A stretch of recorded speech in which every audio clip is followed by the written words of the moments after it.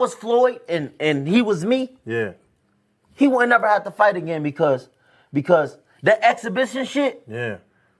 as me being his little brother, hey, little bro, we finna do 10 rounds and we both gonna get 100+ million for it. Right. And we ain't never got to box again. Well, Right. well, I already been getting these back, but now it's time for you to get your just due. Right. And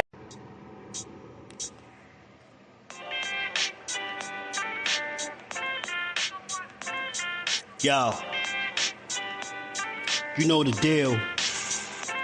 We back again. We never slacking. Word 'em up.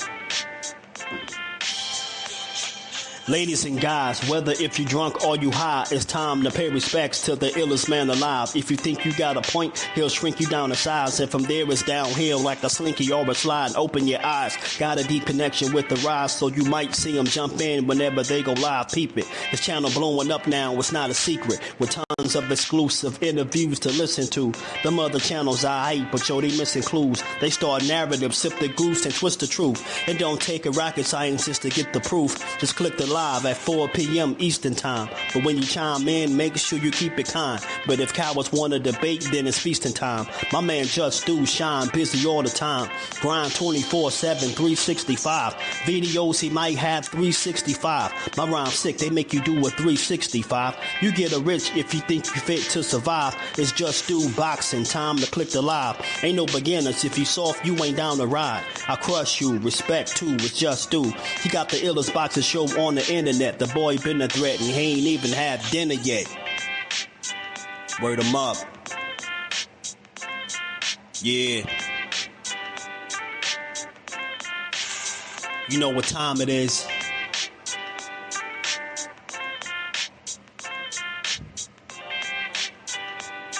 $4 p.m. Eastern. Click the link. In the building. Make sure y'all subscribe to Just Do Boxing, the best boxing talk on YouTube. Just Do Boxing in the building, 4 o'clock Yarde, man. Y'all make sure y'all check him out. He's going to be live today at 4 o'clock, man. And he's going to be spewing some good stuff as he always do with an unbiased approach, man. He's probably the most unbiased channel on YouTube. What's going on? And one of my favorite channels, if y'all into that pugilistic perfection, if y'all into that boxing, that's that boy Just Do Boxing here on YouTube. Make sure y'all check out Just Do Boxing, the only unbiased boxing channel on YouTube, because I am definitely biased when I talk about boxing. So as always, we got to shout out everybody in the chat, man. Shout out to my brother Just Do. Y'all make sure y'all go sub to Just, man. Just doing a hell of a job over there. Had a great interview today. The brother, and I say it respectfully, one of the most non-biased individuals that I've ever heard speak on the sport of boxing. And I got a lot of love and respect for my brother Just, man. And right now, we're going to give him his Just Due. Shout out to my brother Just Do, man. Much love and respect.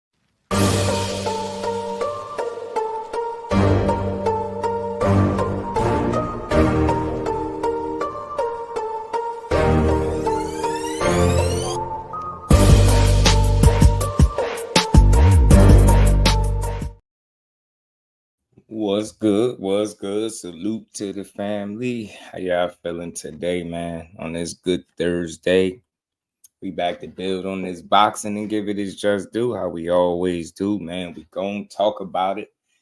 Man. We had I think a pretty good announcement earlier, man, from Turkey Al-Sheikh, man. And I know a lot of people don't like his methods and his ways, but you know, for the most part, man, he could put a decent fight together, man. He could put a decent fight together, man. And you know, he announced, the Mexican monster David Benavidez making his debut over there in RIYADH season. And I wonder what that exactly means for the fighters that reside on the PBC stable. It's interesting. It seems like as the months go on, more and more as the cards get put together, you're seeing more fighters from that stable, being on RIYADH season, cards and participating amongst their events. So I think it's good for boxing. The more the merrier, man. The more guys working together, the more fights I think could be made. So I like it, man. What's good with the fam, though, man? Where we at? Hit the likes for me. Ty, what it do, homie? How you feeling, bro? Think what's good with it? So can't wait to hear these guys make these Benavidez joining Turkey, but I thought PBC don't send their top priorities to Turkey. Oh yeah, shout out David getting away from that scammer Samson. Yeah, it seemed like he been on some underhanded stuff. I ain't even gonna lie. Seemed like he ain't been on the up and up. Thrill Hill, what it do, homie? Yeah, man. So let's talk about it, because y'all already seen it. I know y'all seen the announcement from Turkey, seen it on Twitter and Instagram and everywhere else, right? And look, I like the announcement. I do like it. This is the interesting thing. I've said this numerous occasions. As it pertains to Turkey Al-Sheikh and RIYADH season, it be mixed feelings and mixed opinions on how people feel about them. And, to each his own. It's one of those things, Turkey ain't going to be everybody's cup of tea, to each his own. But I think at the core of everything, what I look forward to is if he can put together good fights, good cards, and that be that, right? And in this case, him announcing that Benavidez would be going over there to fight on the RIYADH season card, I think it's dope. We heard some discussions prior to this, about him possibly fighting Anthony Yarde. So this don't fully surprise me, but I think it's a good fight. It's a good fight for Benavidez. Just another opportunity for him to move forward and continue to establish himself at 175 pounds. Anthony Yarde's been there. He's been in there with the likes of, Kovalev and Better B. He fought Lyndon Arthur 3 times, He's been around the block a bit, but I think this is a good fight for both, man. Definitely different styles, but I'm going to tell you right off the bat, Benavidez is going to be hell for him. You get what I'm saying? Benavidez is going to be hell for Anthony Yarde, man. Make no mistake about it. Thanks, said Tate Davis, we coming for you. Yeah, look, I don't see that. I don't think that's a stretch. I mean, I thought that was a possibility ever since I seen him endorse Coach Calvin, and ever since I seen him make that post back then, I thought that was something. That's where he was aiming to start trying to form some type of relationship. And you got to start from the outside sometimes, start from the people that rock with him and work your way in. And maybe that's what Turkey doing. Because at the end of the day, man, if you really trying to be a part of the biggest fights in boxing, you can't ignore one of the biggest names in boxing. And that's undeniably Gervonta Tank Davis. So all pettiness aside, all back and forth and banter aside, that man know what's up. He know fighting and having him fight on one of his cards would be a good thing, even if it don't got to be out there in Saudi. But he know if you could form a relationship with him and get him on one of your cards, why wouldn't it be something you aiming to do? I think you would be silly for not at least trying to do it. You get what I'm saying? So we seen stranger things, and it seemed like a lot of the stuff that people were saying wasn't going to happen is in fact happening. A lot of people felt like bro mentioned, that the PBC fighters wasn't going to be fighting on these cards, and Al ain't going to send his fighters over there to fight, and he ain't messing with Turkey. And I don't see that being the case. I feel like this is business. They're not in it to be emotional. People got personal gripes with Turkey, and I feel like it's a lot of people that might have the same issues with him, but for the ones that have to do business with him, they could probably never mind the shit that they don't like about him, the differences, as long as the business is taken care of, right? That's what's important. So again, you might not like the way somebody move and do business, but just approach things, their approach and the way they, operate. But overall, if the business is on the up and up, then it's going to be a space for him in boxing. And as we continue to see, as much as people want him to take his ball and go to hell home, possibly, you get what I'm saying? Maybe, maybe, he's here to stay for a little while. So we're going to see, man. This is a good fight. And Anthony Yarde versus David Benavidez at 175. Like I said, Anthony Yarde got a bunch of experience on his side, man. He's been around the block. The man can box. He can fight. But his biggest issue for me has always been his gas tank. And if you know how I know, that's one of the things you don't really want or need to be an issue when you fighting a David Benavidez. You don't want holes in the gas tank. You don't need to be missing a quarter tank in there with him. You know what I mean? Samuel would do on me. Get what I'm saying? So it's gonna be one of them fights. He said PB Al-Sheik. Oh man, they'll like it. But look, I'm just, I don't really feel like I gotta care for him to care about the fights. And like I said, one of the biggest differences is the people that don't have to do business with him, that just kind of gotta tolerate him, like the fans. They for the most part, I hear people turned off by him, but the fighters, the ones that will be getting the opportunities to fighting on the cards and things like that, those individuals, they want the opportunities. They all in. You get what I'm saying? People are accepting these fights or these opportunities to fight over there in Saudi willingly. You get what I'm saying? And with no objection. People like, where do I sign up at? And I just think that says something, right? So with him, I just think it's a mixed bag. It's not going to be all good. It's not going to be all bad, right? You're going to see some shit you don't like. You're going to hear some things you don't like. He's going to go about shit in a way that you probably don't like. But when it's all said and done, if those fighters are getting paid accordingly and those fights are fair and not no setups and nothing like that, I'm cool. You know what I'm saying? I'm going to just sit back and enjoy the show. I'm not going to trip about who's putting on the fights, as long as it's the fight I want to see. And that's all I care about. Is it the fight I really want to see? You get what I'm saying? Tim, my God, what's good, homie? How you feeling, bro? Turkey taking over one promotional company at a time. Cause we taking over. Listen. I mean, if you smart, you trying to extend the olive branch as far as it can go, right? You get what I'm saying? Just think about what I'm saying. Why wouldn't you want to do business with Al Heyman and fighters on his stable? He got great fighters on his stable. He got some of the most talented fighters in boxing on his stable. So why wouldn't you want to work over there? And for me, like, it's just unfortunate that Al Heyman is at a space where you don't hear from him. I guess you hear representatives or people speak on his behalf and things like that. But you also don't hear him complaining about ever working with Turkey. And I think that's something that was created amongst online from fans. Like, they just assume that, him being who he is, he wouldn't want to work with him. And I just don't see why that would make sense. If a guy comes into my space where I could do business, I'm not thinking small, I'm thinking big. Like, if you gonna front the bill and you gonna provide certain opportunities and get my guys paid and I still get paid in the process, as long as these dudes are being treated accordingly, getting a fair shape, it's all good business at the end of the day.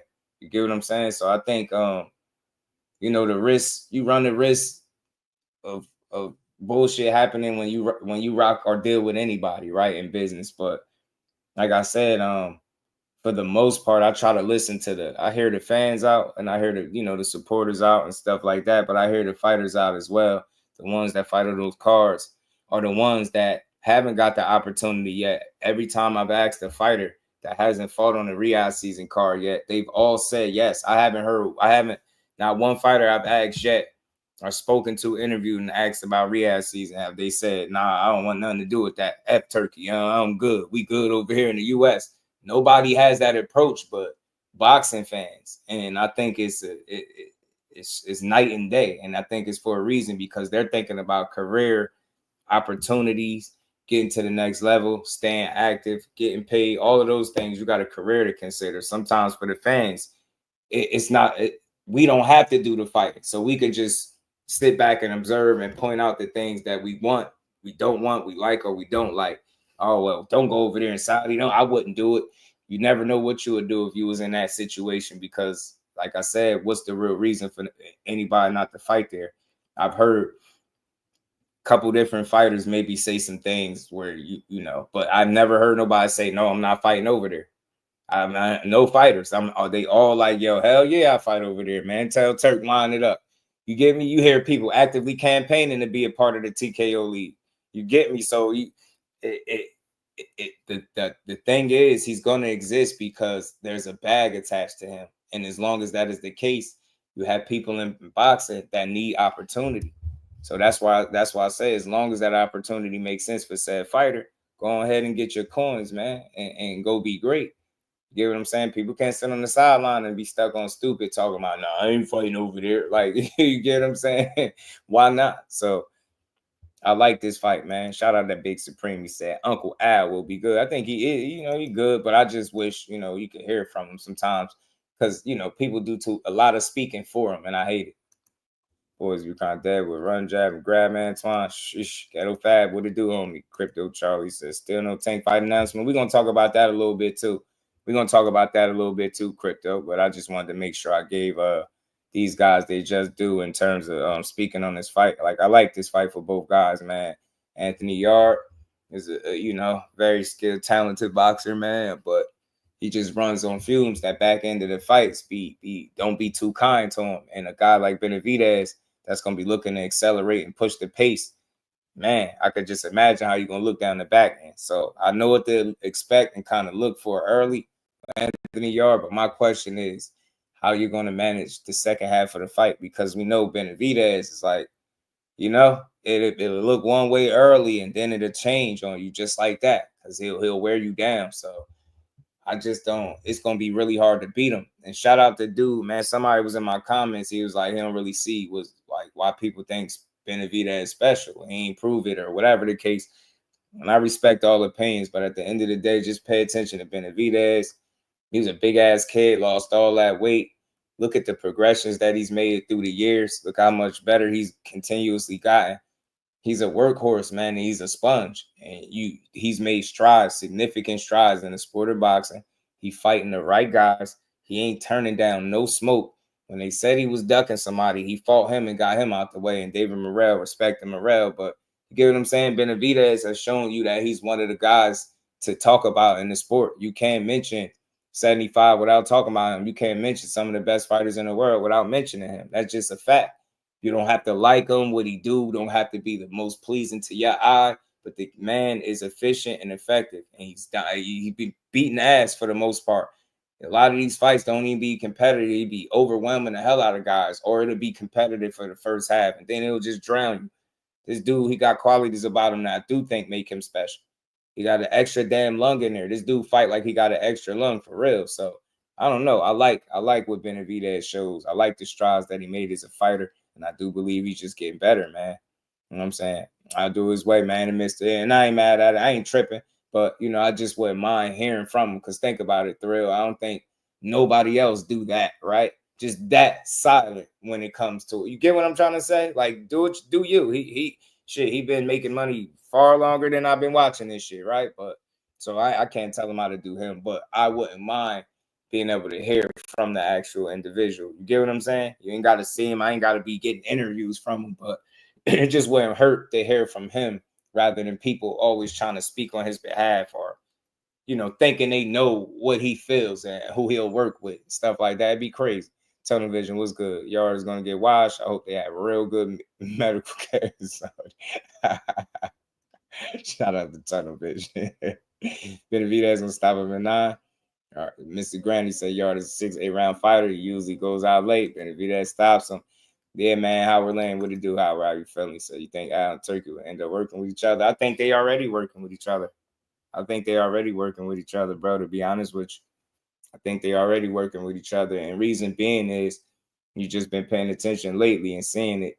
The more you look, the more you seeing PBC fighters with opportunities over there on those cards. And I don't you just think about what I'm saying. Could you see Benavidez fighting on a Saudi card without Al Heyman knowing anything about it or having anything to do with it? You get what I'm saying? If he's a PBC fighter, you get what I'm trying to say? So it's like, I just feel like if the business makes sense for the man, he gonna do business. If not, then he gonna keep doing what Al been doing, right? I think that's the safest comment I can make because I don't know him. I don't know what he's thinking, but I would assume he's a great businessman. People said it for years. So if the business makes sense, then he's going to do business, right? And I just don't see why anybody that's a part of the sport, if you got a guy that comes along like Turkey and he's essentially throwing a bag around, why wouldn't you do business with him?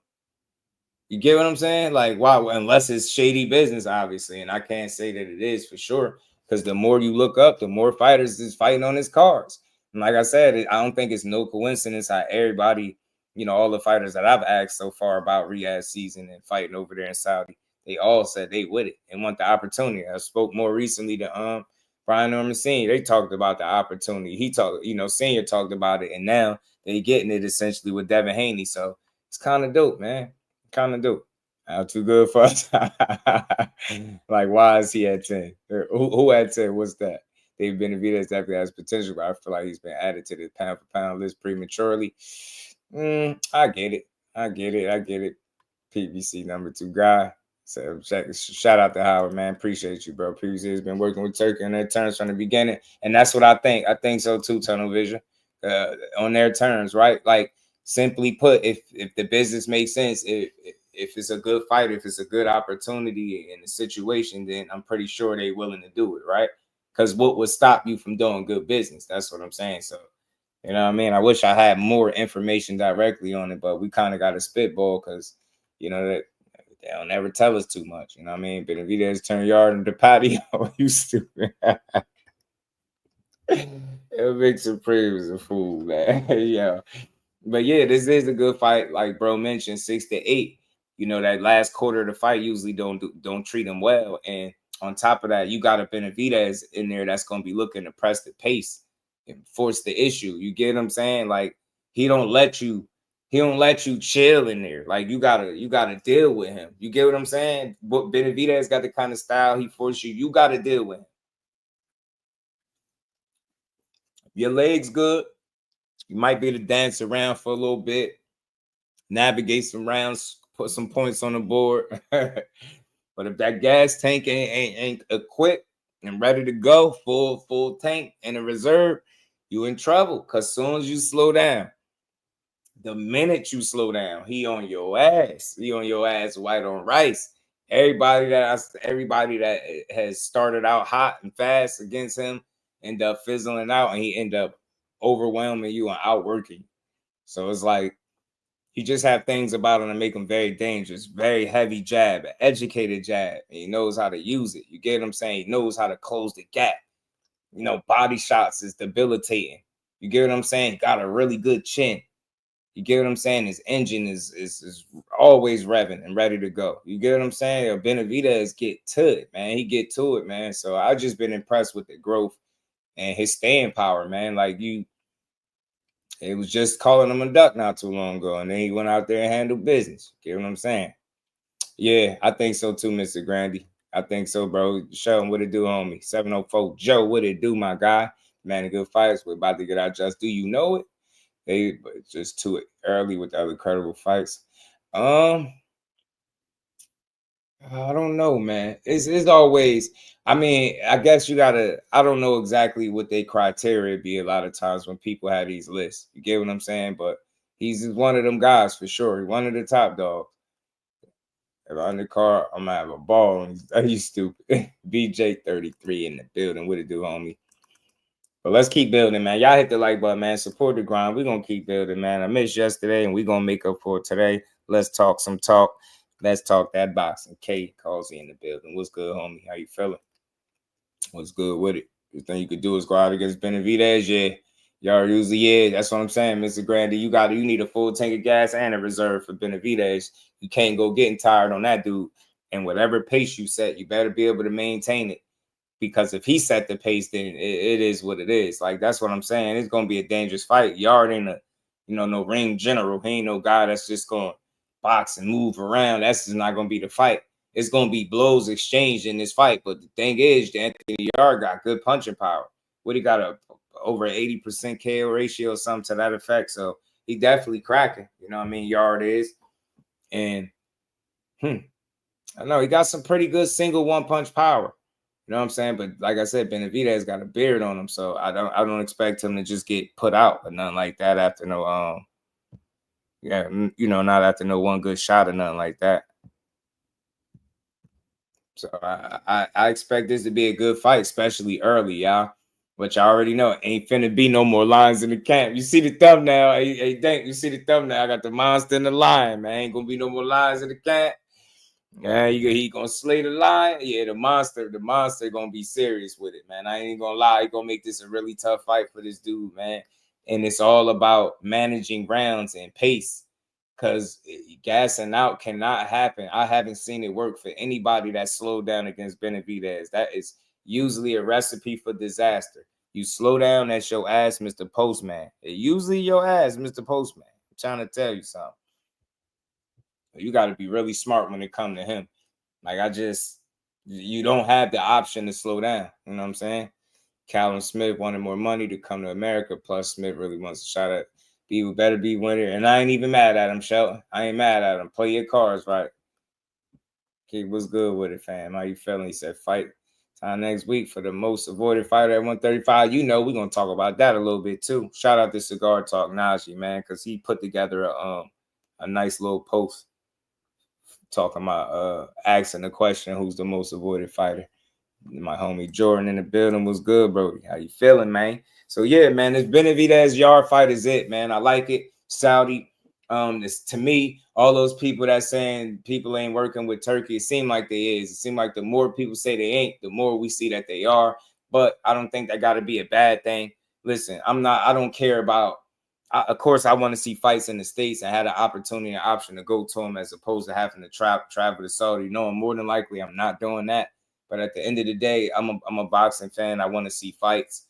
If you're going to put on a good fight, a meaningful fight, let me see. You know what I'm saying? If I got to, watch it on TV, then so be it. I'm going to watch it on TV. But I just want to see good boxing. And I think this is a step in the right direction for Benavidez. Yeah, a Beaver fight would have been great for him, but we all know how that got in the way. But I don't think he's tripping about this. Callum Smith would have been a good fight. But you heard what Sheldon mentioned about him wanting more money to be over in the U.S. And, Anthony Yarde, like, look, I'll do it. But it's funny that you mentioned that about it being in the U.S. and him wanting more money, because now this is supposed to be in Saudi, in November. So that's the funny part. We about to see the monster taking his talents over there to the Saudis. You dig? Say Yarde had a camp and didn't do any road work. Right. I think dudes be doing road work. I just think it's the muscles, man. I really do. I just think muscles always back those some very few guys that be super muscular like that don't have gas tank issues. Oftentimes you see it. And then the way they fight, Yarde is the kind of guy, he'll let his hands go a bit. You know what I'm saying? He'll get in there and mix it up. So with Benavidez being the guy that's going to have an answer and be countering and trying to push the pace, like I said, and he like to punch and value, that shit's going to be bad, man. I could, especially down the stretch. So Yarde got to hurt this kid early.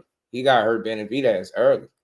You got to do something to him. Like, I'm telling you, do. I'm convinced at this point. Because just getting through a couple rounds early is not enough. You got to really deter him. You got to do something different to him. And I ain't got the answers, bro. We better figure it out. Shout out to Yarde. It's going to be a good fight. But the minute he slow down, the minute fatigue set in the fight, it's going to be a much different fight. And that's something I'm almost for sure of. You know what I'm saying? Money makes the rules. You already know how I go. And Shelton, like, that's what people don't get. You know what I mean? They always say, facts over feelings, but people be in their feelings when it comes to this business. You get me? Ja coming up. Talib, what it do, homie? How you feeling, bro? Shout out to my homie JUSDUeboxing that sent this to me like 4 a.m, something like that. Good thing was up. Hey, Dub, I got right up. You sent it. I don't even know if I responded yet. I made a little short video. I was like, I like this fight right here.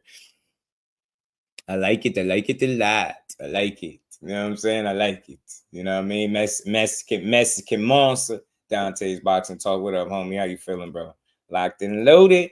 The Yarde, more lactic acid build up. Yeah, and oxygen you use. Heavyweight shouldn't be going 12 rounds anyway.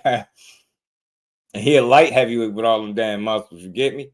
He a lightweight, all them damn muscles. You know what I'm saying? So it's gonna be tough for him, man. The second half of the fight gonna be challenging. I already know. And Benavidez wear you down over time, so I don't expect no early knockout or nothing like that. Anything is possible, but I don't expect his fight to go that way, because he, like I say, he just gradually grind you down, and when the opportunity presents itself, he will get you up out of there. So my thing is, I've seen Anthony Yarde fight Sergey Kovalev and fought a hell of a fight, Sergey Kovalev, but he got tired down the stretch. He got fatigued. That fatigue led to him getting caught with some shit. And he ended up getting stopped. I thought he was just as tired as he was hurt, or possibly even more tired than he was hurt. You get me? But the writing was on the wall. He got tired and he got gassed. He got clipped. You know what I'm saying? Same thing. You seen Better Be. You start to slow down. You just see those moments when guys slow down and it just get terribly bad for him. It start to go real wrong for him. So, like I said, boxing wise, he'll be able to box and create some moments, I think, early and make the fight good. You know what I mean? But it's a matter of how long can you last, because you need an extra set of lungs in there. You need an extra lung with Benavidez. I'm trying to tell you, all that dude get in there and do is punch, and his educated punches. He out here peeling people guards, punching with the free hand, punching in your stomach, ribs, everything. Yeah, I'm telling you, jabbing you hard as hell, nose all red. Like, look at y'all, ain't see how red David Morrell's forehead and shit was, and he's eating them damn jabs. See how he was peeling David Morrell guard down and clipping him? Like, I'm like, bro, this dude is savage, man.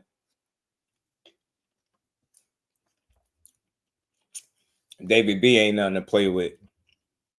And the more people overlook him and doubt him, the better he look, the more he do. It's crazy. Like, they act like this dude can't fight or something and he ain't dangerous. Like, he just getting by. Nah, he's skillful and he's talented, bro. The dude is, and he driven, bro. He hungry as hell. He's motivated. The dude fight. He always kind of fight like it's his last fight, yo. That's how Benavidez be in there. Benavidez be in there fighting like it's his last fight, bro. I'm telling you, he be fighting like he ain't got nothing left. Bro, I'm telling you, yeah. I think so.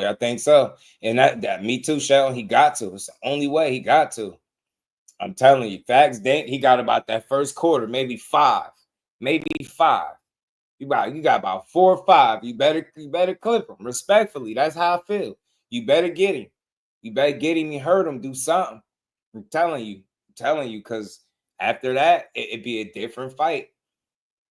And it's like every single time, bro, you're gonna be in there on fumes and he gonna be punching. I'm telling you, I've seen it enough times to know that is one fighter that the worst thing you can do in there with him is get tired.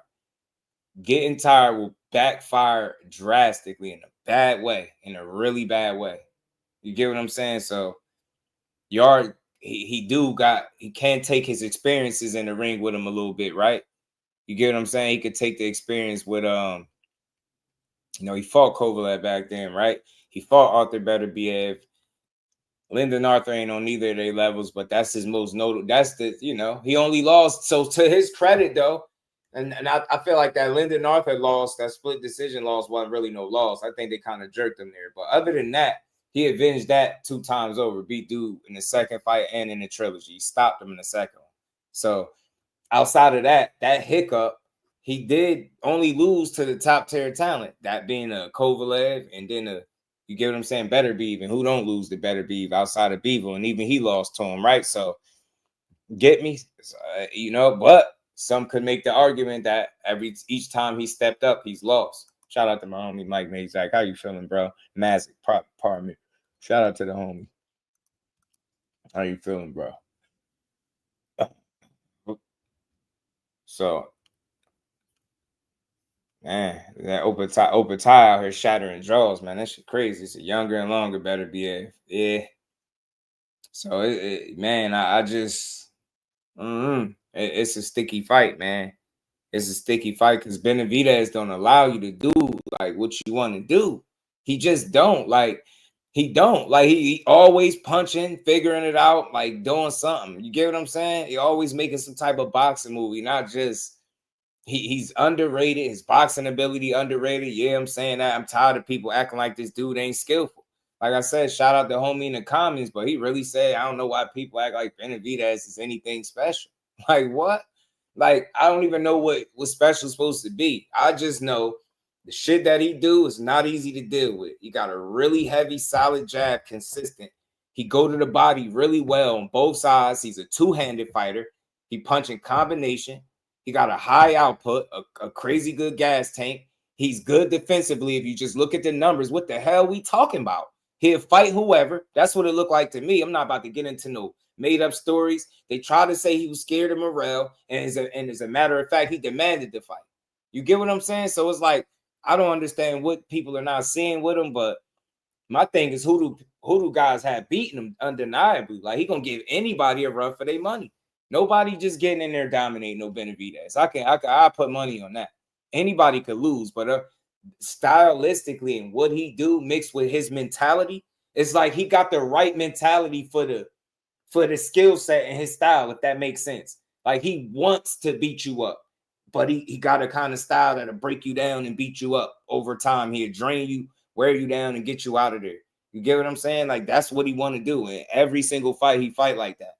And it's hard. What I'm saying is, if you just watch his fights, it's very hard to stop Benavidez from doing what Benavidez do. Get what I'm saying? And that's just what it's about. Like that, you seen it being a chess match early with Morrell, but then you seen real soon how it started to just be a fight that was his to lose, right? Like, you get what I'm saying? You seen how quickly he was able to put Morrell behind the 8 ball and keep it that way. Zordo, you like the Zordo fight? I like that. Cruiserweight. Yeah, if he move up there, Sunshine would it do, homie? I like Zordo at cruiserweight though. I like how he's fighting up there at cruiserweight. Yoda, what's good? He saying Billy. I like him, Billy, but he's 68 though. That's the only problem. I don't got him beating. You know, I know he throw caution to the wind. He be trying to knock you out, but I think Benavidez will cause him issues. He leave a lot of openings with that that approach he got. Crazy. It's crazy. Benavidez ain't got no power at 75. I don't know why you would think that. You look at David Morrell. Ask David Morrell if Benavidez had power. Ask Alexander Vostok if you know, Benavidez had power. See, one thing we gotta stop doing is stop thinking because guys ain't knocking dudes out that just mean they ain't got power. You get what I'm saying? Look at the people Vostok fought. Look at the losses that he got. Not everybody's gonna get knocked out, and on top of that, Benavidez had some ligaments torn in his hand and all types of shit going on. So, and that ain't even no excuse. He still was putting hands on Buddy, still beat him with the injury. So, I don't think it's a lack of power. He's never been a one-shot guy. He accumulation dude, but you can't tell me somebody that's punching correct, good timing, you know what I mean, good technique, accuracy, and all that shit ain't powerful. And he put a lot into his punches, bro. That's like, you know, fans that don't gotta get punched say shit like that. Like, there's nobody that could think Benavidez is just some feather-fisted guy. And it's crazy because the ones that'll say something about his power would be somebody that he put hands on.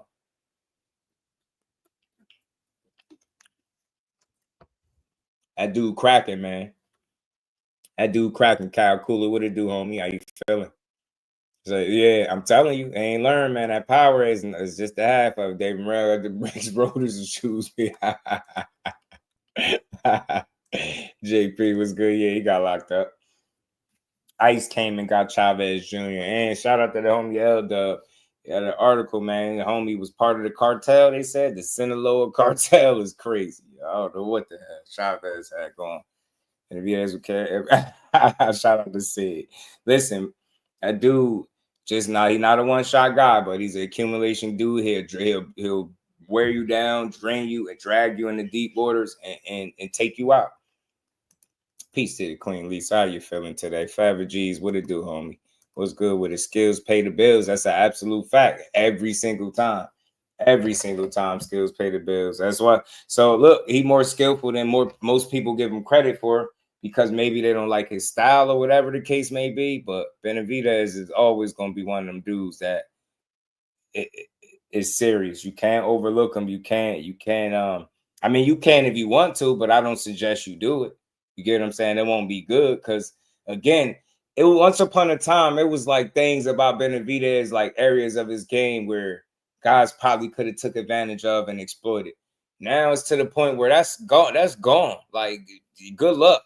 That's where I'm at now with Benavidez. It's like, yo, good luck, bro. Good luck beating his ass is where I'm at. Good luck beating him. Only Canelo fast think you don't have power yet. It's crazy. Shout out to my bro. Senior the Rise podcast in the building. What's good, my guy? And Billy Benavidez gonna move up again. You gotta think, man. See, that's something like I don't know why y'all do that. I don't know what will make y'all think. Like, think about something real brief for a brief moment. When he talked about going up to 75, they was trying to say, yeah, he was just getting away from Morrell. Morrell went right up there. Then they said he was ducking the dude, so he demands to fight at 75, beats Morrell, and we still think Benavidez is scared to fight. And Billy don't got enough skill for no Benavidez, yo. Y'all just, you might be impressed with the power and all that shit, but that'll get him, he'll get touched up. He won't knock Benavidez out like that. And I seen people that's not on Benavidez level that he didn't knock out, where he almost got stopped. You get what I'm saying? What's Buddy name, man? He beat my dude Chris Pearson, man. What L Dub at? I know he remember dude name. I can't remember his name right now, man. Damn. He gave him Billy a tough ass fight. And he hurting Billy down the stretch. Man, I gotta look at his gotta go pull it up. Forget his name though. He had beat my man Chris Pearson though, too. Teach. Yeah, man. Yeah, late. Are you gonna be better than yeah. Yeah. I don't, me personally, I don't call it that.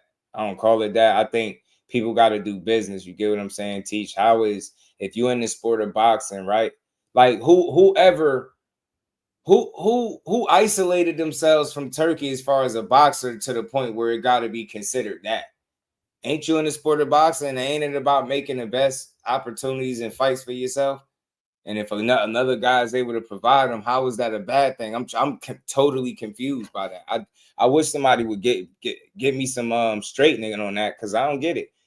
How is it not just doing business? What is they not supposed to do business, and for what reason? I don't get it. I don't get it. Yeah, I ain't know that though. I ain't know that. I never knew about that. I never knew about that, Shelton. That's why it's a surprise to me. I never knew about it. I never like looked into that part of their story.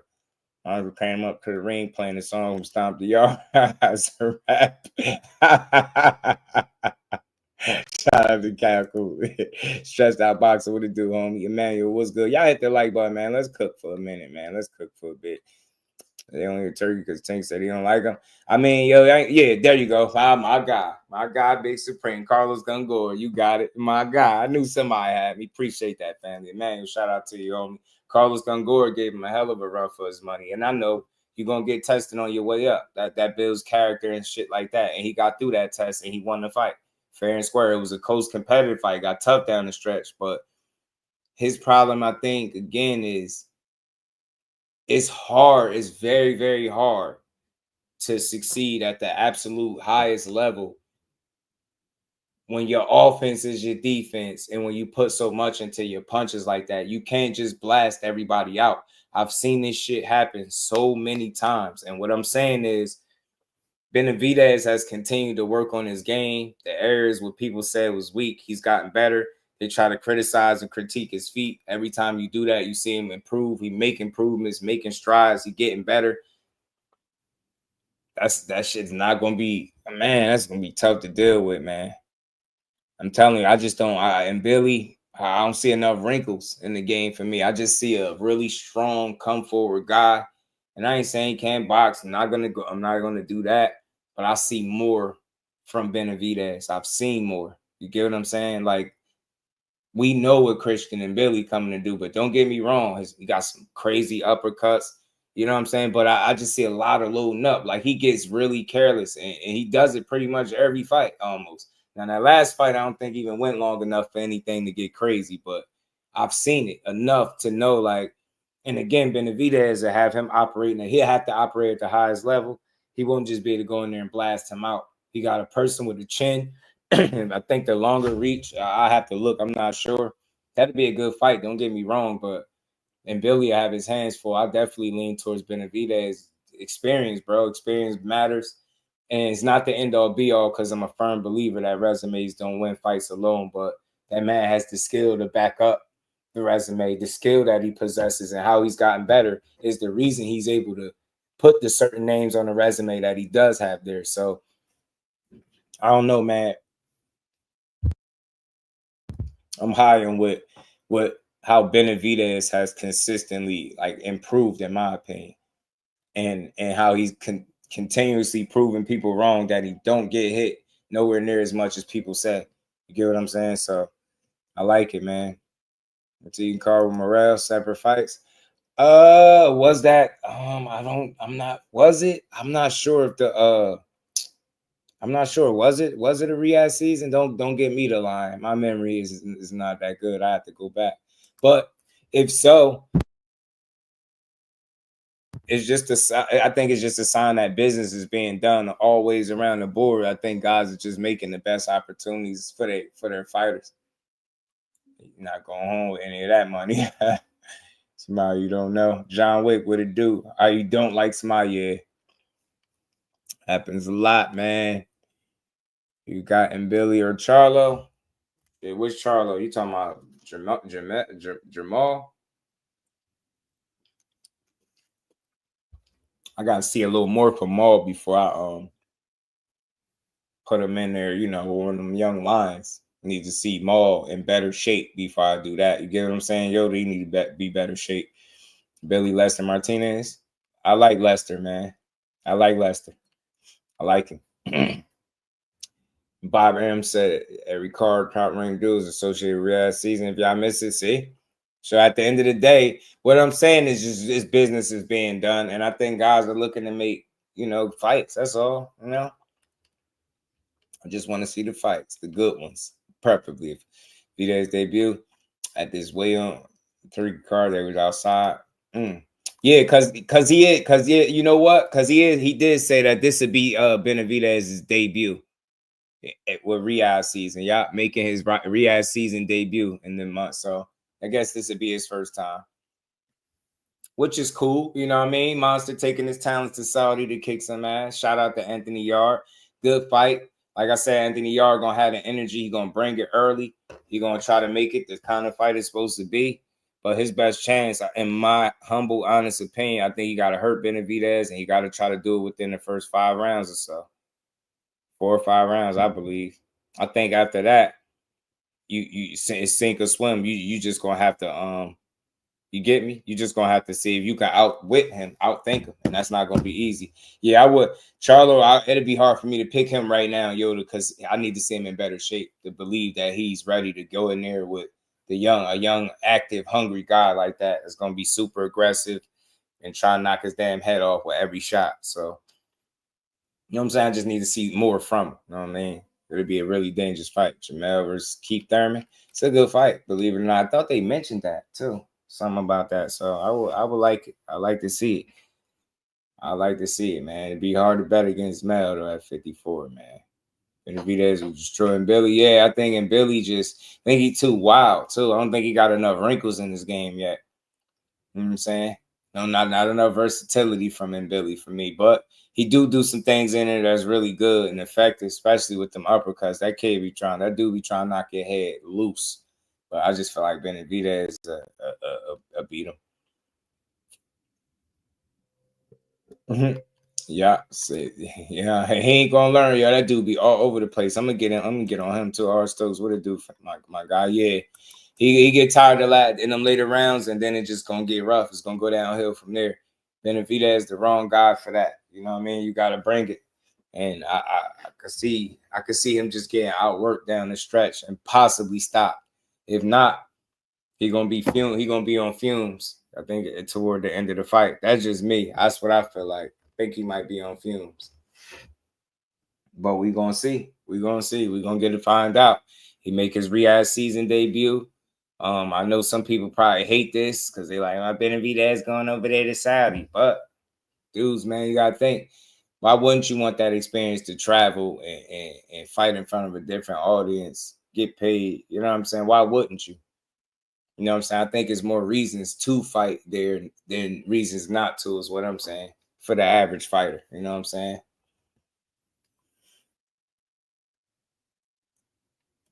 Smother his punches with bad feet because he be trying to too much. I ain't tripping. That's Selecki now. It's impressive because anybody knock out Selecki like that, and definitely early like that, right? But he set that up. But again, that's early, bro. Like you missing my point. everybody looks dangerous like that early. Everybody is sharp and impressive like that in them early rounds. But I've seen enough of in Billy fights where they went the rounds where you start to see the deficiencies, should I say, or the flaws. However you want to look at it, you start to see the things where the holes are at in this game. And I've seen them, you know, going tooth and nail with somebody trying to knock him out. And I'm telling you, I think if it's a Benavidez on the opposite end of you, that's bad. You know what I'm saying? He looked a little fatigued too. And mainly because of how hard he be fighting. And he was getting caught too. He was getting clipped. You know, Gongora, matter of fact, it was. Carlos Gongora was getting his shots in there. So don't mistake what I'm saying and saying like he's not like he ain't got no skill and nothing. But again, early is when he gonna be impressive. As that fight go on, start to see them holes. You know what I'm saying? And I know Benavidez is the kind of guy that could take advantage of you slowing down and start your technique start to wander, right? And slip. Now you're more susceptible to getting shots. You get what I'm saying? Getting hit with shots, right? And you in there with a guy like Benavidez with combination punching, and you a short guy, you small. I think it'll be a tough fight for him, bro. Telling you, I think he'll be eating heavy jabs from Benavidez, combination punches, good body shots. Telling you, but he a little damn universal soldier. I'm telling you, I like him Billy though, but I just personally feel like Benavidez a beater. You know what I mean? Right now, Crush the Legend, my guy, was good, bro. It ain't a bad fight, you know. I mean, obviously he had to come up, but the 68-pounder. Nah, I ain't got no guy coming straight up. I don't got nobody coming from 68 and beating Benavidez. Not one soul. Not nobody that I could think of that's there coming up right in 75 and beating him. You know what I'm saying? Still could be a good fight, but they ain't gonna beat him. Watch this Yarde fight. It's gonna be good early, entertaining early. I think Yarde gonna create some moments early. He might even land some good shots that make Benavidez show that smile, flash that smile, but outside of that, I just see him getting wore down as the stretch of this, you know, down the stretch of this fight. He not no defensive wizard or no ring general where he gonna just be eluding them and boxing and using the ring, and that's not gonna happen. And if he do that, his gas tank gonna deplete even faster, and he gonna be on fumes even sooner, and that shit is gonna be all bad. The first time he start to slow down is where the fight is gonna change, in my opinion. As long as he still got gas, should be entertaining. He should be able to go back and forth a good bit and make it a fun fight. But like I said, as them rounds wear on, it's gonna get more and more difficult for him because he's always looked like he has stamina issues. You've seen it in the Kovalev fight, seen flashes in the Better Beef. You've seen moments of it in the Lyndon Arthur fight, right? You've seen it in multiple fights where, you know what I mean, he get tired. So you got a guy at Benavidez that throw a lot of punches coming forward, good jab, good body punches that help deplete the gas tank. So you talking about a guy that's definitely gonna test your will and everything you got. And if you ain't got enough, you ain't gonna make it up out of there. So we're gonna see. Good fight though, man. Shout out to Turk. Carlos Vargas, what it do, man? What's good with it? Talking about Mr. Gary Russell to make his 3.5. What is his name? Hugo Castaneda. I think they said he's fighting. Hugo Castaneda. And I don't expect him to be fighting nobody crazy. Coming off no damn near 4-year layoff. People thought Gary been done. You know what I'm saying? So the fact that he making a return is good. Saying on the Pacquiao Barrios card. Hey, damn, they putting Pacquiao. Okay, yeah, Pacquiao is the name. You gotta put him first, I guess, right? Carlos Vargas, is it? Hugo. Oh, all right, Hugo. Yeah, all right. Did I say the right name? Hugo Castaneda? Did I say it? I don't know. I probably said it wrong, but there you go. There you go, right there. Shout out to my guy Dub. Oh, it was the other Gary. God, they all the same name. Yeah, this is Mr. Gary. You know what I'm saying? This big bro. You know what I'm saying? Big little bro. You know what I mean? But I'm listening. For me, I like to see Gary back in the ring. I do. He got a raw deal. I'm gonna call it what it is. Justice for Gary Russell Jr. He beat Mark Magsayo with one arm. I'm standing on that. I firmly believe that. We've seen him re-injure the shoulder, and he still won, in my opinion. Outbox that dude. He's making him miss a whole lot. Dude was doing a lot of loading up, thinking he Manny Pacquiao and shit, and he got outboxed, in my opinion. But I don't know if you want to say if it's politics or, you know, powers that be, however you want to look at it. With Gary, just like they had to find a way to pry that title up out his hands. He wasn't fighting the most, defending, he fighting every now and then. So you know how that go. But I'm glad to see him back. You know what I'm saying? I just want to see how much he got left in the tank at this point. You know what I'm saying? And that, Schofield and Mason. I still got Mason. C Wood, my dog. What's good with it, bro? Shout out to LW. Yeah, and he coming back at 135. So that's lightweight. So that's a good thing, man. It's a good thing, man. Shout out to Dub, man. Look, I like this for Gary. Look, hey, look. He lost to Lomachenko. That was a really close fight. He didn't get the credit for the knockdown. That probably could have made that fight a draw. We ain't gonna cry over spilled milk. Loma got the dub. Since then, he went on a hell of a win streak. And then he lost to Max Io, and I don't think he really lost to him. The Butcher, what it do, homie? So, yeah, justice for Gary. He coming back at 35. I like to see it. Let him shake off all his ring rust. That's almost 4 years. 3.5 years is wild. And he coming back. And shout out to him for guiding his little big bro, Gary Antoine, to a title. You know what I'm saying? And that's dope. So the fact that he's still continuing his career, I like it, man. I rock with the Russell family. Always have. I think I always will. Matter of fact, I know I will. They some hell of fighters, man. All of them.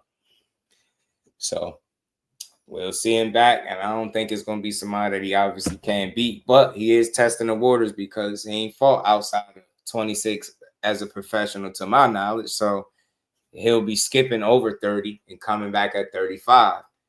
This is cool because I don't know. Gary's a smaller guy. He ain't got a lot of wear and tear as far as in the ring, right? He had a lot of wars. Maybe he had some wear and tear to the shoulder and things like that, you know, to normal wear and tear for a boxer. But for the most part, he ain't been a guy that's been in them drag him out kind of brawls or nothing like that. So I think he could be a very preserved guy. You know what I'm saying? And let's see what he got in this late stage of his career. I want to see. I'm here for this shit. I think he got a raw deal. I think he was one of the more talented guys we had in boxing. And a lot of times he just couldn't get fights, bro. Like the fact that I think I seen Dub mention that too, bro. I think I seen you mention it on Twitter. The fact that we ain't get him and Leo Santa Cruz should be almost criminal. That's crazy. So he always been one of them ones. I don't think he was a guy that's avoided challenges at all.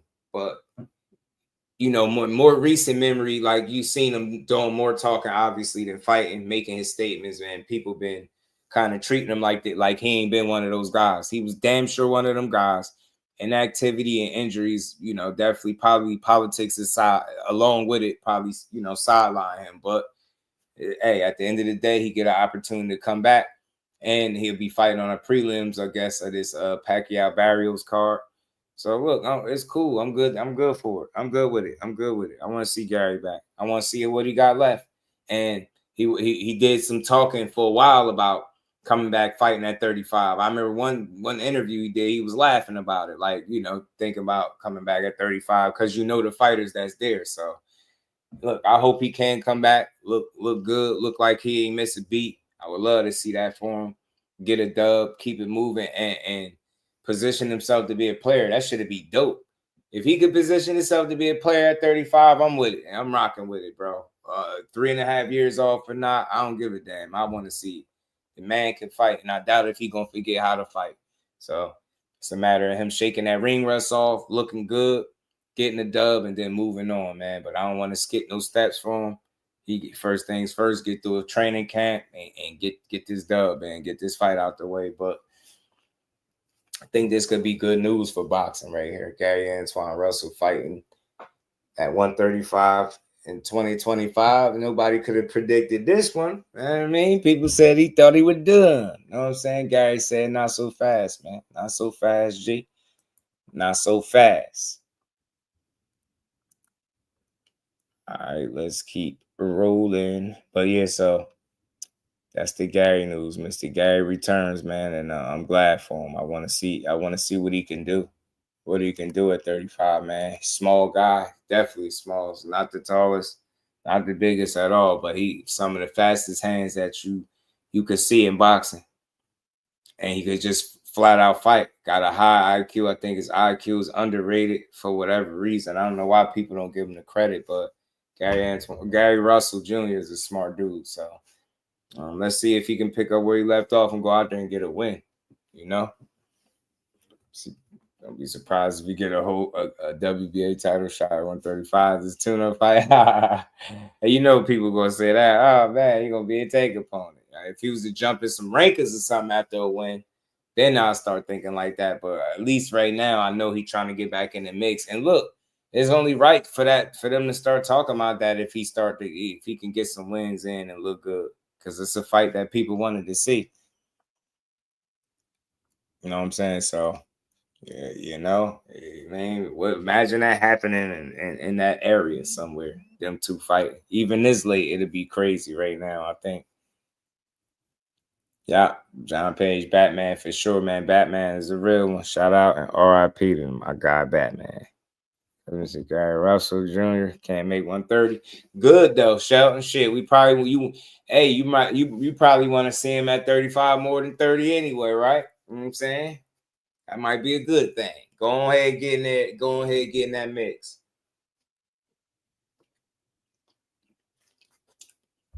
Go ahead and get in that mix. At 35, look at it.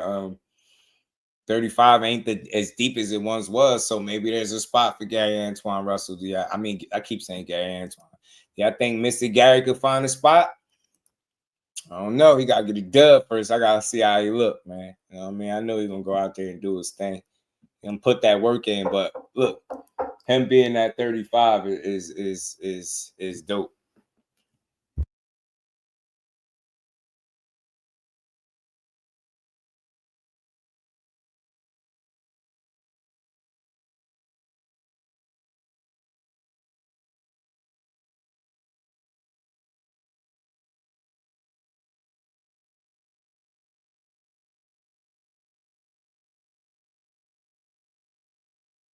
My bad.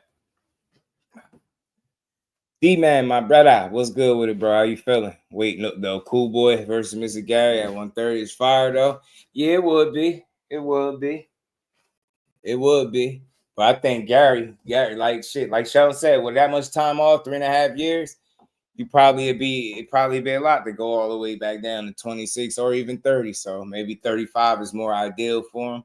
Because definitely standing at about, what is he, 5'3" or 4, something like that.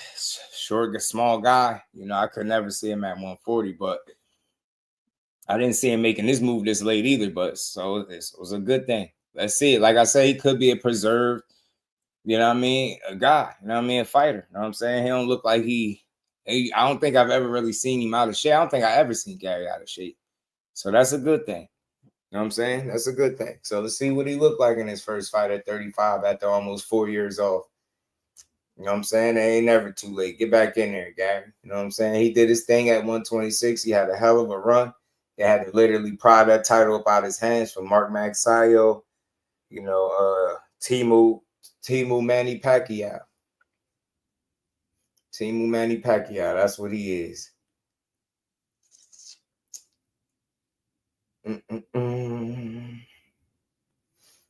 Gary better walk up slowly.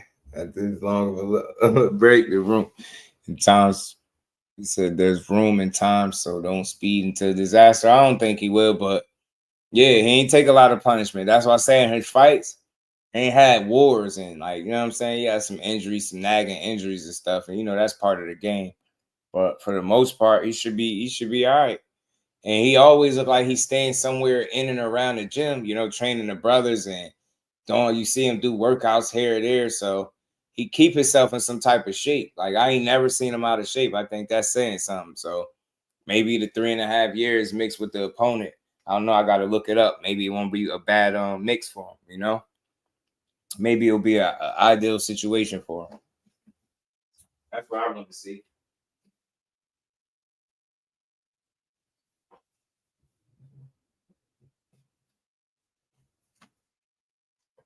As for me, Gary Russell is somebody that's easy to root for.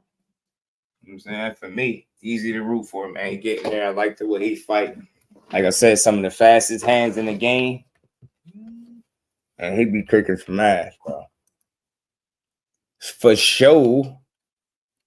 Let's keep rolling. Oh man, he gonna get it too. I gotta talk about this guy because he be talking crazy. He be talking crazy. All right, let's keep rolling, y'all. Then take your time and get to the brass ring. He's probably not even a team, he's from the Canal Street. right. Because he I know, you know, Manny was endorsing him or whatever, but I just felt like that shit went to his head and it impacted the way he approached fights.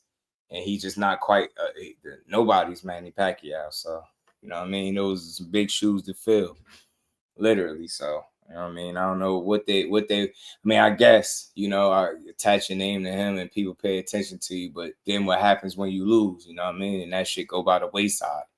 And what kind of substance is left? So that's, you know, Max I just was never feeling him, giving him that decision over Gary. But for me, you know how he plays, smart, patient guy, real fast hands, pick his shots well, place his shots well. So I like Gary, man. I think he's gonna come back. It'll be good to see him get his hand raised and win. You know what I'm saying? Yeah, he's stupid. Oh man. That's why I say, man, Benavidez got too much experience right now. Ain't no more catching him while he young. It's over with. You got to just be better than him at this point. You got to just be better than him. Because if not, the man is going to beat your ass. You get me? So shout out to Mr. Gary Russell. Let's keep rolling, man. Something I wanted to talk about a little bit, and I want to be clear with this. You know, I'm a firm believer in resumes not winning fights. At least not just single-handedly. Not, you know, that's not the end-all be-all. Just because you may have appeared to fought better or tougher competition don't guarantee you a win over the next guy. You get what I'm saying? And we've seen this example too many times in boxing to be stuck on just resumes alone. Yeah, who you fought, who you beat matters. But at the end of the day, how you perform on each individual night is always going to matter more. It don't matter if you beat King Kong, Godzilla, you get what I'm saying, and Goliath back to back to back. You get near and don't perform on the night, you could lose just like anybody else. You know what I mean? Benavidez, the winner between Beaver and Benavidez, I hope so. Shout out to Mike J. I will hope so. That's what he need.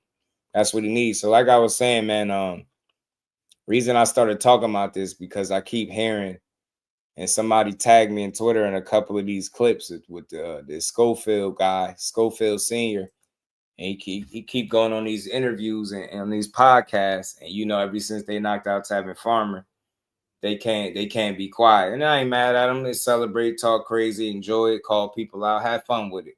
But he keep going on these different podcasts, and he keep talking about Shakur and the resume and who he fought and name an A-level fighter that he fought.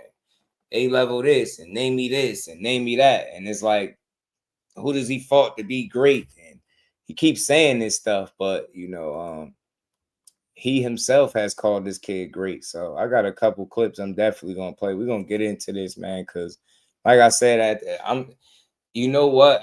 If talking is what they hope will get him a fight, it's almost in a strange way. It make me want to see it just so they could be shut up. They won't stop speaking his name in every interview. They keep talking about him. He this, he that. We'll knock him out. We'll beat him. We'll do this. We'll do that. You know, we'll do this. We'll stop him in this many rounds, 3 rounds, 4 rounds. It's an easy fight.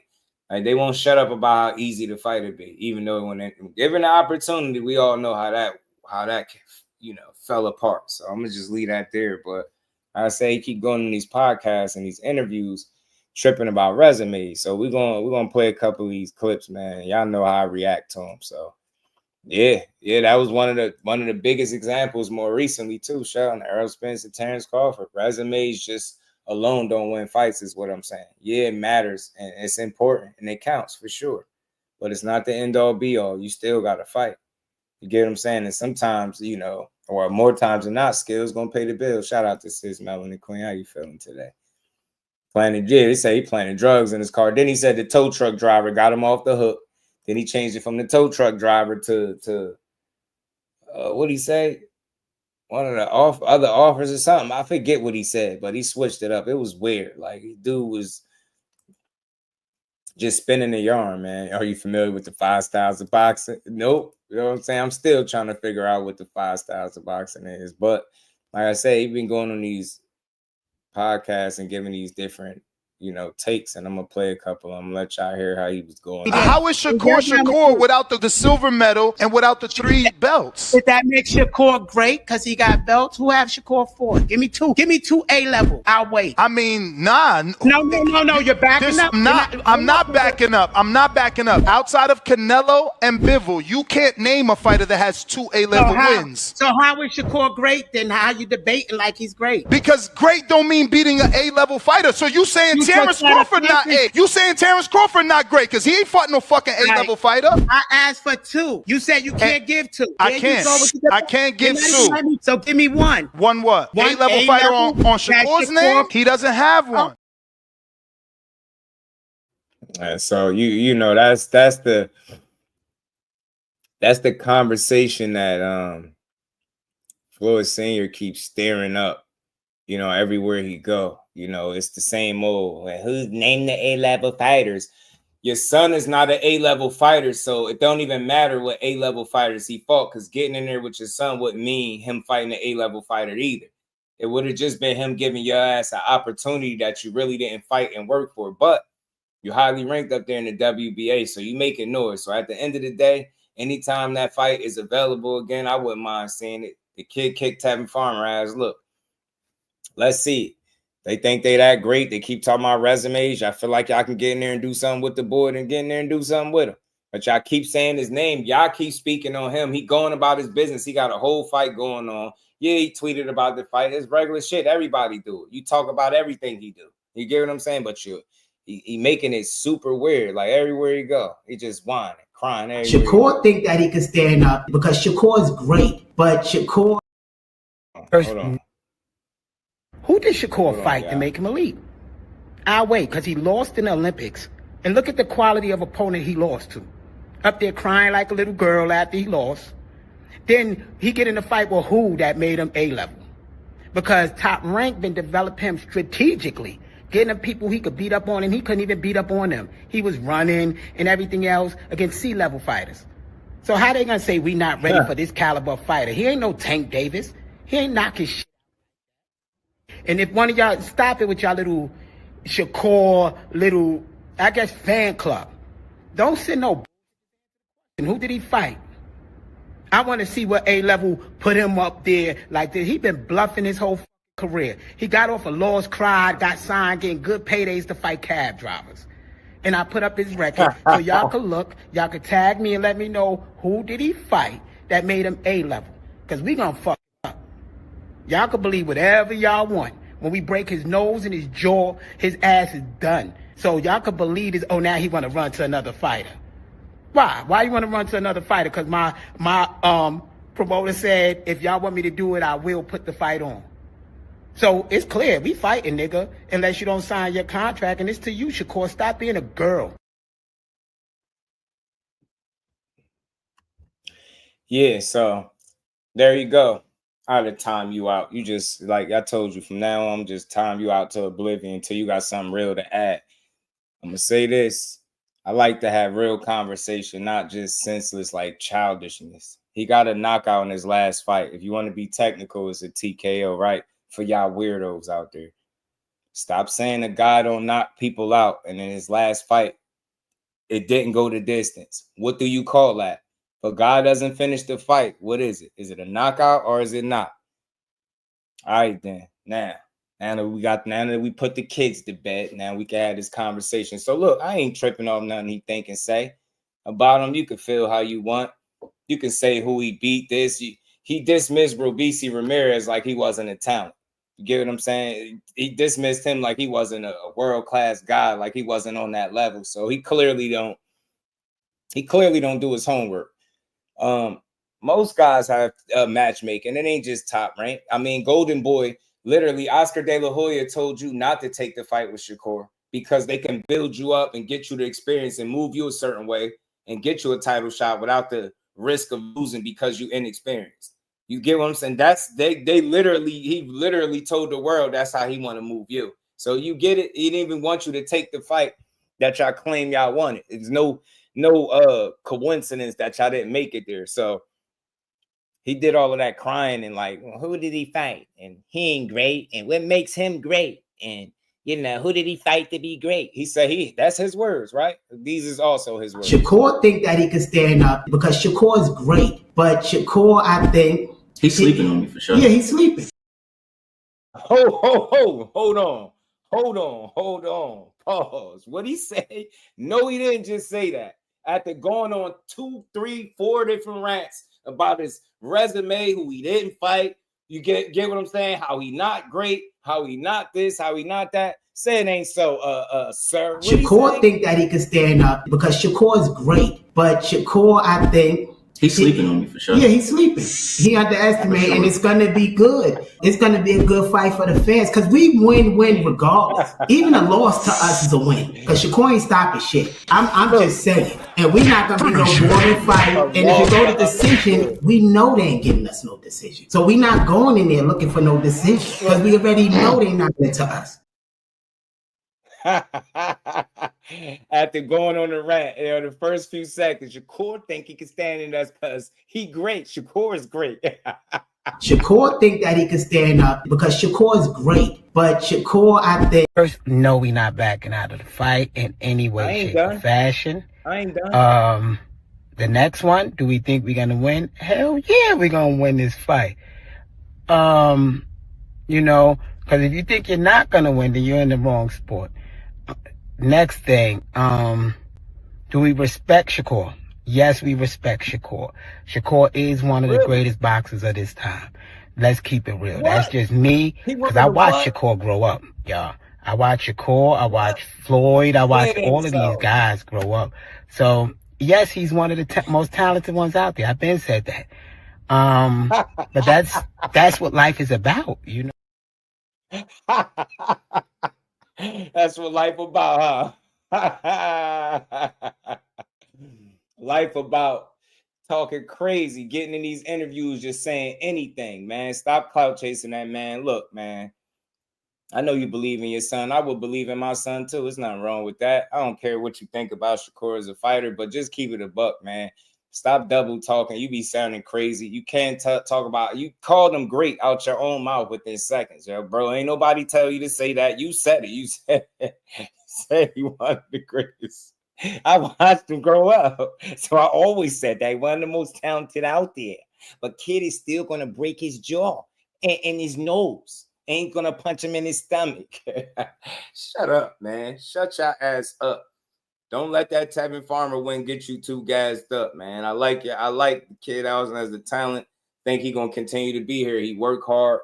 I don't dislike the dude at all, man. I just think you're not a real one. Like you be talking out of both sides of your neck or out your ass, however you want to look at it. One end you keep talking about how we keep saying how he great. But then you out your mouth on 2 separate occasions saying he great, one of the greatest in the world. He one of the greatest in the world. I know. This is why y'all ain't make it there, buddy. You know what I'm saying? I'm tired of the Schofield people, and people kept tagging me with these little ass posts, and I just don't be caring. So I had to come talk about it. Bro ass tripping. Y'all can't beat him. Your best chance is to try to knock him out. You damn near admitted to losing in that clip. Even if we lose, who says that? Even if we lose, it's good. How? This dude really more double talk. Then you talked about how y'all gonna be a champion, how y'all gonna be world champion. You keep saying how you chasing the belts, right?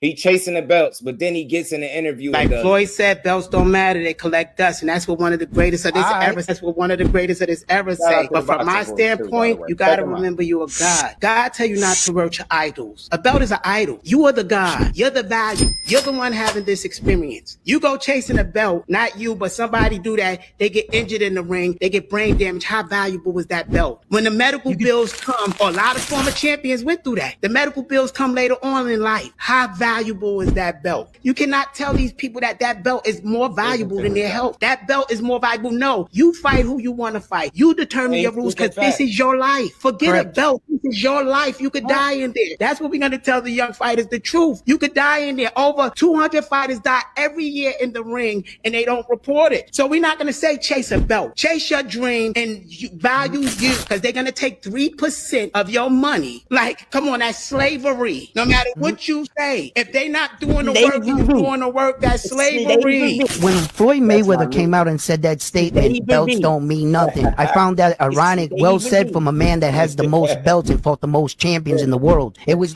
boom, stop.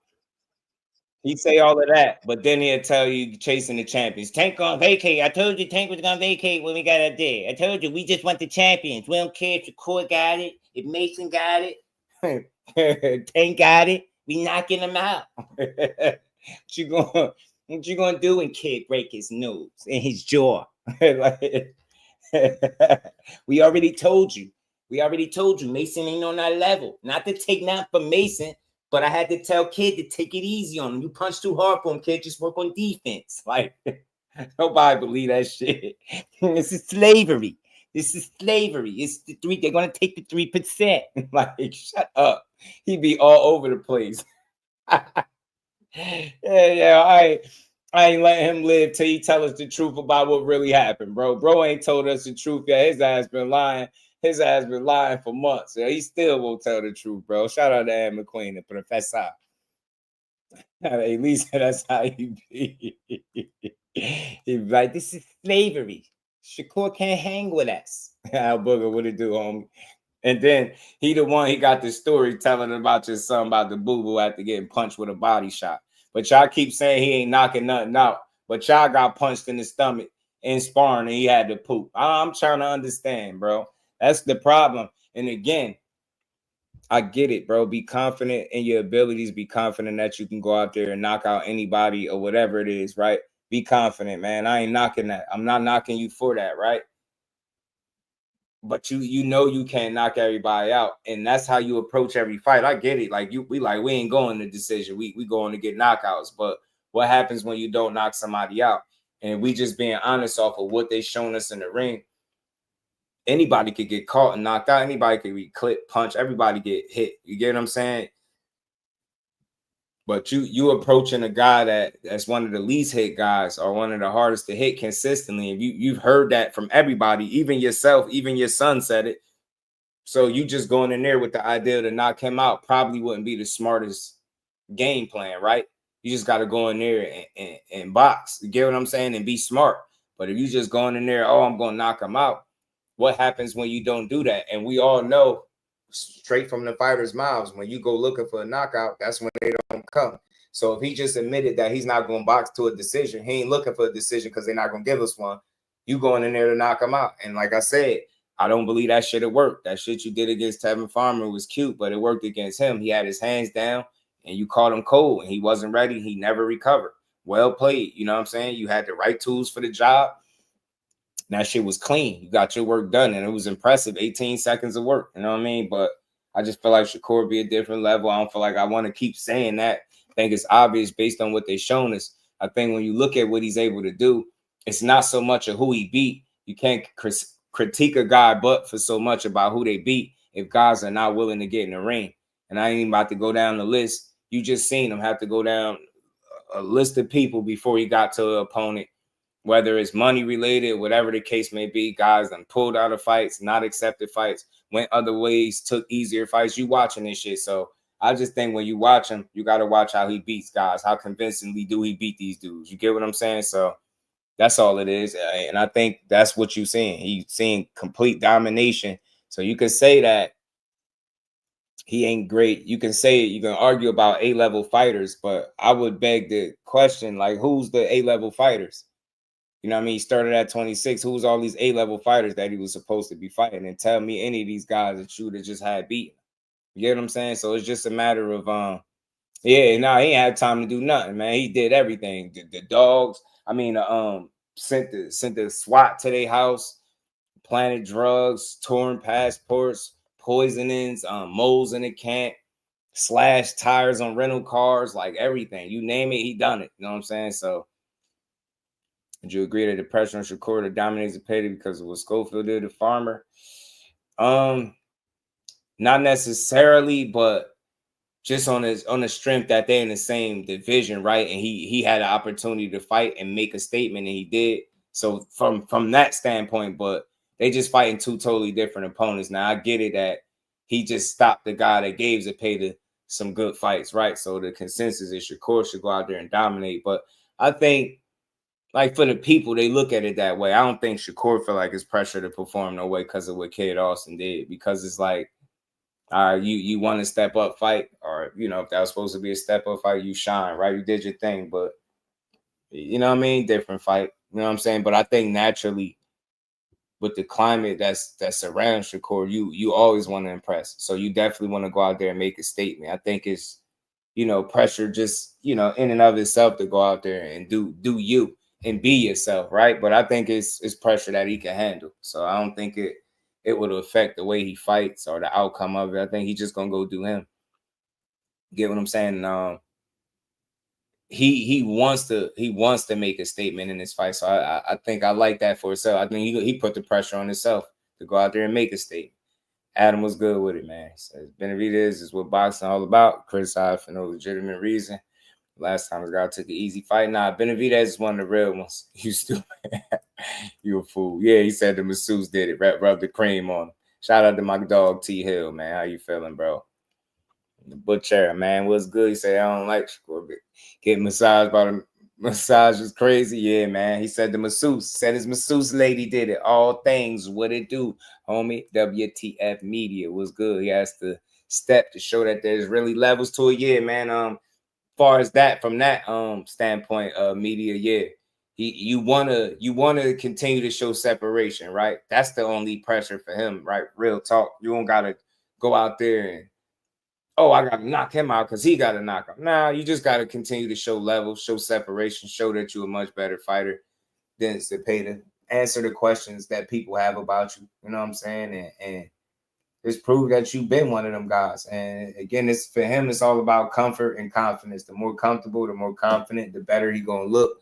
So I can't wait to see this fight, bro. I really can't. Win, lose, or draw, I can't wait to see it. I think he's gonna handle business. I think Zepeda gonna do what he do to try to make the fight difficult, press the pace, push the issue, constantly throwing punches. But I think Shakur's smart enough, sharp enough, control distance and range well enough, consistently enough to just pick his shots, take his openings, and that at any point, for any reason that he decides to slow down or not do what he do,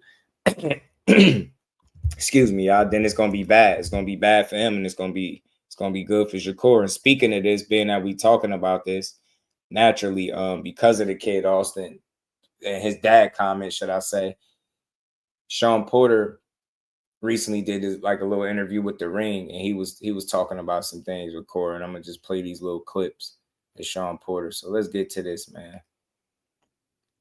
Shakur, and I'm telling you, I watched Shakur first time I ever watched him spar. I went to the gym, and I told him I was gonna come up and watch him spar. First time seeing him work, and I get it. It's just sparring. I get it. Yeah. He got in the ring with a mover that likes to use speed. I'm not joking with y'all. For some reason, the kid stops moving and stopped using his speed. I'm like, damn, like he just turned off everything that kid does. Like, damn. The next guy that gets in the ring with him is this come forward, this what's the kid he's fighting? Like pressure punches? Yeah, Zepeda. This is Zepeda kind of guy. I'm like, okay, let's see how he handles this guy. You know, I saw he stops that guy from doing everything that he does. And it happened in like less than a minute. Now, it is what it is. Everybody got their different interpretations and, you know, of what each fighter is. But I play those clips for a reason, because it's a common theme with guys that either work with him directly or able to see him work directly. Shawn Porter done seen it all. Never duck no smoke. You know what I mean? Hall of Fame type guy. You get what I'm saying? Fought them all. And he telling you, even after all of that, he like, bro, he watching this dude completely neutralize what dudes do best. And you see him tell you he did this back to back, 2 different people completely within, he said shit took place within a minute. I hear these stories on a regular basis. That's why I continue to speak the way I do. I don't think everybody is exaggerating. There's no way everybody in the boxing space is exaggerating when they speak about what he's able to do. So again, it's all about being able to perform under the lights too. Anybody can do anything in sparring, but again, for him to be at the level he's at, where he's seen it all, to be impressed by what he's seeing with him, it says a lot. He like, yo, this dude he one of them. You know what I'm saying? Lewis 4500, what's good with it, bro? Yeah, you get what I'm saying, bro? They ain't saying it for nothing, bro. Them dudes ain't gonna just get. He trying to make sure you understand that he being genuine. Like, yo, this shit a little different. I just like it because I appreciate it in a space where he gets slandered a lot. But the peers are the ones, the fighters of yesteryear, the ones that did it before, the ones that's able to see the work, they got a totally different explanation of what they seeing than the average fan. And I don't think it's a coincidence. I think I'm going to listen to the fighters more so than a hating ass fan. But let's keep going. We got another one. My point is, and we've seen this from Floyd Mayweather, some fighters have the ability to just simply stop you from doing what you do. And I'm not saying that Shakur is Floyd Mayweather. Yeah. Exactly. But we've seen it before in Floyd. He has a lot of similarities to Floyd. He looked up to Floyd, and the list goes on. I saw that in the gym. So I'm a firm believer that he's going to be able to do that to Zepeda. Just completely turn off what Zepeda does. Zepeda's job to not allow him to do that. Easier said than done. I think one thing about Zepeda that you can't say about the guys that I saw Floyd fight later on in his career, Zepeda's young. Zepeda's hungry.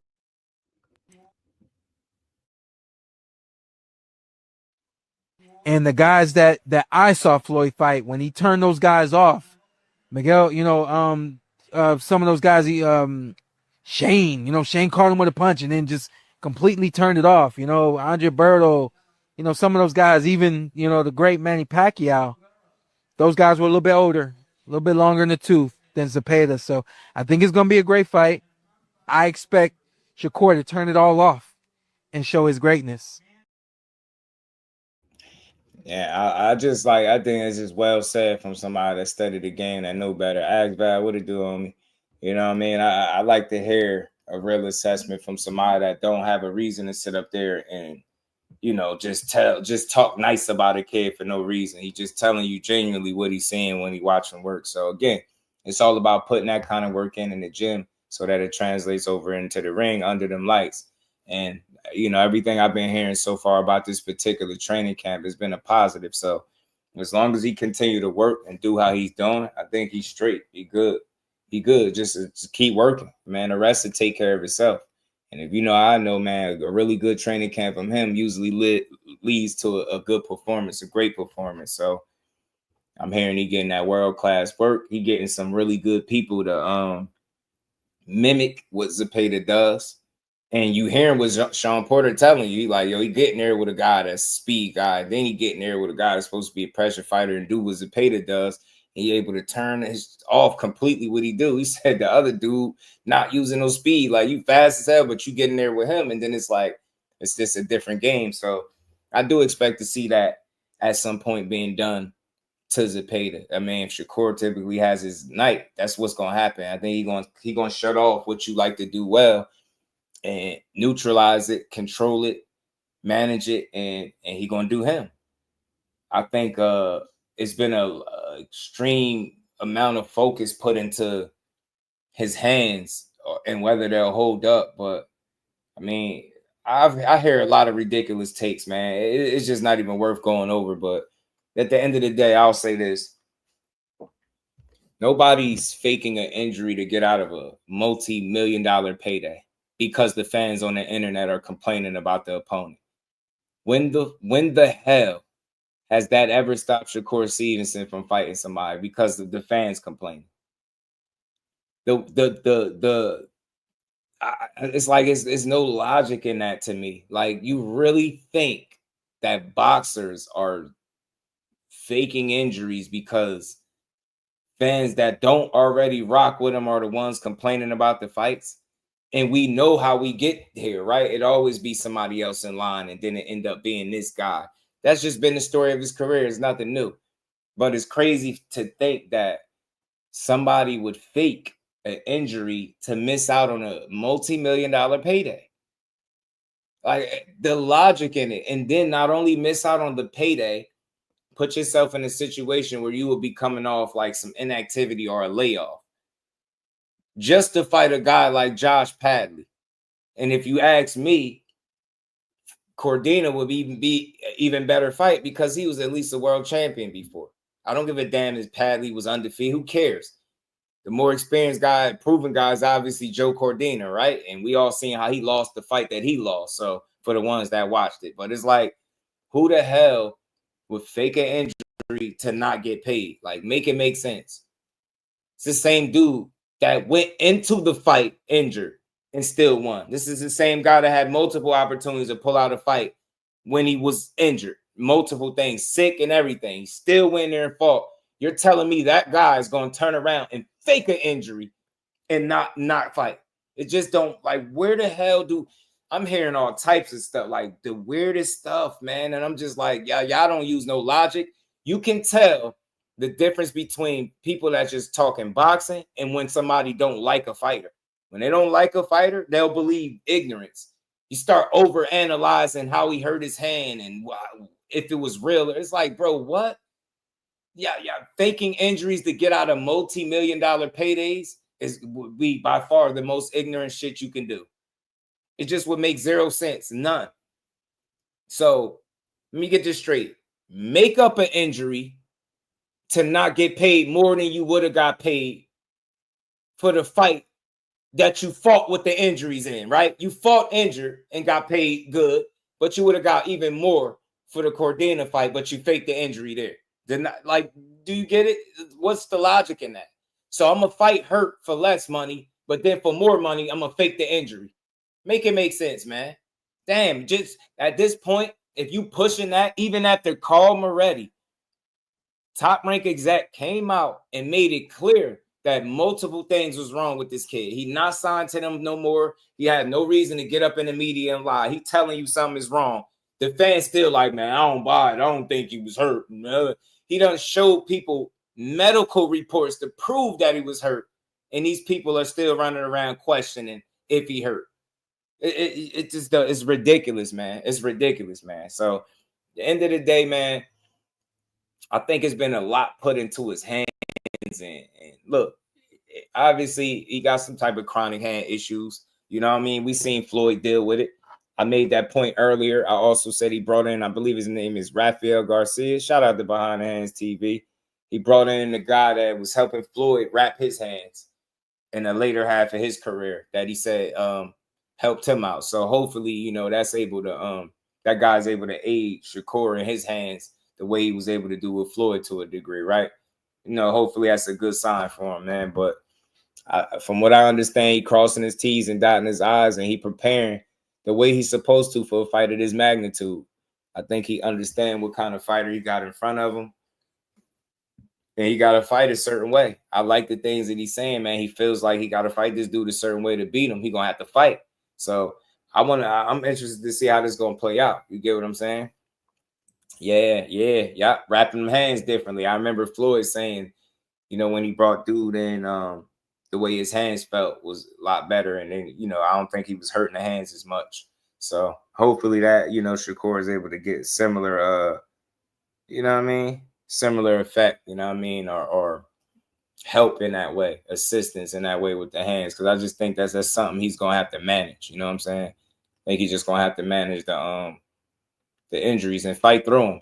And again, as much as people making it a big deal about hands holding up, his hand got hurt in his last fight. But what did he do? He switched orthodox and still got the stoppage. But people keep asking, how you going to finish the fight with his hands? But you haven't seen him not be able to finish one fight because of his hand. As a matter of fact, he went in there without his main weapon and still won. So it's like, I think people putting too much on it. Hand injuries are hand injuries, bro. This is gonna be a part of your career. It's gonna be something he'll have to deal with and manage throughout his career. I don't think it'll just go away, but he can take precautions and necessary steps to, avoid, any major injury to the hand and just keep winning, bro.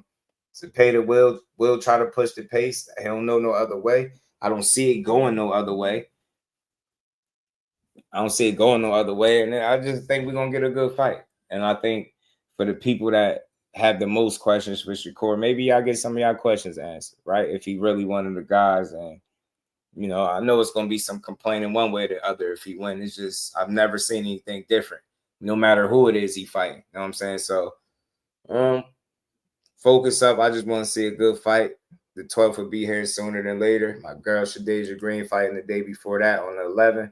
She got that fight, that unification with Savannah Marshall. And I can't wait to see it, man. I can't wait to see it. So that brings me to my next point. Shout out to my dog, Najee, man. 35 is getting real spooky. It could get fun if they just make the fights, bro. Because the talent is there, especially at the top heavy. They just need to put those guys in the ring with each other, because anything else is just kind of like a joke at this point. It's sad, it's not. It is no reason. There's no excuse for why guys ain't being put in the ring to fight each other. There's no excuse whatsoever. You know what I'm saying? And got another million questions after their first million get answered. I'm telling you, yeah. That's the thing. It end up being the same questions over and over and over again. Like I see a lot of wild comments when it comes to him. They be pissed off, man. So I know this one pisses people off even more too. Matter of fact, I'm gonna piss people off a little bit more. Says Shakur Stevenson, the most avoided fighter in boxing right now. Shout out to Najee, man. He asked that question. And this is in November 22nd. The WBC ordered a lightweight title eliminator between Shakur and Pitbull Cruz. Cruz declined the fight, calling Shakur's style boring and not worth the risk. The WBC then offered the eliminator to other contenders like William Zepeda, George Kambosos Jr. They passed as well. And he got some more stuff. Hold on, let's get to it. For 6 years. And he can take as much pain as you can dish out. That's what the holding the breath is about. That's what all his idiosyncratic physical and mental training is about. But what you're seeing right there, he's not a matrix. He's flesh, he's blood. He's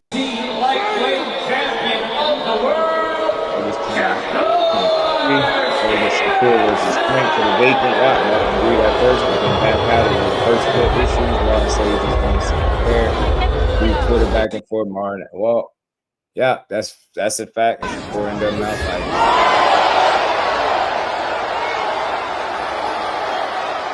Yeah, man. Shout out to Najee, man. This is well put together. I like the stuff that he highlighted. That was a hell of a timeline, bro. So yeah, I mean, look, at the end of the day, is he the most? I know it's always going to be debatable, but for me, I've seen people clearly find other reasons not to fight over and over again. I've seen it at each weight class. That's why it looks so crazy to me. I've seen it at 26. I've seen it at 30. Seen it at 35. It's crazy you get to 35. I think I've seen it here the most out of any other weight class. I think it's happened the most at 35. So look, in life, you have choices, man. You have choices. People have options in boxing. You don't have to take the fight if you don't want to fight. So I don't want to call these dudes something that they're not, but we clearly seen opportunities for dudes to fight and they chose not to. So call that what you want. But end of the day, man, they make excuses. When you got dudes talking about, it'd be like a cat chasing a dog or a dog chasing a cat and weird stuff, man, that shit is weird. Frank Martin, he's entitled to, not fight if his paper ain't straight, right? But like I said, you agreed initially, and then it was something else. And that story sounded a little fishy because you said something about not knowing how much you was going to get paid. And it was a lot of weird stuff with that. I think somebody on his behalf, whether it was him or his team, they fumbled. And that fight never came to fruition. And he just went for a tank and got knocked out. So, you know what I mean? Because Frank Martin ain't take the fight. And I mean, legacy remains what it do, homie. So, 50-50, yeah. I don't know what he was on, bro, but I just heard that, you know, I forget how long exactly he had that contract for, but he sent it back, asked if he wanted that little remember? That little He couldn't get that little so it was like, you know, and Bob broke it down. Bob said he thought what he asked for was a lot initially, but he said, you know, all right, well, we'll give it to him. He said he gave him what he wanted. Then that little while, you know, I guess later hours, he asked for something different. He needed a little more. So I just felt like he fumbled, man. He did, I don't know, bad business on his behalf, and it just didn't work out. And it was a missed fight. Now, you know what I mean? You got to see him in Tank for what it was worth. So now he going up to 140. So we get to see him in hopefully some really good fights coming up soon too. Because I think he said a fight date coming soon. So let's see who we go fight. Yeah, he need that little you know? He need that little you know, that little You get me? So is Corden one of the most important fighter in boxing? He definitely one of them. I think it's easy to say that. If you're just not being emotional about it, he one of them. I don't know if you want to say undeniably, because I don't know the ins and outs of everything, but just as far as being able to follow a trail of fighters saying no and giving other reasons why, I think it's one of the most obvious cases right there. I've heard people justify not fighting him. I heard people celebrate him not getting certain fights. It's weird. It's like, it's the weirdest thing I've ever seen, man. He needed that B. Norman Jr. Yeah, man. Yeah, man. So look, July 12th, we get to see if he is who he say he is, right? If he is who, you know, multiple fighters that share the ring or the ones that work with him and watch him work say he is, right? That I think a lot of those questions get answered on the 12th. Shout out to both teams. I just want to see a good card and a great fight. And I want to see him step on the payday. I ain't even going to play with it. So it is what it is. But let's keep rolling, y'all, man. Let's keep rolling. So look, so, you know, this fight keep coming up. This fight conversation keep coming up because it seemed like every day I see somebody else make a different assessment on Brian Norman. And one that I'm seeing going around now is that Brian Norman is some kind of way he's one-dimensional, or you know, he got slow feet. And I don't think that's the case. I really don't. I don't think Brian Norman Jr. is I don't think he's slow-footed. I don't think he got slow feet. Maybe do he move the way Dad move in the ring? Probably not. But I don't think that means his feet are slow. So my thing is, you know, we get to find out in November, whenever they make this fight, put this fight together, if his feet are too slow for Devin Haney. I don't think they are. You get what I'm saying? And he got a slightly longer reach, as we discussed on the other show. So I don't see this being an easy fight for him. You know, shout out to Najee. He did an interview with Gary Antoine Russell, and he spoke about how he felt like Devin Haney is damaged from the Ryan fight, but he still said he could beat Norman. He feel like he can box him. He feel like Norman ain't giving nobody no freebies, no free shots. You get what I'm saying? And he gonna work. He gonna make Norman work, but he said he can't get caught either. If he get caught, it's probably over. So for me, I just feel like if he get caught, that's where all the trouble might start. If he get caught, that's when the questions start to get answered. But it's gonna have to happen for him to answer the questions that people still have for him. Can you move the entire fight without getting caught 12 rounds straight? I don't know. I don't think so. I think Norman is young enough, athletic enough, fast enough, and I think they underrate him. I don't see a guy with slow feet. And as a matter of fact, I meant to watch him, go watch some film and watch some tape on him the other day when they were saying it. I'll do that today. I'll make sure I do that. I don't see it. I want to see if I'm missing something, but I don't see it. That dude is an athlete, bro. He's not like a Ryan Garcia that's just athletic from the waist up, if that makes sense. Really fast and, you know, but slow ass feet or whatever the case is, flat, slow feet. I don't see Brian Norman as a slow, flat-footed fighter. I don't see that. I don't see him struggling to move and box around in the ring. I don't see him as a one-dimensional fighter. I don't see that either. So I see a growing fighter, a maturing fighter, getting better, getting experience under his belt. He got tested. He tasted adversity a number of different times. figured a way through it, and has gotten better since. People are fucking missing it when it comes to Norman Jr. I'm going to keep saying it until somebody prove me wrong. He ain't got to have the best feet in the game to beat Devin Haney. To me, I don't think his feet are bad. That's what you need to ask. You know what I'm saying? They said Benavidez' feet is slow. That shit ain't stopping him from winning no fights. And I just don't. I watch Brian Norman. I watch certain work like drills and different things where he moving. That man can move. I don't know why they think his feet are slow. I don't see a guy that's slow. Slow and Norman Jr. don't go together to me. I think he got fast hands, definitely faster than Ramirez. Got really good hooks. His power is legit. His jab might be underrated. The power behind that joint is legit. Two-handed fighter. His uppercuts is real. I don't get it. I think he can cut the ring off. I don't think he no mindless guy that just don't know what he's doing in there. I think people tripping. You know what I'm saying? I think they are. Shout out to Adam. He said Norman's underrated. Yeah, the dude could be the best out there. I'm telling you, I think he is underrated. I think he slept on. You know, people probably, they kind of still got that shell shock kind of reaction to him. Like, even though he proven it, they still don't want to give it to him. It's like, nah, he still ain't, but nah, he still don't do this good. And look, yeah, maybe Devin Haney moves better or faster or what, faster feet, but that don't make him better. That don't mean he's going to win the fight. Offensively, he's going to have to put shit together. He's going to have to take chances. He's going to have to put something on Brian Norman. And I made a video about it recently. Y'all go check it out if y'all didn't watch it. Devin Haney responded to, you know, basically the comments that Gary Antoine Russell made in the Cigar Talk interview about him being done. He said if he touched Antoine Chin, it's a done deal. You know what I mean? Now, he maybe been trolling because he put a laughing emoji, but I'm telling you, all I do is open the floodgates for people to start talking about that fight. You get what I'm saying? We missed it at 140, but make no mistake, if Gary Antoine Russell and Devin Haney is ever in the same weight class, people going to want to see that fight. And rightfully so. Behind the hands, what's good with it, my bro? Said B Norman not one-dimensional, but he's sent fighters to the next dimension for sure. You get me? That for sure he do.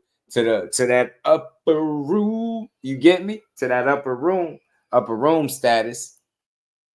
That's what he be doing. So yeah, man. I can't wait to see this fight because I want to see if I'm wrong about what I've been seeing. I don't see slow feet. I don't see some guy that is not capable of cutting the ring off and making it tough for the other guy on the other side. With Devin Haney kind of trolling, I guess he was trolling, joking about if he touched, you know, Antoine Chen is a done deal.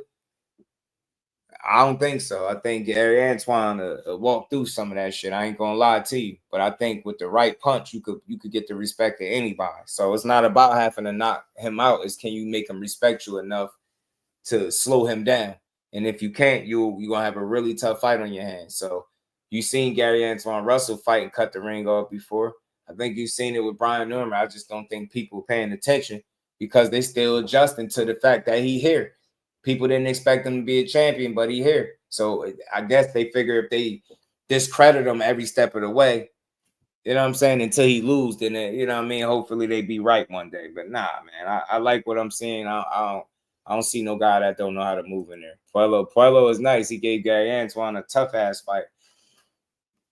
You know what I'm saying? So you just never know, right? You never know. You see how he fought, and he took the fight to the pressure fighter, man. He was taking advantage of that aggression that Gary was coming with, countering real well. He was being first at times. He was letting his hands go the right way. He fought a really smart fight. He fought a smart ass fight when he fought Gary. It was a real smart fight. And that's what goes to show you not everybody could perform like that under the pressure. And that's the part that people not taking into account. You get what I'm saying? And that makes sense. Yeah, that sound right on point. That makes sense, BJ. I heard about that. Them saying it's a rematch clause. And that's just that. I think that's like par for the course when you the champion. You always cross your T's and dot your I's. Like, why wouldn't you? Because anything could happen. What if he do come here and play keep away? And, you know what I mean? They give him a weird ass decision or something, right? What if that did happen? So, yeah, man, I think it's similar. It's just like with Tank and Roach, right? You the man, so you put the rematch clause in there. It makes sense. I know people here and they be like, "Well, he ain't confident, huh?" Nah, it ain't that. I think that's just smart business. No matter how confident you is, you don't be overconfident. And I think not placing a rematch clause in a fight where people feel like you fight your most elite guy to date, it would be stupid to do that. I think the biggest name on your resume, it would be stupid not to shore that business up on the back end. So I'm glad you brought that up though, bro, because most people when they hear it, they're like, oh, he's not confident, huh? Nah, that's business, bro. That's just being smart. You know what I mean? They have the underdog in that fight. You're gonna have to show me, Norman. It's like, hey, behind the hands, like, hey, my bro, I promise you that's where I'm at with it. You guys show me that. And I'm willing to hear people out, but I think it's one of those things where I haven't heard people explain it. I just heard them say it. I'm just hearing them say it, right? Like, oh, one-dimensional, or he's slow, his feet are slow. And I'm like, nah, I don't think so, G. I don't think bro got no slow feet. I think y'all mistaking him for somebody. Man, dude is a real athlete, bro. Like, I don't know. I don't think he's gonna just be able to box and move. And this ain't gonna be one of them situations where it's like he don't know what to do. I don't see that. Or not make an adjustment. I don't see that. You gotta take chances. What happens when you take chances, bro? You think that dude just gonna let you walk in there and just box and move the whole time and not bring hell to you? Man, hell no. You better prepare for the toughest one. As well as he fighting the biggest name, the most experienced guy to date and all that good stuff, Devin Haney is fighting the most dangerous opponent to date, even more dangerous than Ryan because he's more committed. He got more going on. He's a two-handed fighter. He actually is a world champion with a title defense, so he's more proven than Ryan. He got his work cut out for him too. It's crazy that people are just looking at feet alone, and I get it. Feet are very important. Don't mistake what I'm saying. But I don't feel like it's a discrepancy in terms of like skill far as the feet where he can't keep up. People making it seem like it's gonna be like, I don't know, like Bull in a Matador. I don't see that. I don't see that. Brian Norman fast, man. He going telling you when them punches get to landing, then what, bro? I don't think you boxing 12, 36 rounds without getting hit, bro. I don't think so. It was sparring Tank at 15 years old. He gave that work, yeah. Not to mention the work gave Bud and spar Boots within all of them within the same, close time span, should I say. Got that work. This Dev hardest fight, I think it could be too. I really do. T said, I don't think it's a dangerous fight for Dev. If Brian Norman, a guy that just punched with a left hook the memory out of somebody and had to get him stretchered out, and people are still assuming that his Achilles heel, he being Devin Haney, is the left hook, because we haven't really seen if he can get away from a left hook from a young athletic guy like a Brian Norman, like a Ryan Garcia was able to land his left hook, and never mind him because he cheated. But you get me? Brian Norman's punching power and what he's capable of doing with the left or the right hand makes it a dangerous fight, in my opinion. I can't tell nobody else how to see it, but I definitely think after getting drugged by Ryan and then looking the way you did against Jose and then going in there against Brian Norman definitely makes it dangerous.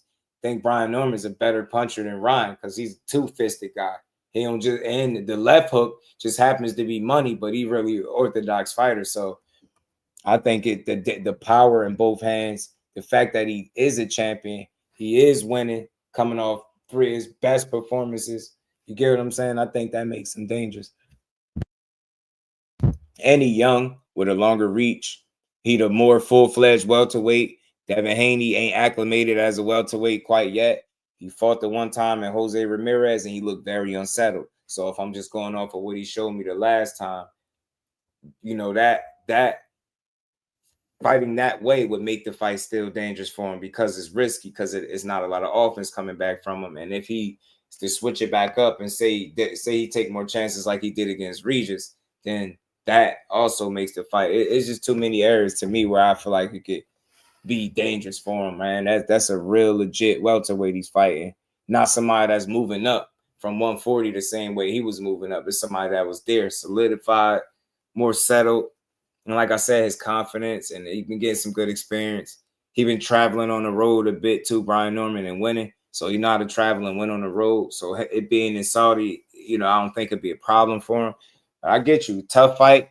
But I mean, shit, it's kind of go hand in hand. You know what I'm saying? For what reasons is the fight? Could it be tough? Because the danger that it presents.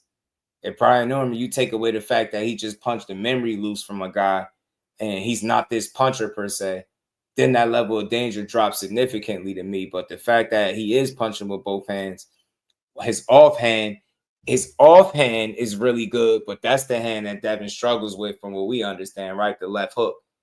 Then he has a really good heavy jab that he can knock you down with that. And his right hand is crazy too. And that uppercut is money. So he has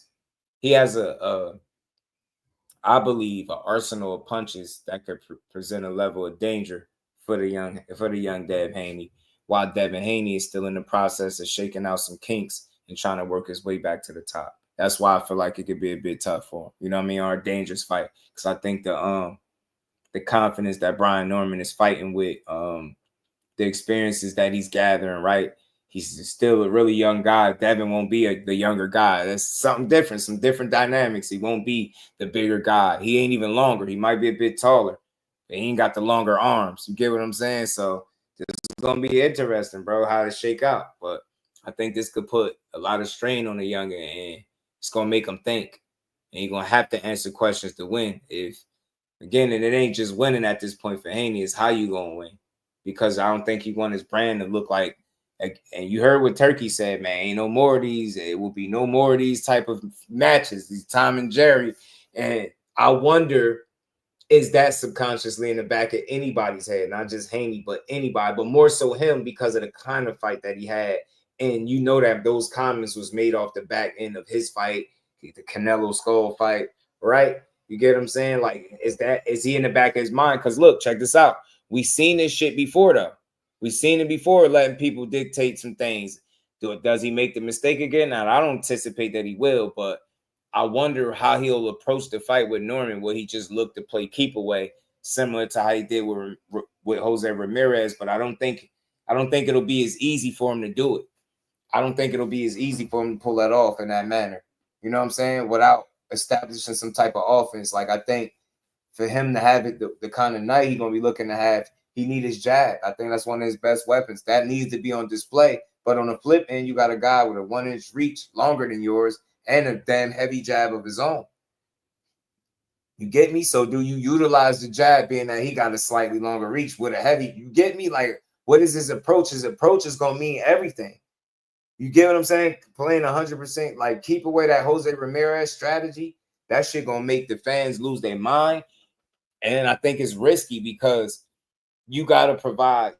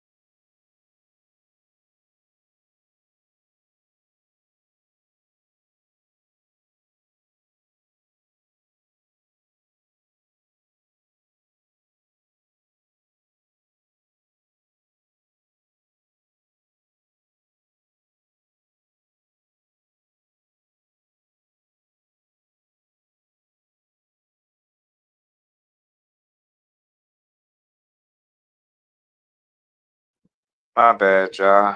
I think it's like the weather just changed and knocked out my damn Wi-Fi, man. Gang, damn it.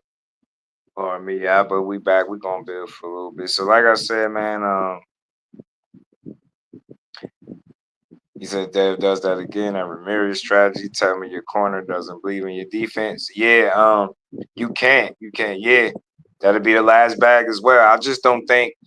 I had the clip where Turkey was speaking about, like, he sounded disgusted about the potential of it ever being those kind of fights again. And he said something. He spoke about it being a KO bonus, like an incentive for people, you know, to go out there and really go for it. So look, I ain't tripping on that. What is that? I ain't mean to do that, but I ain't I just want to see how he gonna approach this fight. You know what I'm saying? I think that's gonna determine a lot. That's gonna answer how much is he back.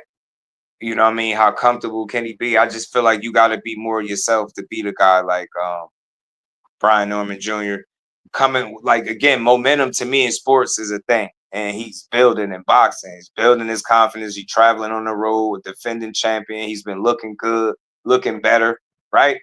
Winning people over, gaining more fans, all that good stuff for B. Norman. So, and then you got to think, I feel like he'll be coming into this fight with more confidence than Devin Haney. I do. Because for obvious reasons. You know what I'm saying? And think about it. It may be one of the reasons he looked unsettled.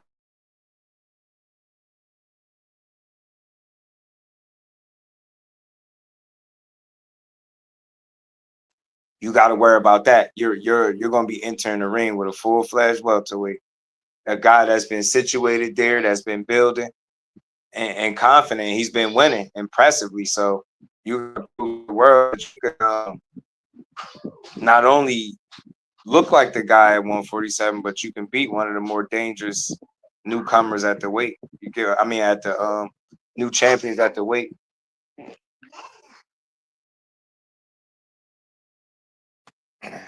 Man, I hit the like button for me, man. So we're gonna see, man. It's gonna be a good fight when it's all said and done. Now pop back in. One of y'all just did what y'all did.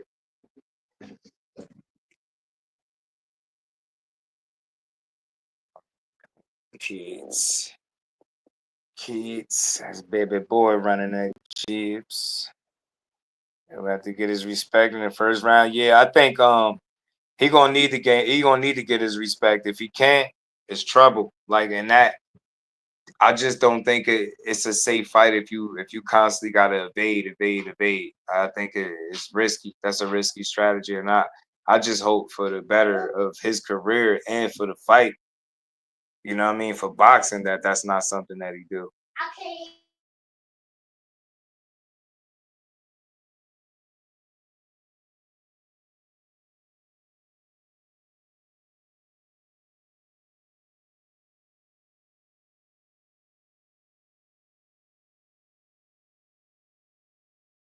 That's some kids, bro. My bad, y'all.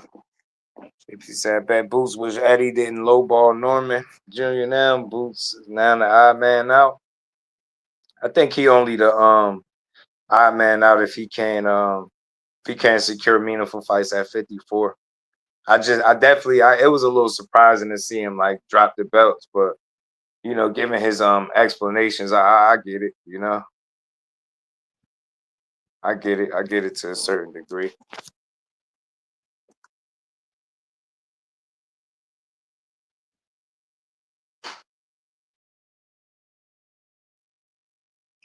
My bad, y'all. I had some little technical difficulties, man.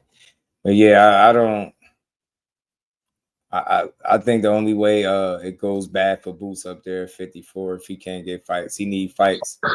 My bad, I didn't even see you back. What's good with it, bro? Chilling, bro. I just wanted to just say it, you know what I'm saying? Because, you know, I'm going typing and all that other BS. I ain't gonna lie. I respect the fight. I think it's a great fight.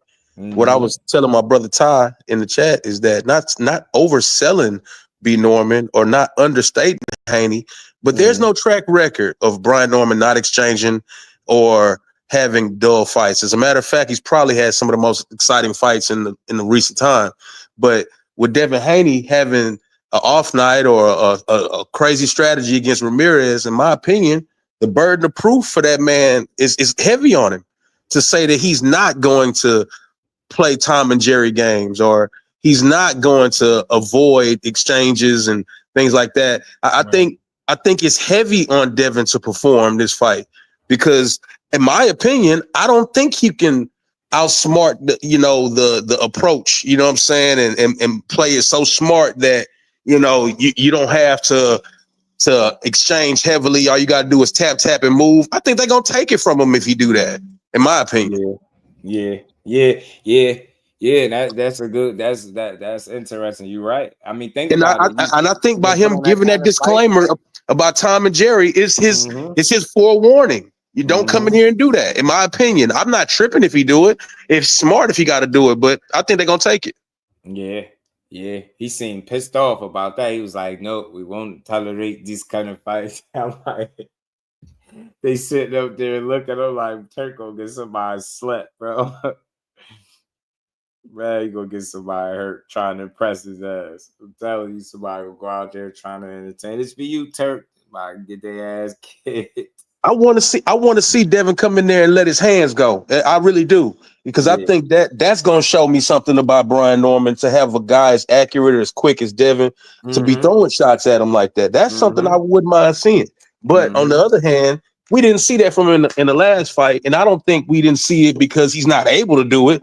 I think we didn't see it because that game plan was to not do that. You know what I'm saying? And I think that, I don't think you could play it that slick in this particular fight. Right. Dog, what it do? Yeah.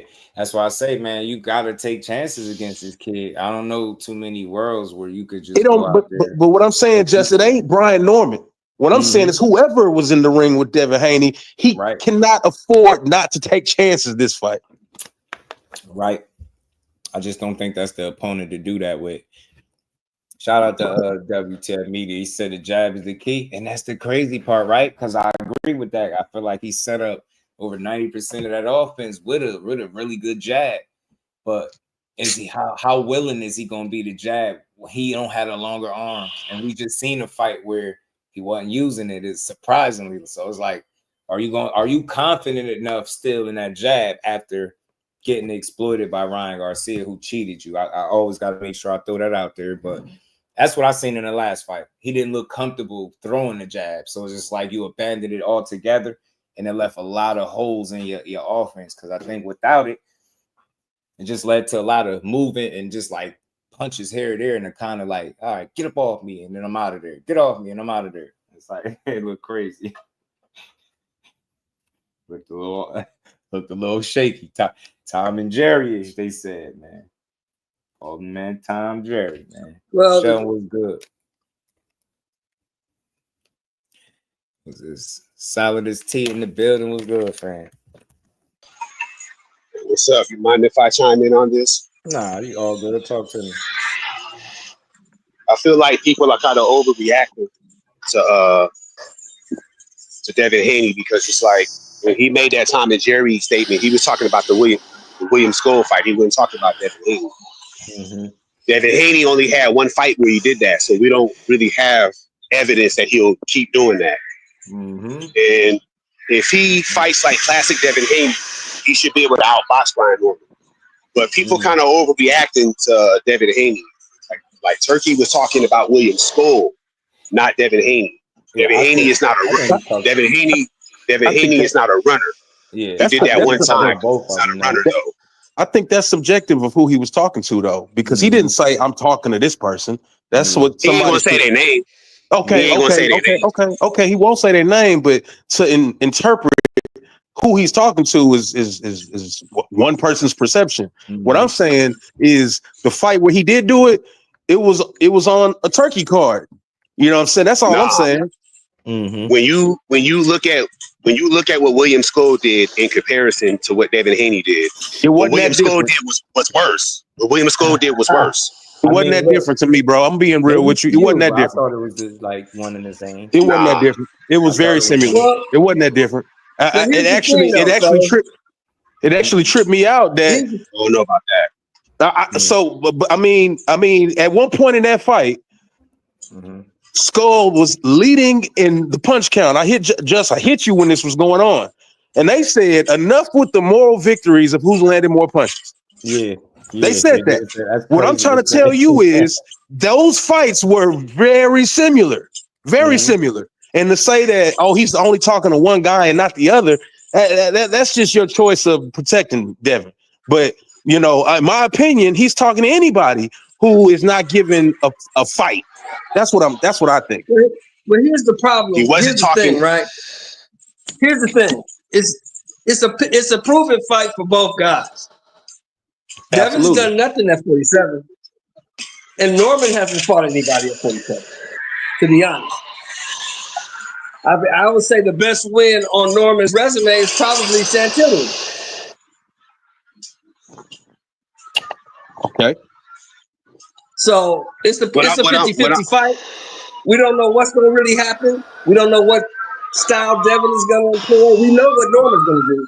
Norman's coming to fight. You know he's going to be in shape and he's coming to fight. That's what we do. Mr. Shelton, that's what I'm saying right there. That's what I'm saying, brother. That's what I'm saying. I think in my opinion, we already have an expectation of what we gonna see from Brian Norman. What I'm saying is the burden of proof, like I was telling you earlier, brother. I think the burden of proof is on Devin to show I'm still that guy, in my opinion. If Devin fights like how he normally will fight, I can go with that. He can outbox. He's probably going to outbox Norman.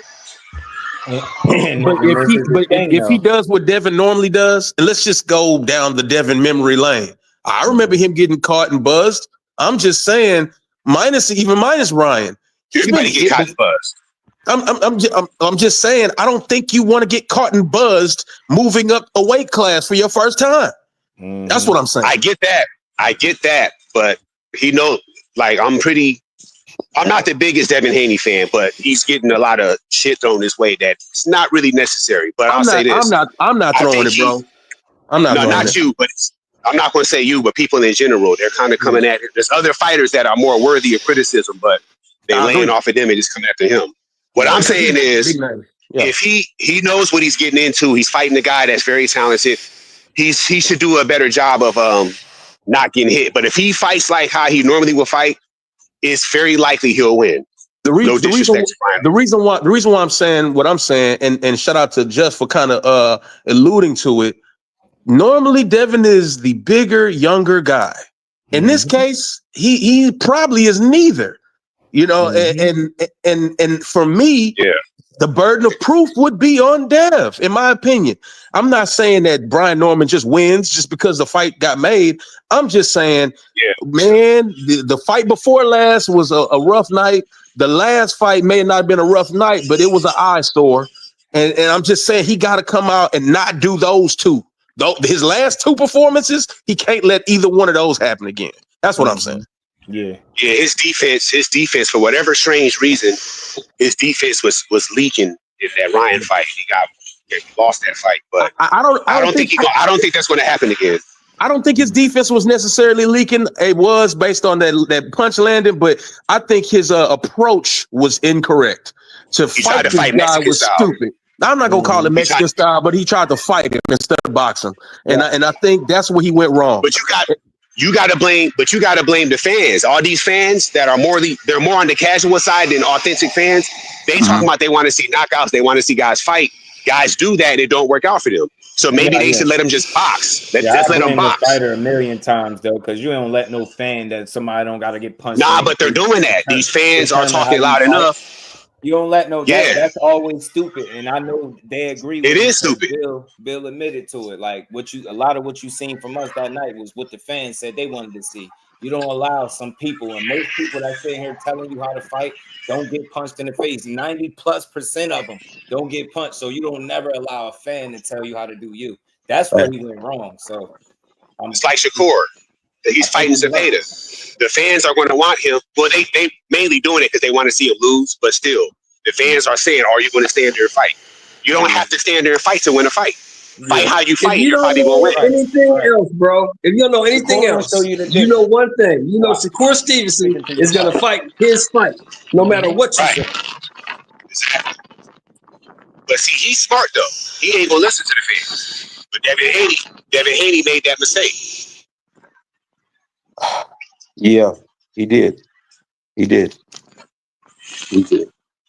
I think that may have been I'm gonna tell you that mistake is one thing, but him fighting Ryan, in my opinion, was a mistake. But you know, I think why you say that?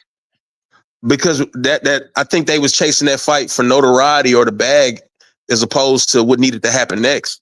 I didn't think Brian did anything to have a shot at the title. And then for him to show up overweight says he didn't give two shits about a title. So, you know, I just felt like, you know, dang, man, he putting himself in a real odd spot for no reason. I mean, when you say it like that, I guess he could have dropped out because he didn't. I mean, we just watched Edwin De Los Santos do it. So, you know, when you look at do fighters play it smart, they absolutely do. But I just felt that's what I'm saying. I felt that he was looking for an opportunity to move up as far as in notoriety, and that would have been good if he went out there and laid a real beat down on Ryan. Yeah, you would have went viral. People would have talked about it. Your name would have been ringing, but it didn't go that way. You know what I'm saying? And then on top of that, this dude was playing with PEDs or whatever he was doing and overweight. I mean, man, that in itself, to choose to take that fight ended up being a tough decision. I agree with what you're saying, but at the same time, I look at it like this. If you agree to get in the ring, all bets are off. Whether a nigga's cheating, overweight, you got in the ring, so it's all fair game. So I count that as a loss, even though there was some weird shit going on. But it's still a loss to me. Oh, so you saying when people cheat you and it's clear that it's still an L? It's not right that happened, but you got in the ring. Whatever happens. Some funny shit going on, but yeah, that's how it goes. So if I get in the ring and I got I don't know, plaster on my wraps and I beat a dude half to death, that's legit? Now, if I knew you did that and I don't take the fight, it's understandable, right? But if I'm like, I don't give a fuck, I'm gonna still fight this guy, then no, it's legit. What I'm saying, Miguel Cotto ain't know the man had plaster on his gloves. Okay, that's different. Devin Haney didn't know the man was on PEDs. He still got in the ring, is what I'm trying to say. So it's like, it is what it is. One is legit, it's unfortunate. I'm not saying it's right, but if you get in the ring, then he got in the ring. Because remember, like you just said, he came in overweight. That was, in my opinion, a good enough reason to say he's not even fighting at the time. I'm not even going to take this fight. Just like Edwin De Los Santos did. Like, that makes sense. There's people talking shit saying, oh, he ducked or he didn't take the fight. You know, that bullshit. But it makes sense he would do that. He came in overweight. Like, you ain't even fight at the weight we agreed at. Like, so it makes sense. But if you get in, but if let's say he said, I'm still going to fight him, I don't care. Then that's on you then. But he didn't do that. So on your mark, I respect what you're saying, but you saying on your mark, you still kind of count that as a tough one, but an L. Yeah, what happened to Devin Haney? Yeah. Oh, okay. Yeah, it's unfortunate, but you know, like you said, after the fight, they did some shit, and I guess they took it off his record, shit like that. So. Yeah, you could petition for fights to be ruled as a no contest. I mean, that's why that's in there. Yeah. What you think about this Benavidez versus Yarde though? I think Benavidez gonna whoop him, but at the same time, I think it's good because he get a legit name at that weight class, you know, and the name that he's getting, he's been in there with, you know, with a killer or two. So, you know, it's appropriate. And I also feel like it's a good move for David because without this fight, I do not see people voluntarily getting in the ring with him. See, I like that. I agree 1,000%. I was actually going to say what you just said, but I agree with that.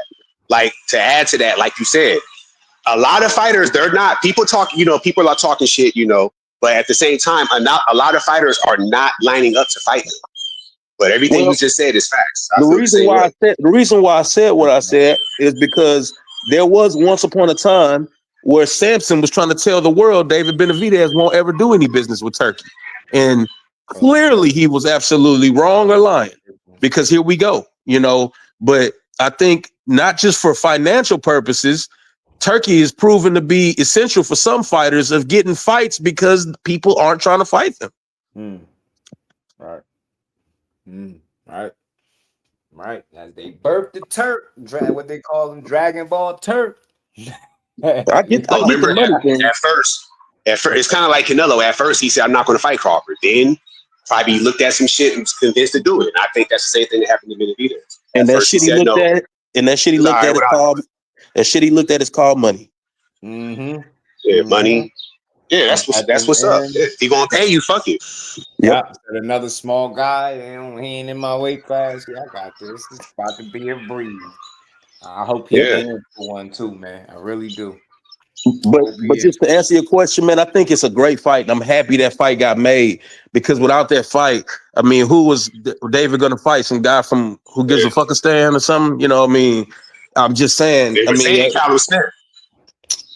Yeah, I think that's easy work for me, in my opinion, for David. You know, Callum Smith ain't got that. You know, only reason why I like the Yarde fight, because Yarde's tough. He's really, really strong. You know what I'm saying? He gonna keep coming at him. And I'm gonna be real with you, and I may be wrong for saying it, but after the Canelo fight, I'm tainted with Callum, because he stood there and he let a dude put a whole abscess on his arm, you know, and it's just like, man, you willing to just stand there and let a guy punch you? You know what I'm saying? I don't know why he was fighting like that. That's why I don't want to see a Callum Smith versus David Benavidez fight. You might die. Yeah, he definitely gonna lose. I don't see him beating Benavidez the way he fight. Nah, at all. At all. Be a cool fight for a while, but I think he'll start getting wore down and picked apart. I've seen, and like bro said, like Canelo's a smaller man just punching and drumming on your arm, and you allowed it. Yep. Exactly. He never once said, nah, man, what is this guy doing? He shouldn't be up here. Let me go ahead and show him the difference. That never happened. Exactly. You got a guy like David Benavidez, who I personally think is eventually gonna be a heavyweight one day. Say, bro, he gonna bang that dude, man. It'll be horrible, bro. I think that'll be horrible for Callum. Yeah, that would have been a massacre. Yeah. Yeah. Yeah. I'm glad. Yeah, I like that fight. I like this fight. This is I actually, the whole time, to be honest with y'all, when they were talking about fighting Callum Smith, in the back of my mind, I was like, shit, I'd rather see him fight Yarde.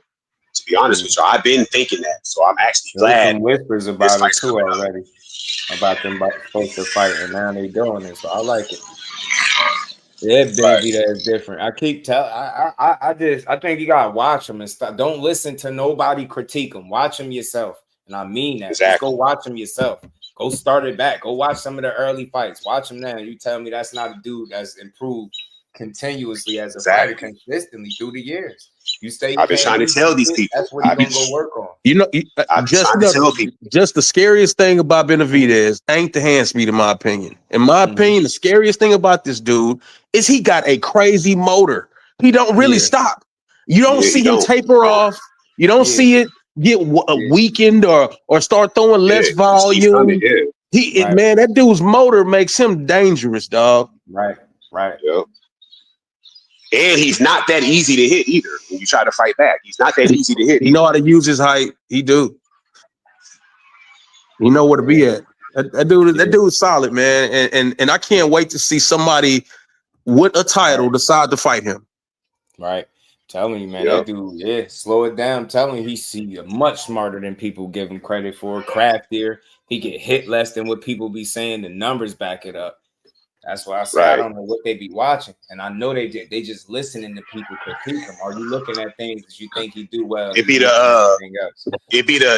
Canelo lovers. They just scared of the idea that if he were to fight Canelo, he'll beat him. They just scared to death of that, so they just discredit him.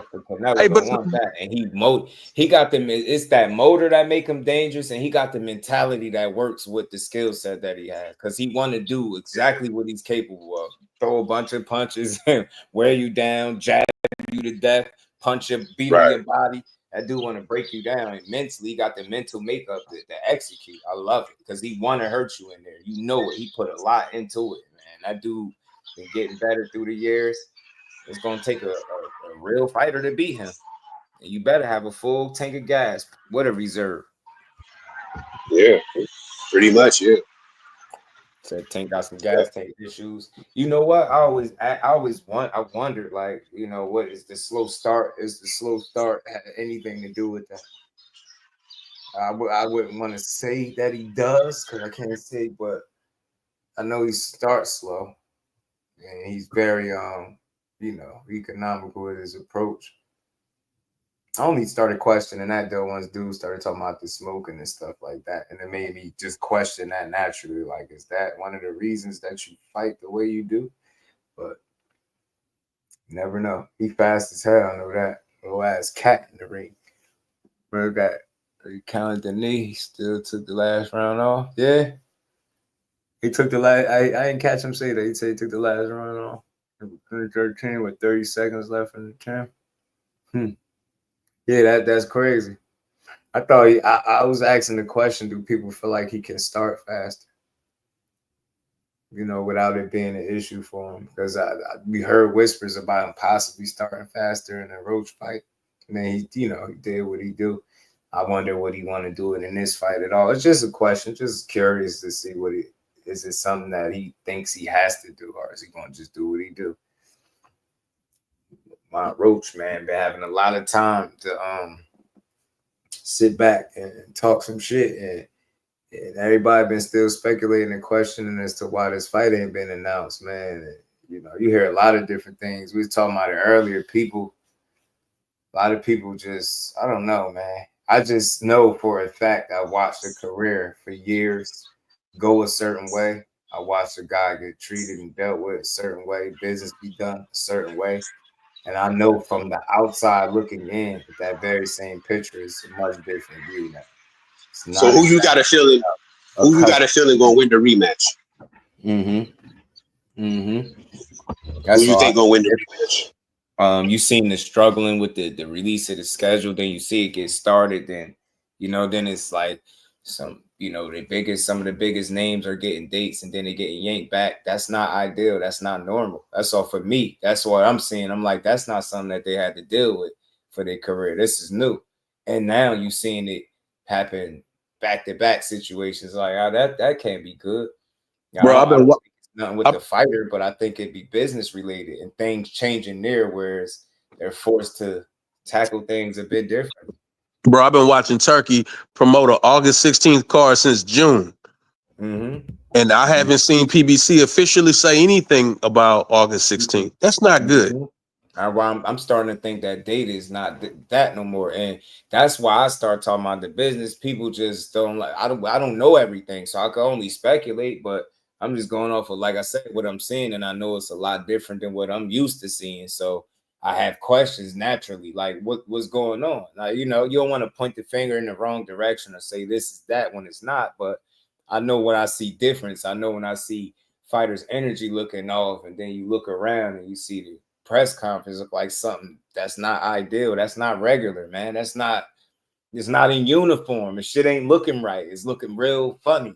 And it's like, what are y'all doing? And when I say y'all, I mean the business, that is, because it's not, like I said, it's not a regular thing for guys to get dates thrown out there and then pulled. And then when you think of the specific fighters that it is, it's some of the top earners, that can't be an ideal thing where you start to do stuff like that, right? Where business is being done that way, like, oh shit, we had this day. Oh, not so much. It's like, oh, so I think it could just be a number of different things, and it doesn't have to be like a negative, right? It don't have to be something bad. Maybe they just taking a damn time. I don't know, but you can't. It frustrates me that the people act like we can't have questions when we hear a date be thrown out there, and for me, it's a conversation. I'm not trying to make somebody be the bad guy or PBC be broke. That's corny. They've been saying that shit for too long. For me, I just want to know, like, what the hell? Why the hell you throw a date out and then it look like it's definitely not that? But at the same token, I remember hearing for a while that it's a good possibility that it could be pushed back from a date that was being said. So I ain't forget that. And maybe that's what it is. You just never know. But I don't intend to be toxic when I had this conversation. I really be trying to get some answers or some understanding as to what the hell be going on. You know what I'm saying? Yeah, that could be. It could be him deactivating the Twitter. Could be a sign that they locking in, because Lamont Roach said something about being in training camp. Do you go into training camp with no fight lined up? But the only thing for me is Lamont keeps saying, oh, he ain't signed it. He went on Twitch and said it. He like hinted to it in the interview, 2 different ones, and then said it on Twitch. You know what I'm saying? But that is the sign. He said he locked in camp, and then Tank deactivated his Twitter. So, sometimes that's usually a sign that it's a fight going on or some business. And I would hope is that. But like I said, for me, it's a conversation. I just see how sensitive people get when you try to have this. It's annoying. Like, bro, what's wrong with y'all? If it's any other fighter, you'll be wanting to know what's going on. But it's him. It's like you can't ask no questions. Nah, I'm going to ask questions, bro. The hell y'all got going on? Because I'm asking because I want to see a damn rematch. Yeah, you damn right. I want to see this fight after they gave us them 12 rounds. I want to see what it's going to look like again. I have a hard. All the talk that's been going on, you know, with Lamaro's doing the interviews, and you know, he said, "Meet me in the center of the ring." He done did an interview. He said, "Tank too small." He thought his power was more than what people were saying, and all it's a lot of talk. You know what I mean? Just a little confidence, and I want to see how that plays out with another fight, with a rematch. Him talking about meet me in the center of the ring. Let's see who come out. Like he talking like that. He said that man too small. Like he talking like that. Hell yeah, I want to see the fight. The first one was good. I know, but it got to be added motivation to win the second time around. You get what I'm saying? So on both ends, for both guys, you know what I mean? You got to be motivated to go out there and fight again. So that's all. I have a hard time believing that PBC is gonna push a fight without promoting it 5.5, 6 weeks out. Mm-hmm. Me too. I have a hard time believing that. You know, they don't really do that. They normally, you know, at least 8 to 12 weeks out, they gonna tell you about it. You know what I'm saying? And then with their golden goose or their cash cow of their company, man, I just don't see them treating it like it's nothing. You know what I'm saying? The no press conference or whatever. I don't see them doing that. Not with him. They're gonna treat Tank the way he need to be treated because that's about as big as you get here in America. Right.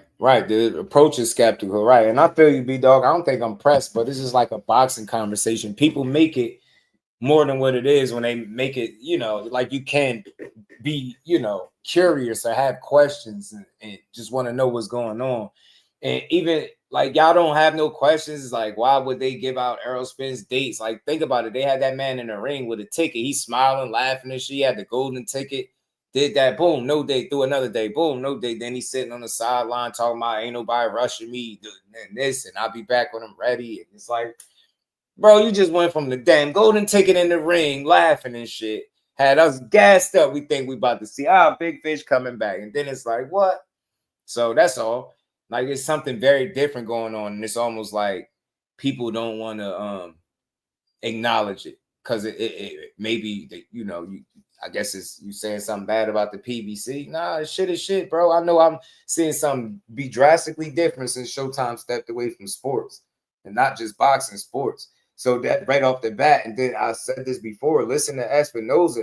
He be trying so hard. He be speaking politically correct, but just listen to him. There's little holes in the shit that he's saying. It's like he's saying shit without saying shit. Then when you see how things play out, you like start to make sense, man. Something clearly is different with the way they doing things. And nobody's gonna convince me that. I'm tired of hearing people speak on behalf of Al Hain. I hate that shit. It's corny. I really do. I don't care. Like we got to the point where we justify that. I ain't saying he got an interview with me, but damn, I don't want to hear nobody else speaking for him. I really don't. That's the problem. You got people talking about who he gonna work with, who he not gonna do business with. How the hell do you even know? He ain't saying shit. How do you know who he gonna work with? It'd be blowing my mind. It'd be like, nah, he ain't doing business with this one. He ain't doing business with that one. Next thing you know, Benavidez is making his RIYADH season debut in November. What the hell is going on? What y'all talking about, man? After Samson told us it was never gonna happen.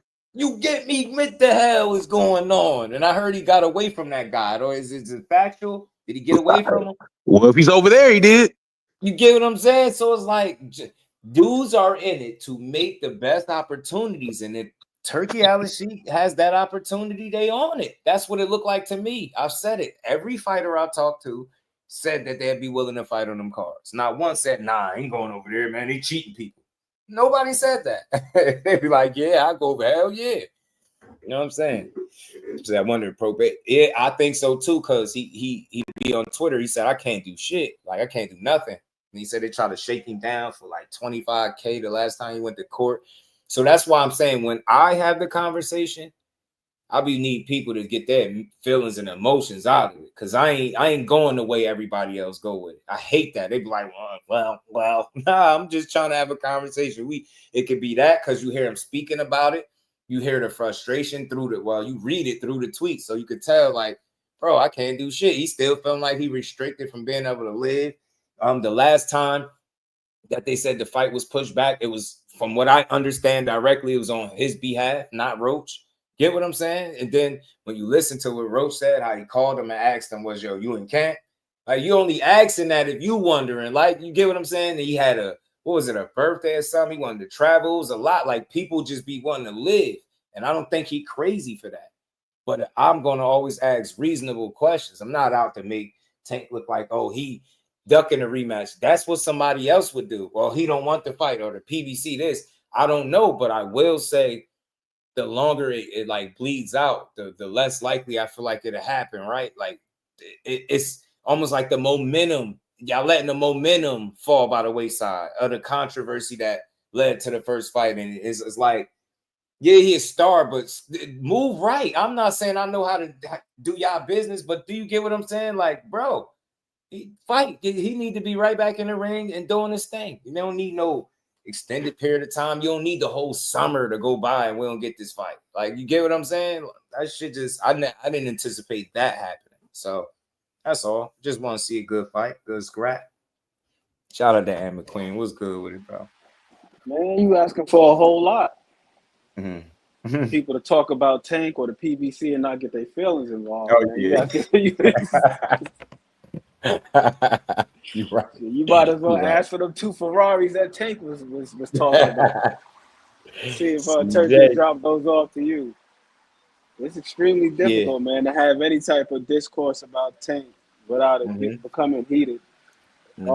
Actually, I was just joking with Senior about that last night. I was like, man, first time I came on the Roz podcast and I was talking about Tank and we were going over the Barrios fight, people were loving me. Like, yo, this dude is brilliant. He know his stuff, yada, yada, yada. And then the next time I came on there, when I said that him and Shakur would be a good fight, a 50-50 fight, people in the chat was like, yo, see, get this nigga off the channel. He don't know shit about boxing. I was like, yeah. You can't say anything positive about anybody else that ain't Tank. Right. It's crazy, right? They crazy about the guy, man. Y'all be what's wrong? And y'all, it's getting to the point where, at least if y'all gonna be like that, get that energy to the people that be deserving. There's a lot of people that be trying to tear into them. I'm never doing that, ever. I don't give a damn what the situation is, but I'm gonna always speak real. And you see frustration from a fighter, you know that there's something that ain't going right. That don't have to be him to be to blame. You get what I'm saying? Sometimes shit just happen. Things change, situations change, circumstances, right? You hear a lot of fighters be frustrated with the business of the sport.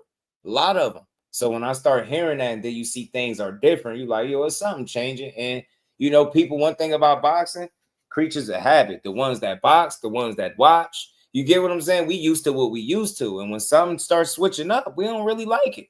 We don't really like it. Leave shit the way it is. Like, think about it. Still to this day, people talking about back in the day, back in my day. Like, you get me? People love for shit to be the way they love it to be. And when it's not like that, it throws things off. You know what I'm saying? That's for anybody. And with the PBC thing, I think that, you know, with Al Heyman being the figurehead or being the main guy and him being a black man, you know how that goes. Right. There's the race police. And I understand because I'm a black man and I love black people. But everything does not have to be super, like, racially charged or racially motivated when we have these conversations. Like, see, they wouldn't talk about Eddie Hearn like this, or they wouldn't talk about this one like that, or it's because yada, yada, yada. So then naturally, you know, people who are quote-unquote PBC fans, which is like the most ridiculous thing to me. I don't give a damn who's throwing the fight. So I was just watching the IBA fights yesterday, the joints they had out there in Turkey.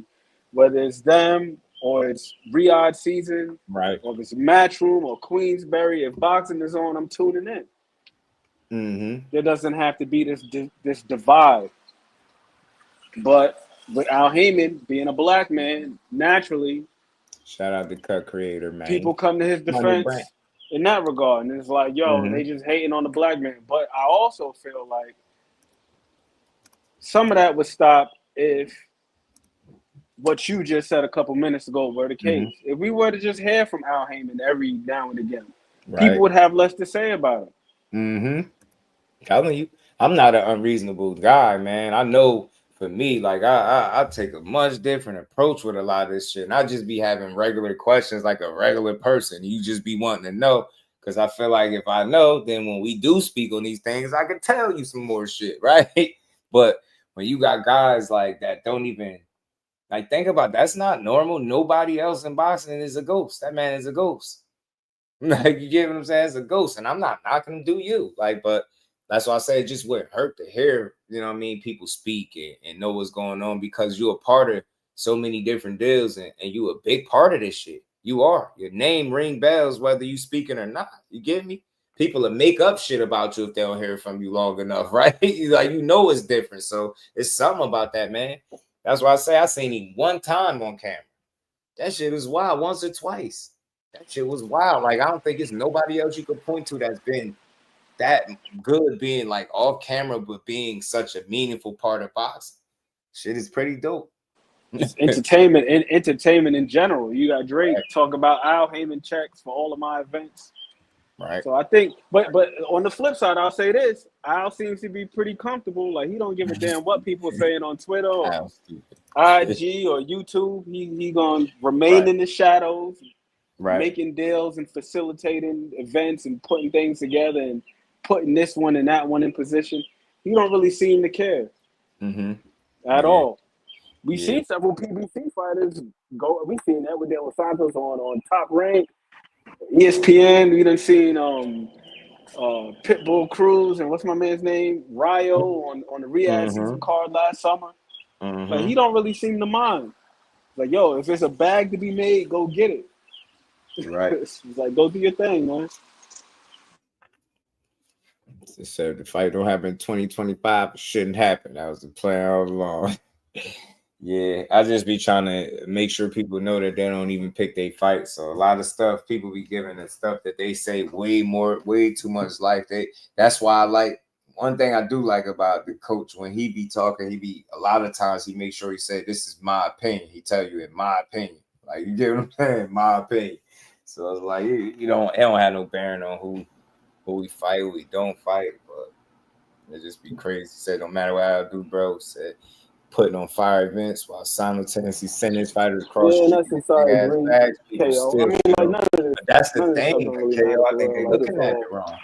Wouldn't that be smart? Wouldn't that be why he the man? Because he without even being on the scene, put his people in position to make these big bags. You get what I'm saying? Like, they looking at it wrong. And that's why I never understood what was the argument about him not working with Turkey. Like, how was people even uttering that? You had people really making arguments like, yeah, he ain't gonna do this. I'm like, bro, how the hell do you know that? And why wouldn't he want to do business? That's what I'm saying. I'm talking business, not being emotional and like how people be on YouTube. And nah, man, I'm pretty sure if that shit makes sense and he know his fighters, he ain't leading them to the slaughter, you get what I'm saying? He gonna allow people to eat. And I think that's what you see with Benavidez. So for me, I kind of like it because I feel like the more people working with each other, the more fights. Am I right or wrong? Like, I'm tired of the size of the streets, or this one not working with that one. I just want to see fights that make sense. So I like this. All obstructions and all barriers. Right, yeah, you're 120% right, Jess. It come down to just narrative pushing, bro. Right? That's why I say when motherfuckers make content, they think they know everything, right? Fighters are fighters, bro. People just said that Benavidez wasn't never going over there, right? Now look at Benavidez. What Canelo said? Canelo said he wasn't going to work with Turkey, right? Who he working with now? So it don't come down to what people think, bro. It just come down to when the business is right and the money makes sense. It don't matter what's happening or where it's at, bro. They're going to follow the fucking bag, bro. At the end of the day, I can see Tank working with Turkey somewhere down the line, fam. It's like people don't know what the fuck really going on, fam. You know what I'm saying? He said he did business with Al Heyman. Al Heyman is a businessman, family. Al Heyman ain't a prejudice man. Al Heyman ain't looking at this and looking at that. I tell people all the time, if you go look at who schooled Al Heyman, bro, if you go look at the Black Godfather, you know what I mean, Clarence Heyman, who passed away, Clarence Savant, I'm sorry, I called the man Clarence Heyman, Clarence Savant, who schooled Al Heyman, bro, it's all about it's not about feelings, it's not about colors, it's about as long as that shit makes sense, as long as it make dollars, it can take place. You understand? Tank in his feelings, he feel how he feel, he's saying what he's saying, shit like that. When it come down to it, bro, big business don't give a fuck about feelings. You know what I mean? If it come down to the right scenario, if it come down to the right amount of money, bro, is going to take place, regardless of what anybody say. You know what I mean? So at the end of the day, bro, I think something will happen down the line. But like McQueen was saying, bro, it just comes down to the narrative pushing, bro. When he said how motherfuckers want to make everything about race, this about that, it ain't, you know, like I want him to do business with everybody. It just got to make the right sense, and it got to be in the like whatever position. Like if you got your fighters in a position to fight somebody on your own card, you're not going to go against that because you got some plan already. You know what I mean? But if you got a free fighter, if you just handle business and that's over with, all your business done with, and we can go get a big ass bag over here with this man, then ain't gonna make that happen, bro. That's just the nature of the beast with boxing. We all see the shit, you know, coming to fruition. So at the end of the day, right, can't nobody tell these fighters what to do. These fighters just feeding their family. Don't give a fuck about a YouTube content creator. Don't give a fuck about a manager. None of that. When it's the right deal and it's the right amount of money, they not turning it down. I don't give a damn what your name is or where you from. Shout out the Crystal, man. Yeah, man. Yeah, there's some truth to that, man. But that you know, everything you said, all right, that should make a lot of sense, man. It's about putting your guys in the best positions possible. And I always thought that the best, I guess, advisor, because he ain't a promoter, they always say advisor. That would be smart for him to do, right? You get what I'm saying? I see what KO said. He said they was blocking him. Didn't look a little funny the way things like, look, I ain't gonna lie, the showing interest in the fight and then not having interest right after you said it, it just looked funny. And then you made the fight and it kind of took a fight off the table for him. And then this come to fruition. So it's like figured out a way to, you know, to still do business with him. But I just hope he's still able to get the right kind of fights, man. I still want to see him fight the winner of a Beaver Better Beat. I don't see why not, man.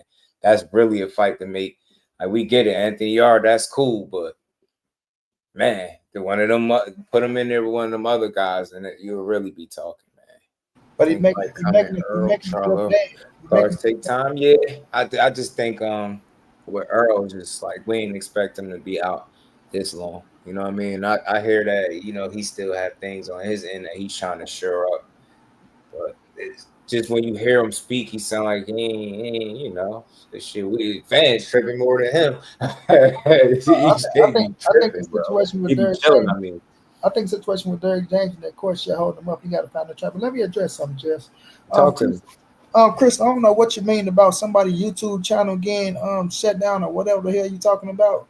After the Earl fight, I had Bomac on my channel. I'm not emotionally tied or none of that shit. I can get credit where credit is due. I've been a fan of Crawford before. A lot of y'all was a fan of Crawford, so I don't know what you mean. It's proof that he beating him. What you say ended a lot. My channel ain't ended at all. Mama, I don't know what you're talking about. So you might as well take that shit and talk about somebody else. You feel me? Because we gave credit where credit is due, and we paid our dues and we paid our bills. You hear me, Jess? So I don't know what she talking about. Yeah, so she can go sing that song to somebody else.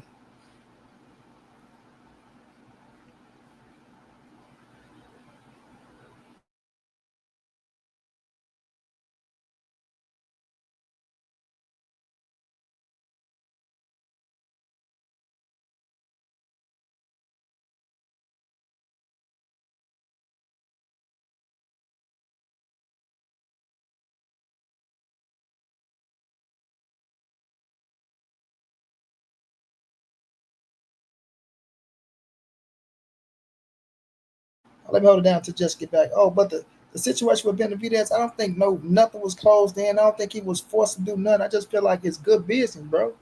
It's damn good business, you know. And KQ will come out and speak on that, you know, when he can talk on it. But who gonna pass up on a good ass bag to fight a cool fighter and Anthony Yarde, right? You know you can get him up out of there. And I respect Anthony Yarde as well for taking the fight. You know what I mean? I like Anthony Yarde. I'm a fan of his. You know what I mean? I feel like he go last as long as he could. I think Benavidez stops him, right? But I think it's going to be a cool situation. But Benavidez doing this because it's good business, bro. It's a good bag. That man ain't forcing to doing nothing he don't want to do.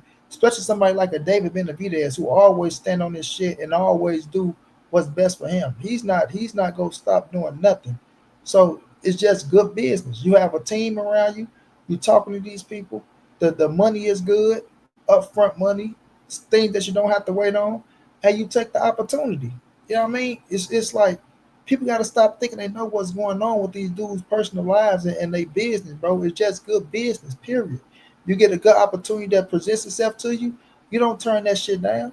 You take that shit and you keep it pushing, you keep it moving. So that's all that is. That's what it comes down to. Benavidez is doing good business, got a good scrap coming up. You're not waiting on no motherfucker. If you can't get a fight signed, sealed, and delivered, you take what's on the table. You don't just sit around and stay out the ring for X amount of years or X amount of months until some, present itself. A fight presented itself for him. He taking the opportunity and he getting paid off of it. So you got to respect that, bro. So it's just all about the sport of boxing continue to grow and people doing what they feel that's best for them. And that's what it's coming down to. Yeah, I think it's somewhere in the middle. Because I can understand. I believe it was KO that made the comment. I understand where he's coming from as far as the way that things appear to be set up. With certain guys aligning themselves. And then you got the dude saying that at first he wanted to make the fight with Bivol and he withdraws interest and so on and so forth. So it seems like that's where the opportunities are. Where I agree with you is, if that's where the opportunities are, it will behoove you to take them. Like, you would be a fool not to take an opportunity to get paid handsomely. And then also, this fight is likely going to be in Saudi somewhere, so you get paid, you get to travel. Come on, man. Like, yeah, but killing multiple birds with one stone. Right, check this out. And Bivol and Benavidez, they got unfinished business. You know what I'm saying? So if we know the first fight was the first fight, he came back, he won the second fight. It's like, okay, let's get the trilogy going, right? So it's best to make it happen sooner than later, especially while it's kind of hot. A lot of people say if they want to say, oh, this many people ain't watching or this many people ain't watching. No, but it's still a trilogy, and both of those fights was fire. Both of those fights was close. And let's see what the trilogy brings. So if they in position already to make something happen and it's they bread, of course Benavidez is just coming up. You got one fight, right? So now, you sit back, you earn your dues, you get the winner. You know what I mean? And then it's like, that's turkey card, right? Bivol, Benavidez, turkey over there. I ain't gonna say it's card, but he pulling all the strings to make that shit happen.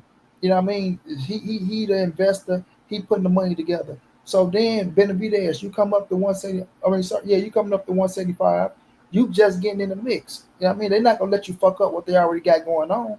But you can sit right here and you can come up, put yourself in a position to get the fight, even though people saying, oh, he vacated the title, this, that, and third, because they already got business going on already. They're not going to stop that business to bring you in. So now you put yourself in a good position, come over here, get some money with us, fight on the card, and bam, you put yourself in position to get the fight. But still in all, it's Benavidez, it's his decision to make. And he made a decision. He's not dumb. He's not stupid. He understands the business. He understands what's going on. You sit back. You let your team negotiate that shit. The numbers come out perfect. You still put yourself in. Because Benavidez is still young. Like, people acting like he's so old and he got to rush. He ain't, not saying it ain't going to happen. He don't have to rush. He's still young. He got so many opportunities ahead of him. So, man, let me stack this money up, and I'm still going to get an opportunity at either or, whether it's Benavidez or whether it's Bivol, because you never know who coming out on the other end of this fight. You know what I'm saying? So at the end of the day, you're still in a great fucking position, bro. So that's how I look at it, bro. Like, it's just good business. These dudes are fighters. They want the big fights. They put themselves in position to get the big fights. And you don't turn down money. You don't sit out like a Gary Russell, right? Let your career waste away trying to chase. And Benavidez don't chase no. What I respect about him, he want the Canelo fight so damn bad, but he don't just sit there and just cry like a look, he don't want to fight me. He'll talk his shit about him, but at the same time, you still make the fights happen and you still make your own legacy. I'm gonna fight the next man up, the next best thing, get their ass up out the way. That way my name's still building. Even if I don't get the fight with this motherfucker, my name's still building, and I can have the narrative of, listen, he never wanted to fight me, he was afraid to fight me, and I still get that moniker to where, that's on me. So I'm still a hot commodity. Even if you lead the sport, I'm the next man up. Kind of the next man up for that position, because you still got to earn it. So it ain't like you missing out on shit, in my opinion. No, that's fair. You definitely got to stay busy. It's a lot better than just sitting on the shelf. I would have liked to see the Callum Smith fight, because he was coming off of a nice win versus Joshua Buatsi. But apparently that fight couldn't be made for whatever reason. Now we got Anthony Yarde. I'm not mad at that either. I'm just excited to see both of them guys in the ring, honestly. However, the route they had to take to get there, we here. So I'm glad to see it. Right. Right. All right. You know what? That was funny, Howard. I don't even think we're gonna get that fight. It's just it don't feel like that's something that's happening at all. And the reason I say that, Tank and Core, because from day one, it's just been too much. Right. Like the rules literally get rewritten for that fight to be made on his behalf, and I hate it altogether because I don't have all the answers. I don't know everything. I try my best to, like, when I reach out to people, to ask questions where when I get the answer, I can just bring it back to the people. And it's unfortunate, with situations like that, you can't really do it. But fortunately for me, I know somebody that's out there in the mix and that's connected to the camp, and he has been able to give me a lot of information. And it's like, wish I had it on the other end too, because I'm just here trying to tell the truth to the people. But like the way the narratives, like they be trying to convince you so bad that grown men that chose to box for a living are scared of each other. And it's like, bro, y'all serious? We do this shit all the time, man. I don't even gotta use Earl and Bud no more. Benavidez, David, they said he was scared. The minute they heard that he was moving, like, yeah, he running from Morrell. Morrell moved into another weight class. Morrell goes right up there with him. And guess who demands to take the fight? Benavidez, the guy that they just said was scared. It's like, we're never getting in fights like that. Never, yo. They gonna keep fooling us, yo. I'm telling you, the whole time, it ain't been no offers made. Listen, I'm gonna say this and I'm gonna mean it. This is for boxing, this conversation right here. The fact that we're in 2025 and we know who two of the coldest in the game is. I don't care about your personal feelings. The fact that the only thing that's happened between them is a preliminary discussion should be criminal. That shit is wild. I don't care what nobody say. That's why I don't care what side you want to blame it on. For boxing, that shit is wild. What? That y'all mean to tell me people ain't even talking to each other? We've been arguing for years, bro. That's why I said I'm out of that one. I don't want to argue that no more. Just tell me how you think you feel about the fight if it was to happen. But bro, the fact that it's only been preliminary talks, that shit is a slap in the face to boxing. I don't care who you want to blame it on. Hold both teams accountable. That shit is wild though. This shit is wild, man. That shit is criminal. Man, we shouldn't have to argue about somebody fighting, and they should just be able to fight. You got some of the narrative. I don't feel like we getting that shit no more. No, I feel like, man, this shit just too much. I hear too much bullshit. It don't sound like that's something to even do. It's like, nah, that ain't even worth doing. Yeah, we want something, but it ain't a big fight. Is it a big fight? I'm just like, it's just too much nonsense, man. And again, we wouldn't have got Earl and Bud if it wasn't for them dudes getting on the same page. I'm telling you. And what I see with this situation, ain't no open line of communication. It's a lot of pride and ego. Take it how you want. I ain't nobody scared, but that's what I see. So until that's no longer the case, you can argue till you blow in the face about who you think gonna win. It don't even gonna matter because you're not gonna see it. Only way you see it is if they start talking to each other. I'm willing to bet money on that. Willing to bet. Nobody going there. Oh yeah, well because you're gonna wait for the business to do it. Why would they fight them? Like, you get what I'm saying? The fighter ain't asking like what's gonna be the incentive to do it when you could just keep doing what you do. You don't got to deal with this shit, right? You don't got to take a pay cut, as they say, all this other shit. So it's just like so much stuff. Talk to him, Jess. I think it's more business model related. It don't got shit to do with the fighter. To me, it's investment based. That's my fighter, I ain't got to do. If I ain't got to do something, I'm not gonna do it. You seeing it, but people don't want to admit to it. Yeah, you take this is everybody in boxing. They take calculated risks, bro. Everybody does that shit. The people don't get to these bags if they don't move them a certain way. They don't get there. You get what I'm saying? The bags would be ruined if they gave us the fights right when we be asking for them. You would never see these dudes reach the levels some of them reach. It's just real, man. That shit business related, man, and too much pride, ego going on. And like I'm telling you, you got people in the sport that's like, yo, it got to be a demand for that shit. You can't just sit back and think that the business gonna be like, hey, let's get the people this. Yeah, right. When do they ever do that?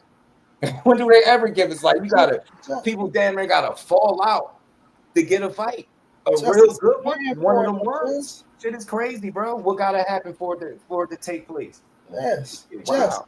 Just this is the man for it though, bro. That's what I'm saying. People get caught up on this motherfucking YouTube shit, bro. If you go around, you ask all these fucking motherfuckers who love boxing around the world, what fight do they want to see Tank fight? It's only one fucking name that they bring up, bro. It's only one, and I promise you, I see this shit every day, all day, bro. It's only one name, and it's Shakur Stevenson. Of course, people got to saying Keyshawn Davis, he did this, and that. But the only name people bring up, bro, is Shakur Stevenson because they know what the fight is, bro. I tell people all the time, fam, there's only one person that I think can beat Shakur, bro. That's Tank.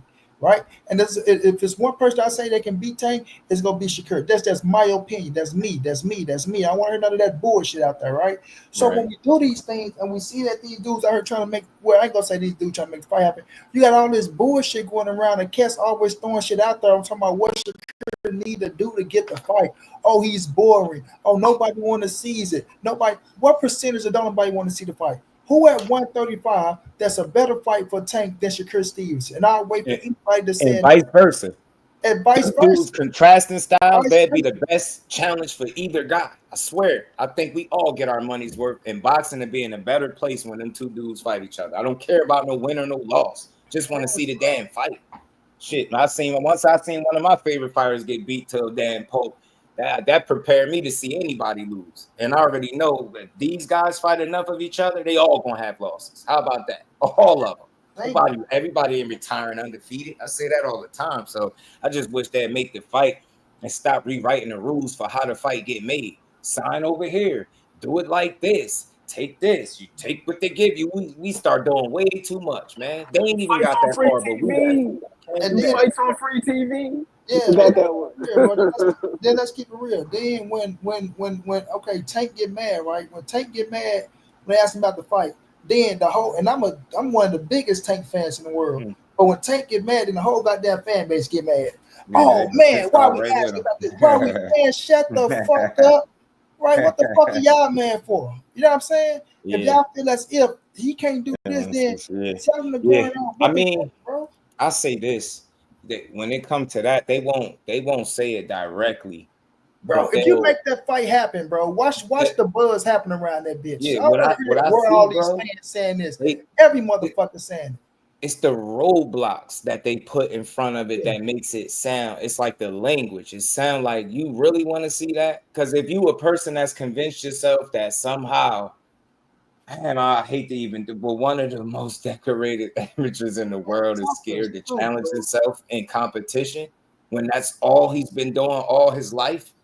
Like I can't. I get into some of the story. Like somebody with that kind of mentality don't just all of a sudden curl out and stop wanting to prove themselves. That's just not realistic. It's not logical and none of that. So it's like for me, I think it's the roadblocks. It's the different talking points. Well, you got to do it like this. Well, you got to do this. Well, you got to take this much. You got to. It's like, bro, what? First of all, what always blows my mind is if somebody is a guy's biggest fight, why are we even discussing pay cuts? What the hell are we talking about? Like, my mind be blown. Why we even be talking crazy? It's like we know all the business before they even work it out. So for me, I don't hear people directly say like I don't want to see. I've heard a couple people like say it now, like with the back and forth. I don't even care about it. Nah, I do. I care about it because I done been cursed out just talking about the fight. I done been told I can't come to Detroit.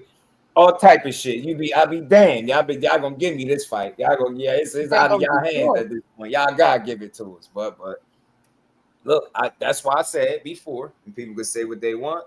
When I hear any fighter suggest opening a line of communication and being on the same page, I respect it. I don't give a damn who said it. And when I hear that to me, because I'm big on communication, and that tells me what? We can cut out a lot of the fat. It don't got to be no one-upping each other, no social media, no bunch of tweeting. We can sit down and really talk. And I think from there, it's easier to decide if something doesn't happen, maybe we could guess where it fell apart at. You get what I'm saying? But all that posturing and nah, man, you're not getting no fights that way. You're not getting no fight that way. I feel like what's wrong with the two people that got to go do the battle talking to each other? What's wrong with that shit? You get what I'm saying? What's wrong with them being more involved in their business? Shit, you heard what Boots said after being called a duck? Dude said, man, I'm gonna be more involved in the business, so this shit don't happen no more. You get what I'm saying? Like, y'all need to be more involved in what y'all got going on, because it's like we sitting around waiting for the business to deliver a fight. It ain't gonna happen. Dudes gotta really want it, because again, I know what a risk is. I know both guys, they got risks on both sides. That shit is a risk. Say what you want, but because if it wasn't, then the fight would have been made. If it was, neither guy was a risk to each other. That shit would have been made then. Been made. That's what I know. I know that. So it's a reason for it, man. And I feel like them two dudes gotta get on the same page. As long as they not, then it's gonna keep going this way. You're gonna keep hearing bullshit narratives. Sign over here, sign to the PBC, sign here for this many fights, knowing that shit is not even an option for them. But so it's like, what are y'all saying? First, it was you on this, you over here on this company, you can't make the fight, which that ain't true. You sign over here, you can't make the fight, that ain't true. People just be making shit up, make this shit harder than it gotta be. So, man, I feel like as long as we out the loop, they can keep playing the games.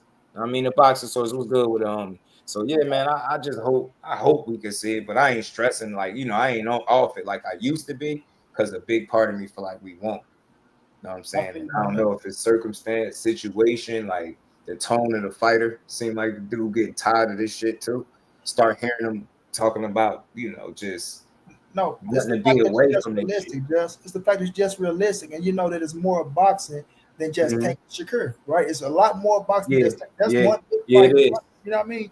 But at the same time, it's a fight that we want, and it's a hell of a fight, bro. And I still stand on where I stand on. I think Tank knock him out. Like, I stand on what I stand on. But that don't mean I don't want to see the fucking fight, bro. Because I know what type of, and like I say, Shakur is a bad motherfucker for niggas to try to discredit him and his skill set and what he can do in the ring and all this. Oh, he just run. When you look over the listen, that's why I respect the Rise podcast so much. You know what? I was just on the Rise podcast, bro. And you know what? My man, damn, I can't get my man name.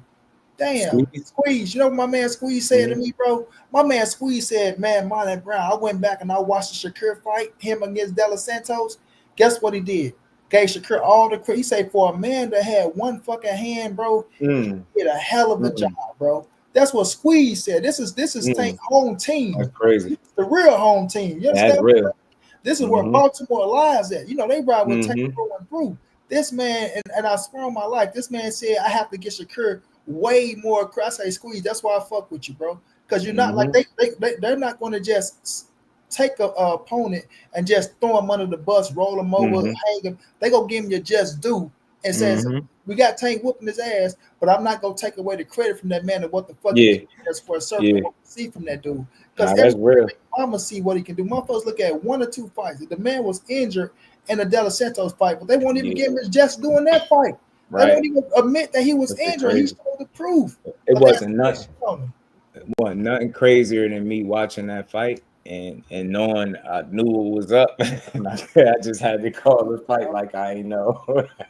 He still handled one of the biggest punches at the division. Right Crazy. I had to just call it like, yeah, damn, what's going on? The whole time I done got the phone call, I done got some game, got some knowledge. Like, I even knew what he was eating at the time, sitting down, and why he was eating. Like, all that shit. He was about to get in the ring on an empty stomach. You know what I'm saying? There's a lot. Like, he wasn't even supposed to be there, but I said it, man. If you pay attention, you know. If you know, you know. You get what I'm saying? Like, you know.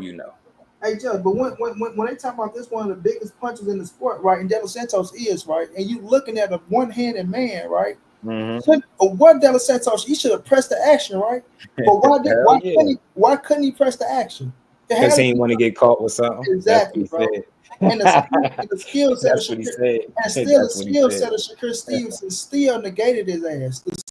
The skill set still negated his ass, but people ain't gonna give him his just doing. You heard what Shawn Porter was just saying about him. I played the clip, man. Matter of fact, I'm gonna run it again just so people can hear it. Don't take it from me. Take it from the fighters. He was there. I wasn't. Shawn Porter had some. It's refreshing to hear people give a man his credit and stop trashing him because he ain't your preference. You get what I'm saying? But listen to what he's Shakur, and I'm telling you, I watched Shakur first time I ever watched him spar. I went to the gym and I told him I was gonna come up and watch him spar. First time seeing him work, and I get it. It's just sparring. I get it. Yeah. he got in the ring with a mover that likes to use speed. I'm not joking with y'all. For some reason, the kid stops moving and stopped using his speed. I'm like, damn, like he just turned off everything that kid does. Like, damn. The next guy that gets in the ring with him is this come forward, this what's the kid he's fighting? Like pressure puncher? Yeah, Zepeda. This Zepeda kind of guy. I'm like, okay, let's see how he handles this guy. You know, I saw he stops that guy from doing everything that he does. And it happened in like less than a minute. That shit is crazy. Turning shit off. In there. Yes.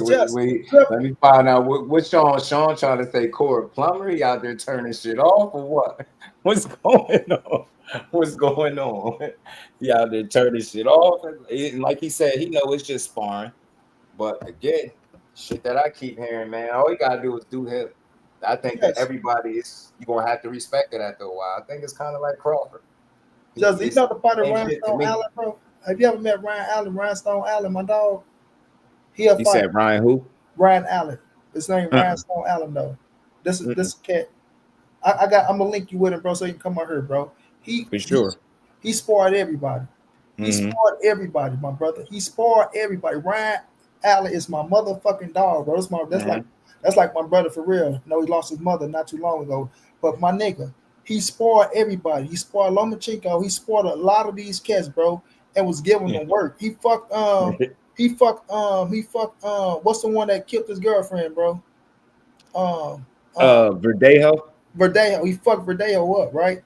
Now, you know, sparring and fighting to the butt. My nigga say, man, Monty, I gave everybody work, bro. He said the only nigga I couldn't fuck with was Shakur, bro. He said I couldn't touch this nigga, bro. And he was there, bro. He said he seen Shakur when he just got out of the amateurs when he sparred Lomachenko. He said it was neck to neck, right? He said it was good sparring. And he don't have to laugh for shit. He not getting paid by nobody, bro. He said the first fight, it was neck to neck, bro. He said after Shakur got that look, you know, as years went on, they sparred again. He said Loma couldn't fuck with him. He couldn't fuck out. Like I say, sparring and fighting is two different things. You understand what I'm saying? But it still shows. And that shows you why Lomachenko never wanted to fight Shakur Stevenson. You know what I'm saying? So Guess never put it out there that he was trying to get the Loma fight. He been trying to get the Loma fight. This ain't no that dude for free. Sparring him for free. Yeah, bro. Yeah, and you know, people don't do that. Sparring partners get paid. That dude be trying to get the smoke with you for free. Did he say something about Tank too? I didn't catch it. That post, I guess some of the shit that, you know, pop up on your Instagram based on who you follow, shit like that. And I just happened to catch that from Porter, and it was in regards to Shakur, because I heard a lot of people, you know, commenting about this fight, and you know, they still questioning if it's like on one end, May Kendrick, what's going on? It's like one end, they want to say he got hand issues, then on the other, in the very next breath, bro, they saying he faked the hand injury to get out of a fight. I hate the internet. No lie. When y'all don't like I don't care how it's said. When y'all don't like a fighter, y'all will push anything, no matter how ridiculous it sounds. You got grown men faking injuries to make big bags in fights that they expected to win. Like, that's stupid. That's hustling backwards. So yeah. So the dangerous fight for less money, I'm gonna be sick and injured, and I'm gonna go in there and fight him. Then I'm gonna turn around, and for more money and the less dangerous guy, I'm gonna fake an injury. Make it make sense. That's why I'm like, yo, what is wrong with y'all people, man? Do y'all pay attention? Fake it. Yeah, man, you see how he fell to the ground, man. It looked fake, man. I was like, yo, I swear, man, y'all lucky I'm not the old me where I used to just argue, because I'll be arguing with y'all all day. Y'all be saying some wild stuff. I just like, from now on, I'm just saluting people in chats. I'm no longer giving my opinion. I'm keeping it to myself. It's going to be for me. And what are we talking over here? I'm no longer voicing my opinion. I'm just saying what's up. I don't got no comment on nothing. I'm going to just tell you to cook and keep it pushing, because the shit that I be hearing is ridiculous, bro. That shit is sad. The man showed medical records. This is how bad it got. And he's still like, nah, he ain't hurt. It's like, yo. One fight, the only thing that's wrong is because he, you know, it was an excuse. It wasn't nothing wrong with him. It's like, yo, what? Yo, so being sick, throwing up in between sparring and pushing through this shit, ain't nothing wrong with you. Sitting down, you know what I mean, sick, you know, you gotta eat. You got a game from the legends to tell you to not go in the ring with the empty stomach. You know what I mean? You get sent to specialists, so you know, see if you gonna pull out or not. They thinking you gonna do it, and you like, hell no, the whole time. Like, bro, nah, he wasn't hurt. So why the hell wasn't he throwing his hand in? You explain it? Like, oh, he was that scared, right? Of a guy with this shit is crazy. And I'm talking about this from the beginning, bro. This ain't like he went 6-7 rounds fight with both hands, then he just stopped using that motherfucker. This man didn't use that hand from the beginning to the end, bro. Crazy. I watched the fight with everything boxing, bro. We sitting up there and we saying, bro, something gotta be wrong with it. This nigga ain't throwing that hand at all. Like, what the fuck? Like, this nigga is not throwing that hand, bro. Like, and we broke the back, bro. We said something gotta be wrong with that hand, family. Something gotta be wrong because he's not using it, bro. He threw about 3 left hands going into like round 4. Right. I watched it a couple times, and I was actually counting. And like off the rip, there was a moment where typically he would have countered. Like De Los Santos lunged in, was all out of position and everything. The left hand was available. He just ain't fired. And then just also the way he looked before the fight too. He looked kind of sickly. Like he just looked you know, like somebody got the flu, like that cold sweat type. That weight. You notice he was like 133 or something. That's a little light. I ain't trying to say like I know him, but I pay attention to little shit. And that's a little, and then I hear like you throwing up while you sparring and they trying to stop it. And he like, nah. So when you tell me somebody's scared, you gotta get the fuck on with that. Like y'all gotta really pay attention to what kind of, I don't think you get it. Like some of the shit I don't even speak on because you would think I'm just up here glazing. And I hate that because that's like for the kids. But you would think I was up here just saying shit. I'm telling you. You would think the stories that I got that are 100% fact. If I sat up here and told y'all these stories, y'all think I was making this shit up. I'm telling you. They can't say you glazing because everybody do that shit for their favorite fight. So if that guy, like, bro, I'd be like, man, Tank was throwing his hand against Pitbull. They said Tank hurt his. I believe Tank hurt his hand in the Pitbull camp and stuff like that. I just believe he was still using it for a while, and then I remember a complete round where he didn't use it at all, and he just boxed with the one with the offhand. I believe Tank hurt his hand against Pitbull because he stopped that bitch. I bet, yeah. But I got you. But people get Tank credit for fighting Pitbull with one hand, but they won't get Shakur his credit for fighting a hard hit motherfucker. I know Tank was, different fighting style, so of course his approach with fighting with one hand, I think it'd be a lot different, right? You get what I'm saying? He obviously got more of a one punch kind of guy. If you somebody that's wounded and ain't got your best weapon, bro, you in there, you know what I'm saying? You half of what you should be, and you still in there. So I just respect it. I respect it either way when you push through. You see these dudes fight with injuries, hurt hands, broken hands, whatever the case, torn tendons, broken jaws, all types of shit, man. I just respect it all, but I just expect people to keep it real when you're seeing some shit that ain't regular. And I'm telling you now, and I'm standing on it, your favorite fighter, whoever that might be, he or she, is not getting in the ring with somebody that posed that kind of threat, being that less of themselves, being less than 100%. They're not doing it. I know they're not doing it. They won't even dare try. And that man said, let me show you how to get a win on an off night. That's crazy. And then go do it. You can say what you want. Sound like some shit Jordan used to do, man. Larry Bird, man. Who coming in second? Talk to him. Who coming in second, man? Like, I just was on the phone with my guy. He like, bro, he is not normal. I know they don't be wanting to hear it, but hey, he watching. He like, bro, I watched a lot of fighters. That shit that he doing in there is different. And you heard what Shawn Porter said more. He said, shit, he comparing this to like Floyd Mayweather. No, he made sure he put the disclaimer because you gotta say it. He's not Floyd Mayweather. That's not what he's saying. I said, he brought in the guy that Floyd brought. I think Rafael Garcia is his name. To wrap his hands that Floyd brought in the later part of his career. That was helping Rafael Garcia, rest his soul. Yeah, I said that to somebody, and they like he's not Floyd. I'm like that's what you got from what I said. Like, bro, what? Like, damn, man, y'all just be Crazy. Nobody is Floyd. We'll never say nobody is Floyd. But Yeah, I would never say that, bro. I don't care how much of a fan of a fighter or a supporter. I'm never saying that. Floyd is one of one, bro. For me, hands down, I ain't seen nobody be that consistent at doing it. That I got to watch, and he was a for sure bet. You know, no matter who bet against him, he never lost. I done seen people talk about how Floyd made them rich because they continue to bet on his fights through the years. Hundreds of thousands of dollars on this dude. People like changing their lives because he don't lose fights. That shit different, bro. You ain't gonna see nothing like that again. I think it's also important to note this and the difference between Tank versus Pitbull and Edwin De Los Santos versus Shakur is the opponents that they had in front of him. Pitbull is not the type of guy that is gonna just halt at the gate because you throw a couple foot feints at him. That dude is a crash test dummy. So regardless of what's going on, he's pushing forward and he's winging shots. Edwin De Los Santos is just a little bit more measured than Pitbull. So Shakur was able to control him and regulate him with feints and things of that nature and keep him at bay. And I also got to give him this credit, Edwin De Los Santos. He was very disciplined. You know, I played that clip many a time from Blood, Sweat, and Tears with Cello. His coach is advising him. When you see Shakur put his foot here, then you step off. And he took heed to that. I felt like Edwin was probably a little too disciplined in that fight. So where he was just so leery of Shakur's offense that he didn't even take inventory of the fact that the man wasn't letting his left hand go. Right. Because he was so focused on the position.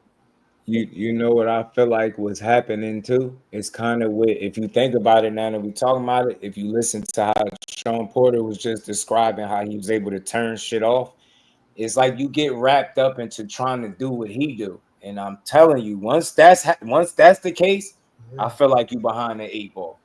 You're gonna have to do something different. If you get caught up in what he trying to do, like I think he felt like De Los Santos part of that reluctance he showed. It wasn't like he was scared per se. I definitely think he said he didn't want to get hit with something, but I think it was him wanting to prove that he could box with him. For some reason, I felt like he was like, bro, this dude ain't that good. I could do this shit with him too. And it's like, nah, you can't do it how he do it. You can hang, but can't do it how he do it. Shit, getting hit 40 times in 12 rounds is unheard of. You can see how boring it was all you want. Right. Shit. If I could make you hit me 40 times in only 36 minutes is crazy. God damn. But just it's like you say though, it be the rhythm of the fight, bro. You gotta catch on to a nigga rhythm. You feel me? You try to catch on, like you say. Sometimes you feel like, you know what, I can't hit him with the big shot, so I gotta try to, you know, work my way and try to walk him into something. And then you find out you can't walk him into shit. He end up walking you into shit. You know what I'm saying? You're trying to catch on to the rhythm. That's all boxing is a rhythm, bro. That's why people, you got to catch on to the rhythm. You can't catch on to the rhythm. And Shakur just, with Shakur, and I'm sorry, because I got to think about my Olympians, bro. So I'm going to always have something special about our Olympians. I love the Olympians too, because I think they get a raw deal, and I hate it. I really do. Like people, I've never seen, you know what? I've never seen Olympians downplay other Olympians. But I always see the non-Olympians take shots at the Olympic fighters. And the only thing I say is just because you're from there, that don't mean you the best thing ever. But that, if you take it far enough, you get what I'm saying? That's some priceless experience that you're able to gain. And especially when you a guy like who we talking about, and you hands down one of the best amateurs that you know did this shit. And that's without having 2 gold medals. Yeah, you ain't gotta have 400 fights. Tell me, man, I think people need to do a little more homework. Maybe they'll get it. Maybe this should have made more sense. The kind of traveling that he's doing, man, across the world, beating asses, winning tournaments. Man, probably when you shouldn't even be traveling, you doing this shit, right? The coaches and facilities that they have at their disposal as well, because you could only imagine that the people who were heading the Olympic team, they've seen it all and done it all. So that's priceless information that you have access to. There you go. They done seen every style. They seen it all. But my thing with Shakur is, I need to know when this hate started coming for Shakur like this, because niggas weren't doing all this hate in the beginning. I remember every motherfucker from the beginning, they weren't doing all this hate on Shakur. So you can't tell me one fight that turned you away from this dude. You know why? Yeah. Because they didn't have they didn't have most people didn't have a favorite fighter at 26 and 30. But then, you know, by the time you got to 35, it started looking a little different. And to me, I call it what it is. It's kind of how when Crawford got to 47. The shit that I heard about Crawford once he got to 47, what people's favorite fighter was that. And this is not everybody, but I just noticed the energy switch when you become a threat or a direct possible opponent. Now people just go in on you. And I think that's how I started saying with Crawford. I'm like, man, I'm not. Resumes don't win fights. I see that in my title. Skills do. And I feel like that's the argument that they made with Crawford for years. He ain't fought this one. He ain't fought that one. If it was solely off that, then he wouldn't have won the fight against Spence, right? He wouldn't beat certain guys because he ain't fought nobody. It's crazy that all them fights in, people really feel like he ain't fought nobody. I just hate that conversation because it's stupid. It's like, who would you have beat? I don't know, man. That's Crawford, a cold dude, man. I've been watching him since he turned pro. What is that, 08? Me too, bro. Spence turned pro in what, 2012? Crawford been beating ass for a long time, man.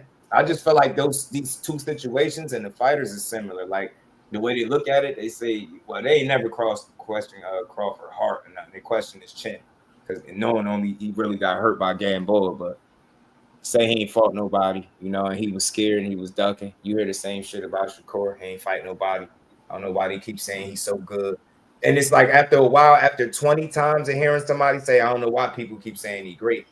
Like I just proved it with Kid Austin Pops. How he say, what makes him great? And then I played a clip where he's saying out his own mouth that he great. Can't make this shit up. People are idiots when it come to him. they be that mad. They just be double talking. They say anything. I be wanting to know why these fighters make y'all so mad. I really love boxing. So if you cold, I'm rocking with you. I don't care. I don't care if you could be a potential opponent to the guy I like or the fighters I rock. I don't give a damn. I want to see all these dudes fight. Unless I'm on the payroll, bro, I'm not invested in nothing. I got to be getting paid to care the way people care. I don't care that much, bro. And shout out to Skills, my brother. He said, salute at the highest level, my dog. Appreciate you, man. Appreciate the love. Skills from Northern. What's going down, Valley? What's good with it, bro? My thing was Shakur Devin's car and then get a fight offer. Just read Shakur accolades out, bro, because niggas acting like he just some type of little Rudy pool or something. Like this nigga ain't a silver medalist, 3-division world champion. If I'm not mistaken, he 2-time unified in 2 divisions, right? You know that shit don't mean nothing. That's how they be. They don't mean nothing. Look who he lost to in the Olympics. Like Robisi wasn't good. Look who he lost to. He cried like a girl. And you know, a silver medal just mean you a second place loser, bro. I done heard him. I done heard it all. I don't care if you got titles in 3 divisions. That don't mean nothing. You still ain't fought nobody. Top rank just since the top rank died. Top rank set you up to be good. It's like, yo, bro, what? And my thing would be like, why y'all so angry, man? What's wrong, bro? You never ask yourself why so many fighters say the same shit? Don't listen to me. Never mind me. I'm just a supporter of the sport from Jersey, bro. But listen to the fighters. Listen to the Shawn Porters of the world. You get what I'm saying? Because he all types of real ones. Any other time, when he's speaking about this youngin, it's different, huh? That shit's different, huh? Yeah, like, not just Shawn though. Just like I say, when Shakur hit the market, they not gonna give him JUSDUE. They not gonna give him credit. But every motherfucker that was a boxing promoter was out there chasing this motherfucker. And niggas will say, oh well, no, everybody out there had a motherfucking fishing rod out there trying to hook him in. Whether it was a 1-fight deal, whether it was a 2-fight deal, whether they just wanted to talk, every promoter had a fucking rod out there trying to will in a Shakur Stevenson. You know what's up. Yeah, so that's why I be like, man, people got to stop the bullshit, bro. Now show me what's up.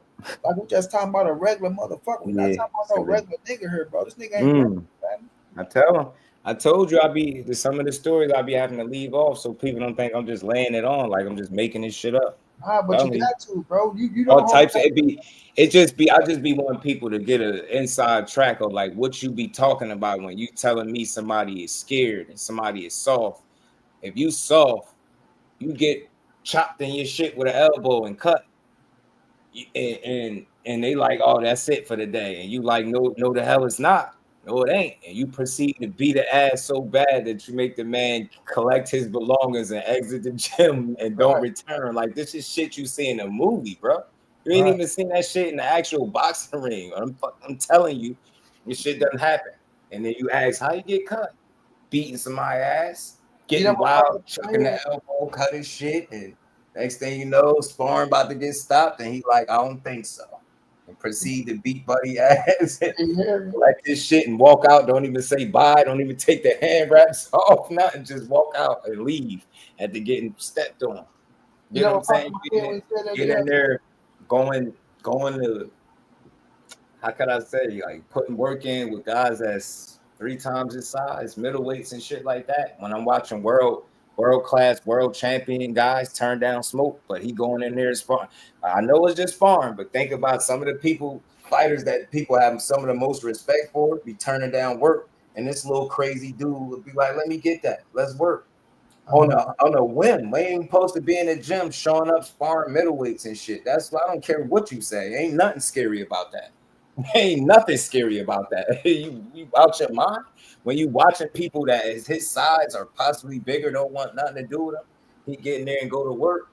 Nah, man, you got me effed up talking about scared. And that go for all these dudes. A lot of these, I respect the hell out of the mindset of a boxer, not just him. It's all these dudes. That's why I'm JUSDUE. I'd rather take the approach where I'm going to give you credit for some shit that I can't do. Facts. We become so comfortable talking crazy about people that do shit that we can't do. He can't punch. If he punched you in your face, would you say that? So why would you be up here talking about somebody can't punch, or this one don't hit hard, this one don't do this, he don't get knockouts, he don't do this? It's like, bro, what? Sound weird, man. Somebody punch you in your face with an 8-ounce glove, you gonna feel it, dude. Care what you say. I'm talking about a little kid can punch on your shit and you gonna feel it. So let alone a grown man. Yeah, right. Hell no, you can't get a black eye. Hell no, boy. I mean, they was going crazy with the narratives with the black eyes and shit like that. They did. I did one on Tank, exposed somebody trying to say he got his eye black. They put the picture with some old ass sparring, and this dude clearly was sparring a much bigger guy and a puncher at that. And you know, he high yellow, bro. Like, you know, you could probably pluck Tank in his face and his shit would bruise. I know for a fact I would. You could pinch me and my shit gonna look purple and blue, look crazy. So it is nothing like that. And when people make such a big deal out of like facial scarring or like lumps and bruising, I'm like, yo, I know you ain't had many fights in your life. I know you don't. When you look at that, you be like, yeah, he probably won. I'll show you my face after some fights. So I know for a fact that I won, and you would be thinking for a second, like, man, you sure you shit looking a little swole? You sure he didn't get you? Some people just swell and bruise easy. And a high yellow ass dude getting punched with glove burn and shit. You don't think you're gonna see that shit on his face? He getting his ass beat in sparring. I'm like, that ain't it, bro. Shout out to Skills, man, my brethren, man. He said you get a black eye. Yeah, nah, you get a black eye, you lost automatic. I talked about Bud whipping his ass all over the gym. Yeah, man, he get a raw deal too. They don't like Budrick, man. I feel like he tricked. Shout out to Fonta's comment. He had said the last time like the fighters got on the same page and talked, one guy got tricked out of his position. And I understand because I felt like the coin flip and all that stuff was extra. But if you just listen to the, you know, what Crawford was saying, and even with some of the comments Errol Spence made about Terrence Crawford, I think it'd be safe to assume he doesn't feel like he got tricked out of spot. You know what I'm saying? And I think that's important. Even after losing to the dude, they asked him, who you got? Crawford and Canelo. This dude say he going with Crawford. Yo, I swear to, I'm glad he don't got no other name besides the truth, because that's really it. He there's no other nickname for him to have. I don't care how corny that sounds. It's no other nickname. That's the dude told you Crawford should be the favorite in the fight.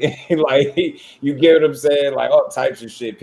Somebody said to him on Twitter, you will never be the same again. He said, shit, you get thrown from a car and you see if you ever be the same. Like, he never lied to us and was like, yeah, man, be the best Errol Spence ever. New and improved. He never did that. He just went out there and fought. And whatever it was, no excuses just after the loss. He didn't make no excuses. And then even with the coin flip, that's just to come out. Like once you're in the ring and the bell go ding ding, the coin flip ain't got shit to do with nothing, bro. He said, "Yeah, a crazy day, but I still support." Oh, you had a crazy day, Reef, man. Listen, shout out to you, man. Let me let you know, man.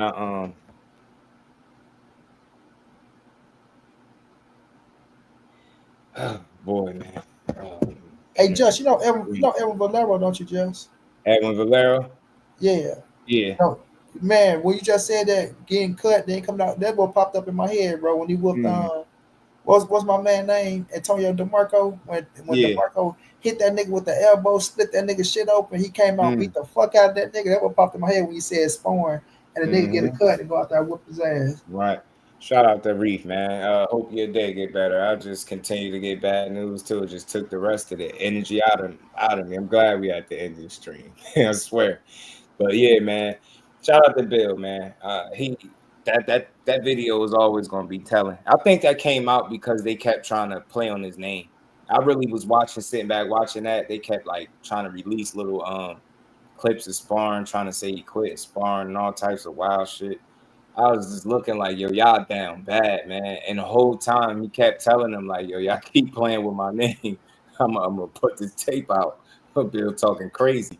And I remember it was even content creators joining in, like, well, drop the tape, talking crazy to him. And then one day I popped up Twitter. I was like, oh shit. He must have got tired of it. Must have got tired of them playing. I keep that in my brand section. I'm never deleting that. That's when people get too crazy, like they forgot, I go play that. Because that right there tells me that we more than likely was never going to get that fight. Why? Because I don't. All things aside, I think Devin is a real one. I think he got heart. I think he'll fight anybody for real. If the right opportunity is presented to him, I think he'll fight. I do. I don't have no reason to think that he's scary of anybody. If you ain't quitting when you got every reason to, the dude got you damn near face down, ass up, and you out of it, and you continue to get up and fight back and put rounds together and shit like that's nothing to me. I don't need to see it 100 times to know. I'm like, all right, you showed me something right there. I don't think it's a matter of scare. I just think when it came to him and Core, I think they were cool. I think they obviously had some type of friendship relationship with each other, right? And I think because of the size difference or them being at different weights, I don't think they anticipated it being at 35 together. And if you just look at the way things materialized and just look at how long Devin probably stayed there at 35, right? We could arguably say if he ain't stayed with maybe 2-3 fights there too long, he's not even there by the time Shakur gets there. So that whole conversation about them fighting at 35 never even takes shape. But I think from a competitive standpoint, I don't give a damn what conversations y'all had in the past about plans. Plans change all the time. Like I said, I don't think y'all anticipated being in the same weight class, but as a competitor, if you're going to say there's not going to be another champion and I'm here, I'm like, if you fight me, it'll be one. So it's like, I never understood why that wasn't embraced. My mind was blown when I seen how negative people perceive that fight being a potential thing. I'm like, why are y'all so mad? Yeah, he's jealous. Why is he getting in the ring with him, man? Let him enjoy his win. I said, Devin ain't let Loma enjoy his win when he jumped in the ring with him. Exactly. And Loma told him, you heavyweight. Like, lightweight, you heavyweight. He didn't let him enjoy his win. He was on his helmet. I'm like, I know y'all didn't say that shit. So it was like, nah, he's a snake. They agreed that they was going to fight later on in their careers. I was like, nah, y'all so bothered by this. I don't care what they said, though. I know he won't win that fight. That's how bothered y'all was. The fans I'm talking about.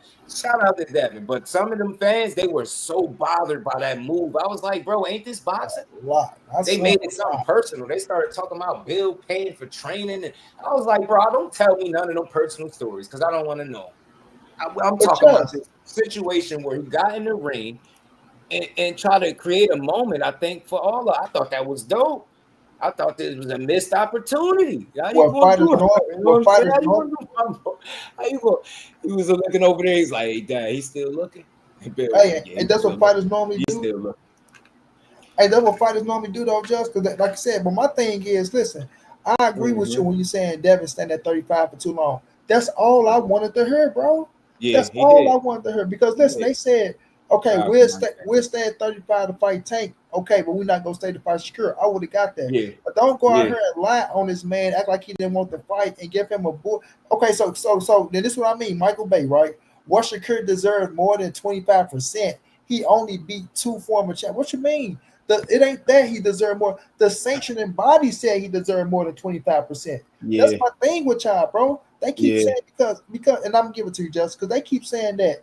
Oh, they offer him 25%. Who in their right mind go take 25% when the sanctioning body said if it go to the motherfucking when it go to purse bid, he's going to get at least 4 at the minimum. He's going to get 40%. So what would you like? Stop being like y'all do this stupid shit, Damon, my knowing God. damn Yeah. well, man. This shit. I don't get crazy. that, bro. I don't know why they do that. I It's don't. crazy, bro. Yo, I'm telling you. Do you know how crazy it is as a fan, without no homework, no nothing, to just like throw out there somebody's worth without like just no kind of.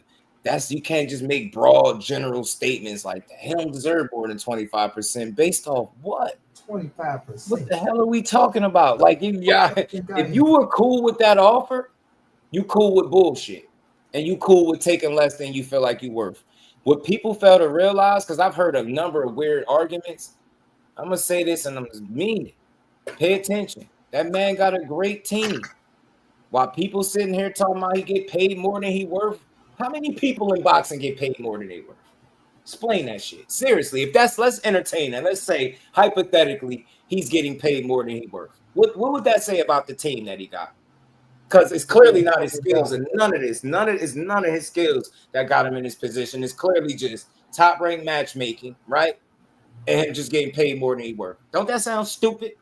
How many people do you know is able to fight on top rank and get paid more than they worth? Nobody. Make it make sense, man. Do y'all know when you medal in the Olympics, you start off making a certain amount of bread? You don't know that? Like, do the homework, man. Like, so it's like he got a really good team, is what I'm getting at.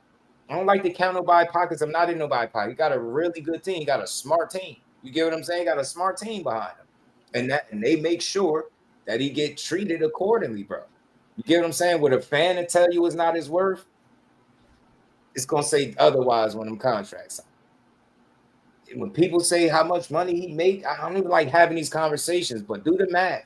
He paid a lot more than a lot of these dudes, most of them. And then you say what he ain't worth, and then you would say, we'll tell you what a guy is not worth, and he would have been the most accomplished fighter that I think dude fought to date, wouldn't he?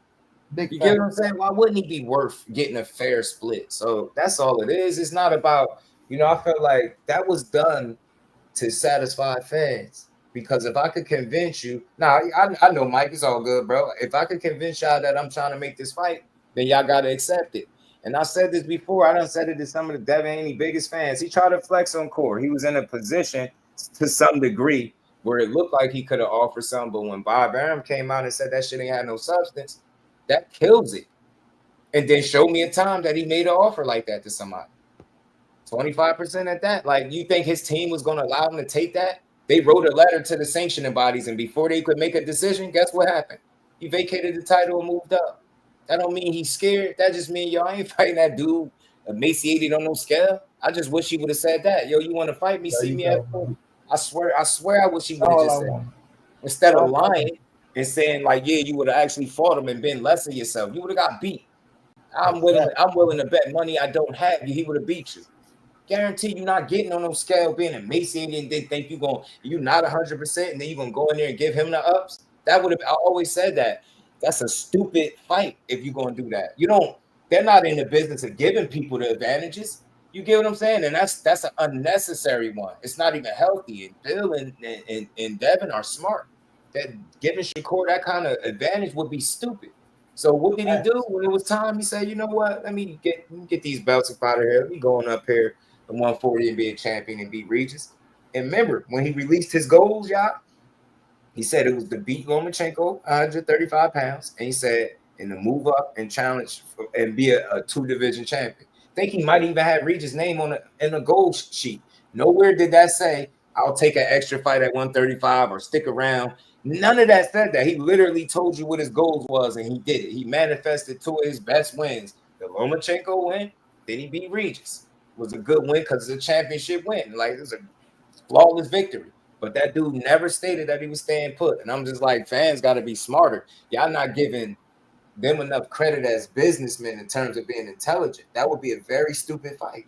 Listen to what he said to him on the clip where nobody is listening, how he said about how he always got off on him. So you telling me you feel like that off camera when nobody's, you don't know if anybody's listening, but you're going to know that he's at a disadvantage and still go fight the guy? So if you're a real one, you could separate your feelings from it. It's not about being scared. That's not a smart move. Sports are, especially boxing, it's a game, it's a sport of inches, bro, like in advantages. You're not in the business of giving people the upper hand and then going in the fight lesser than yourself. Hell no, I wouldn't even want to, I'm so real, I didn't even want to see the fight if it was any chance he could have been like dead on the scale. Who needs to see that? Hell no, because then we can't even get the best fight possible. I don't want to see that. So I just don't think they anticipated of being in the same weight class with each other, and pride and ego, and they competitive. So when they found themselves there, Dev said the shit he said, Corey responded. That's fighter shit. I don't think nobody was wrong. I just don't think they ever had any intent on fighting them at 35. I don't. I asked Bill that straight up. He said to me, I asked him, was the offer real? He said, it's as real as me and you talking right here. He said something like that. Cool.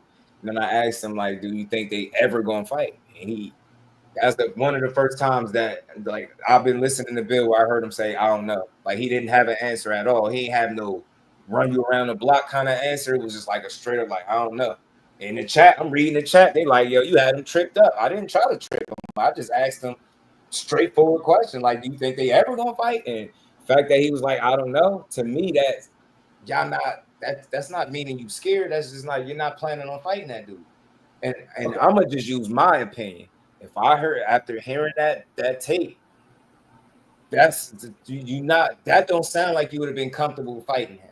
I don't care what you say on the camera when everybody's listening. Is what you was saying when you didn't know who was listening. That was very telling. How he always got on you. You talked about the gap in between the two. I was like, that shit sound crazy, bro. Like, I don't even know how people were still talking shit after that tape came out. I would have just shut right up. Like, it ain't nothing. There's nothing else you can say. You know what I'm saying? But that don't change shit. They both still hell of a fighters, man. I'm rooting for Dev. I'm a supporter of his as well, bro. I want to see him get all the way back to himself, because if Devin Haney is 100% him, then that means we get the best fight possible between him and Norman, because Norman is looking as good as he's looked in his entire career and consistently. Confidence, defended his title, everything looking good. And if Devin Haney is on the top of his game, I think that leads to a good fight. I don't want to see a broken fighter, but I mean, it ain't up to me. It's up to Devin. I always listen. I just thought the pedigree was a little bit different between them two. That's the biggest difference between Corey and Devin, to me.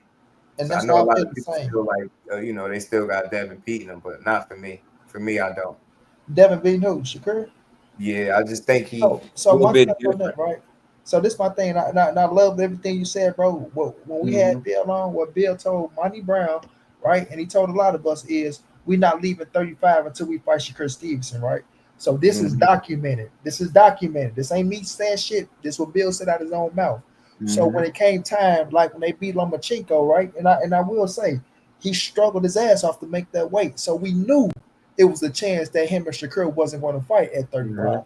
But still in all, this is what you said, Bill. Y'all not leaving 35 until y'all fight Shakur. So when Shakur come to 35 and y'all the undisputed champion, who the fuck do we supposed to go after? You know what I'm saying? Right. If I'm at the division and you at the division, you say y'all not dropping the titles, then that's only saying one thing to me, my boy.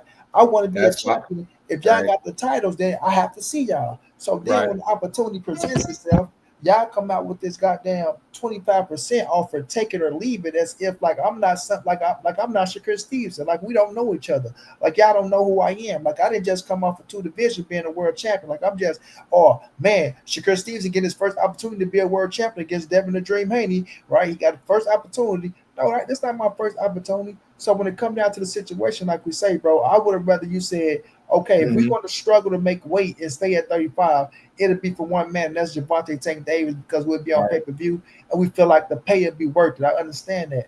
But don't go out here and give up this shitty ass offer that the whole world know is bullshit. Even the Devin Haney fans, They know it's bullshit, but they go take it because they want to make their fighter look good. Just be realistic with the situation, right? Just say, oh man, look, our guy can't make this weight. He almost killed himself. And then, but don't come out and say, oh well, we had the plan was to fight Shakur when we got the 47. We don't know if Shakur gonna ever make it to fucking 47. He coming and truth be told, I don't think he will.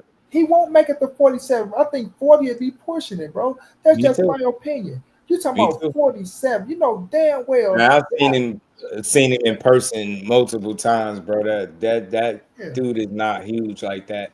He got like size to him, but it ain't like what you think, right? He's not that type of size. So what's that telling you, Just? If they saying, well, Shakur, we ain't gonna fight you until we make it to 40, that means y'all want a big ass advantage. That means, okay, we need some type of advantage over this nigga because he's just that good that we got to bring his ass up before. This just my opinion, so y'all don't go crazy. I'm not saying they saying this, but my thing is, if you want to push him to get to 47 and say, well, we'll fight you at 47, if that was y'all playing all along, then y'all looking for an advantage. Y'all looking for a clear advantage, or like you say, just y'all not trying to fight him. Because like you say, when Bill came out and say, well, we measure ourselves off of Shakur Stevenson. Well, that's how we know we getting close to Shakur, right? That's just let you know how good he is. That just let you know how good he is. At the end of the day, bro, all I'm saying is just be realistic with the situation. When I got documents, of the sanctioning body saying that Shakur did better numbers than Devin Haney when he fought George Kambosos both times, right? So when I'm looking at that situation and we see that this man, they saying that 40% or even 50%. Like I'm just saying this with the sanctioning body saying this ain't just me running my mouth, right? When they go to purse bid, you would think Bill Haney them would come back to the table and say, if they really wanted to fight, come back to the table with a better fucking number than 25%. That's if I'm just some type of Rudy Poo ass fighter that's just happy to get a chance to fight Devin because he's Devin and I'm not Shakur Stevenson. Like, man, let's cut the bullshit out. Yeah.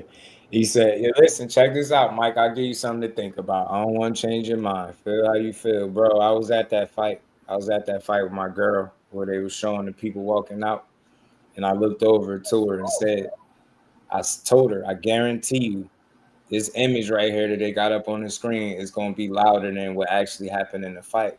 But the part that the TV doesn't explain to you, bro, and you got to notice if you go to fights, just because he's in New Jersey don't mean it's 100% Shakur fans in the building. That's unrealistic.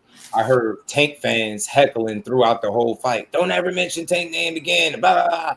Just because they're in Jersey don't mean it's 100% him. But I will tell you, I've been in 3 of them hometown fights. Each time they got crazier. That man get a standing ovation. They love him. They show a lot of love on his. When the people got up and started walking out, the part that the camera don't explain to you is that most of them, I ain't gonna say all, I'm pretty sure some people probably got to go. For the most part, they was all just standing up at the top. You know how you just like an after party kind of thing where a party almost out and everybody just standing there ready to leave. That whole section was like full. If you wanted to walk up there and get out, you'd have had to walk through a lot of people. They still stood there at the top. You know, and I believe some people left, but the majority of them didn't. They did, and it wasn't nobody like the real. This is the thing. When people be like, "Oh, your fans left," those are not his fans, bro. Like the ones that y'all saying is leaving because them not fans don't do that. Or then again, fans do, but that's why I call myself a supporter. It ain't nothing to complain about. If he outclassing the guy every step of the way, and I seen this dude go toe to toe with a fighter that's supposed to be more of a puncher, and he was taking a fight to Frank Martin. Somehow he get in here with the guy in Shakur Stevenson that's supposed to be pillow-fisted, brittle hands, and all of a sudden he on his good foot. You get what I'm saying? He on his good foot. So I don't know. I think he just gonna need the head and sweet thing. I hope we get it, man. I just hope they could put pride and ego to the side and make a fight. But man, let me wrap up, man. All right, before you wrap up, let me tell you this too, Just at that press conference, Shakur told him to get your running shoes, and everybody laughed and joked and said, "Oh, Shakur, you the runner." In that whole fight, he pushed that boy back the entire motherfucking The fight. entire way, But bro. nobody will give him credit for that. Come on, man. Quit playing with me, man. And go watch his fight with Frank Martin and see how he fought Frank. He was blasting Frank Martin with all types of body shots. I'm not exaggerating, bro. When I went and rewatched it, I was like, damn, he was on Frank ass. And look, Frank's supposed to be more of the puncher, is the point I'm making. But when he fought the guy that's a non-puncher, the pillow-fisted guy, he admitted to having his track shoes on at the end of the fight. He said, I had to, brother. He said, you had your track shoes on. He said, I had to. Like, bro, I wouldn't even be surprised, bro, if somebody told him, like, you get me? Think about it. They gave him Artem on the way out. Bob Arum tried to limit the seating capacity to devalue him on the way out. They tried to show the people leaving that didn't really even leave. It was a lot of bullshit. And then he cooked this man, and people woke up the next day and shitted all over the performance. Exactly. And I said this before, man. No other fighter will you see win that by that wide a margin and get shitted on like that. And no other sport will you see it either. I'm telling you, that shit is one-on-one. It's a disdain. I don't know if they don't like how he talk, but if I was that cold, if I had a plus minus that high and people couldn't hit me, and every time I step in the ring, y'all telling me what I can't do and I keep doing it, I'll talk shit too. I'll be talking a ton of shit and y'all won't be able to stop me from doing it. And he said, if you don't like the shit he talk, come beat him. Do something about it. Mike Kirkland, my brother, what's going on, Mike? How you man, I'm gonna keep it real, Justin. It's just what it is, and they can hate me for it all they want to. I don't give a damn, bro. It's all because of what Tank said about him that make these people talk the way he talk about Shakur Steve. Let's just be realistic, fam. Yeah. If Tank would have said something nice about him, this and that, they'd be, oh yeah, Shakur is this. But by Tank, discrediting him and saying the shit that he's saying, because that's all I heard out these people. I heard everything Tank say, I heard them say. Right, so that's how I know followers when I see followers, and I don't take it the wrong way. But it's just the truth of the matter, bro. I see a lot of these cats playing follow the fucking leader, bro. Because in the beginning, people weren't saying this about him, and like I say, one fight don't deter you away from a fighter to disrespect this man the way this man being disrespected, bro. It's nonsense to me, bro. I never seen nothing like it, bro. I never seen nothing like it. Yeah. But I you know what's funny? Being me, I've done it for all these dudes, like some of the top guys, the Devins, the Tanks, the Shakurs. Like I don't see a world where you can't like all three, because I do. Don't tell me I don't. You point to my content to show you I don't support. You get what I'm saying? I rock with them all, but the shit that you hear when it's like, people don't think for themselves, it's like broken record. You hear that shit, it become redundant. They say the same weird shit over and over and over again. Like I said, that running narrative was the wildest shit that I've ever heard in my life, and I refuse to believe that you watch him. If you say he runs, you don't watch him. Just tell me. That's another way of telling me you don't really watch his fights, because there's no in between. There's no case that you could point to. And I was, for a while, I was giving people the De Los Santos fight, just giving it to them. Then I had to think about it and go back and watch it. I was like, nah. He ain't run here either. Y'all down bad. Happy 4th to you in the chat. Shout out to my brother Mike Kirkland. Appreciate you as always. Shout out Mike Kirkland, bro. Hope y'all all enjoy your holidays. Those that will be celebrating. I forgot to put 4th right here. You know what I'm waiting for? My 4th. I didn't even 12, Mike. Know what I mean? When my boy take his beta ass to school. Watch they find a way to complain. Yeah, he was doing too much lateral movement. Yeah, he wasn't really engaging. Man got the highest plus minus ratio of any active boxer, but he don't throw punches. And not just that, not just that though. Listen, he just knocked out. They want to say the man is what, electrician. It don't matter what y'all want to say, but the electrician he had a better record than Floyd Schofield. And he was ranked higher than Floyd Schofield. That ain't me saying that. That's the facts. Then he go out there and knock the motherfucker out, stop him, and they still discredit. Oh, he was that's why I say if he'd have knocked him out in the first round, he wasn't hurt hand. It took him 9 rounds to do. Motherfucker, if he'd have knocked him out in 1.5 rounds, y'all still would have said discredited, bro. 100%. They would have said, yo, he wasn't nobody. That's why he knocked him out. Then they go so far when you say you knock him out, they say, oh, nah, that wasn't a knockout. That was a TKO. Yeah, it was like, a TKO. Yeah, I don't like y'all. I don't like y'all at all. I'm trying to tell you. I timed dude out earlier because he said he don't knock nobody out. I'm like, I'm trying to let him live, but he been saying that shit for like weeks in my chat. And I'm like, bro, you that's not even a valid point when the last fight he had was a knockout. Like, you gotta stop. And who gives a damn? The sport is called boxing, not knockout. Unless they change the sport from boxing to knockout, then I might panic. I might be a little worried. Get what I'm saying? This shit is called boxing, and he do that shit at the highest of levels. So it is. And then I'm gonna stop right here, Jess. I'm gonna stop because I don't want nobody to think I'm hating on nobody. But then niggas love to always talk about people leftovers, or this was Tank leftovers, this was this leftover. But when the nigga go handle Shakur leftovers, they get all the come on, man, let Money Brown stop, bro. Before I hurt some niggas' feelings out here. And we ain't never got to box again. Well. I already been getting these, but now it's time for you to get your just due. But when Shakur leftovers get handled, niggas out here, and I'm talking about they jumping, clicking their shoes. Oh wow, my baby. Damn, where y'all getting this leftover term from anyway? Leftovers, dumbass shit, bro. They be like, yeah, they leftovers. I'd be like, leftovers. Yeah, niggas lost one time. And they leftovers. You lost one fight. Yeah, it's take leftovers. I'd be like, what the hell? Man, so that means this fighter can't fight nobody else for the rest of his career. Can't fight nobody else. His career is over with, bro. He's done. Shit, sometimes Tank be like the gift that keeps on giving. You lose to him, depending on how you lose, it might not be the worst thing in the world. You know what I'm saying? You might be able to Pitbull cruise your way to some shit, you know? Right. Might be able to Lamont Roach your way into some things, man. So, but shout out to everybody, man. I appreciate y'all rocking out, man. They're going to be the same ninjas hopping on the train when he beat their favorite fighter.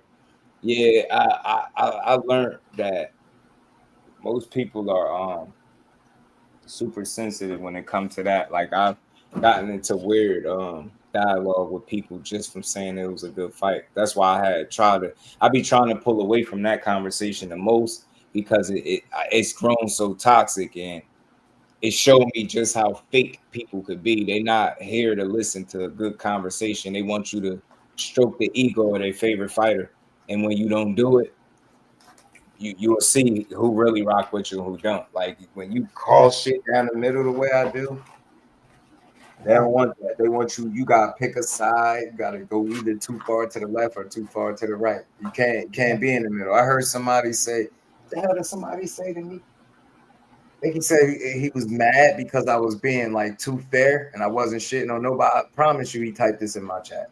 And I had to check him like, bro, I don't give a damn what's pissing you off. I'm pissing you off because I'm being fair and I'm not going with that.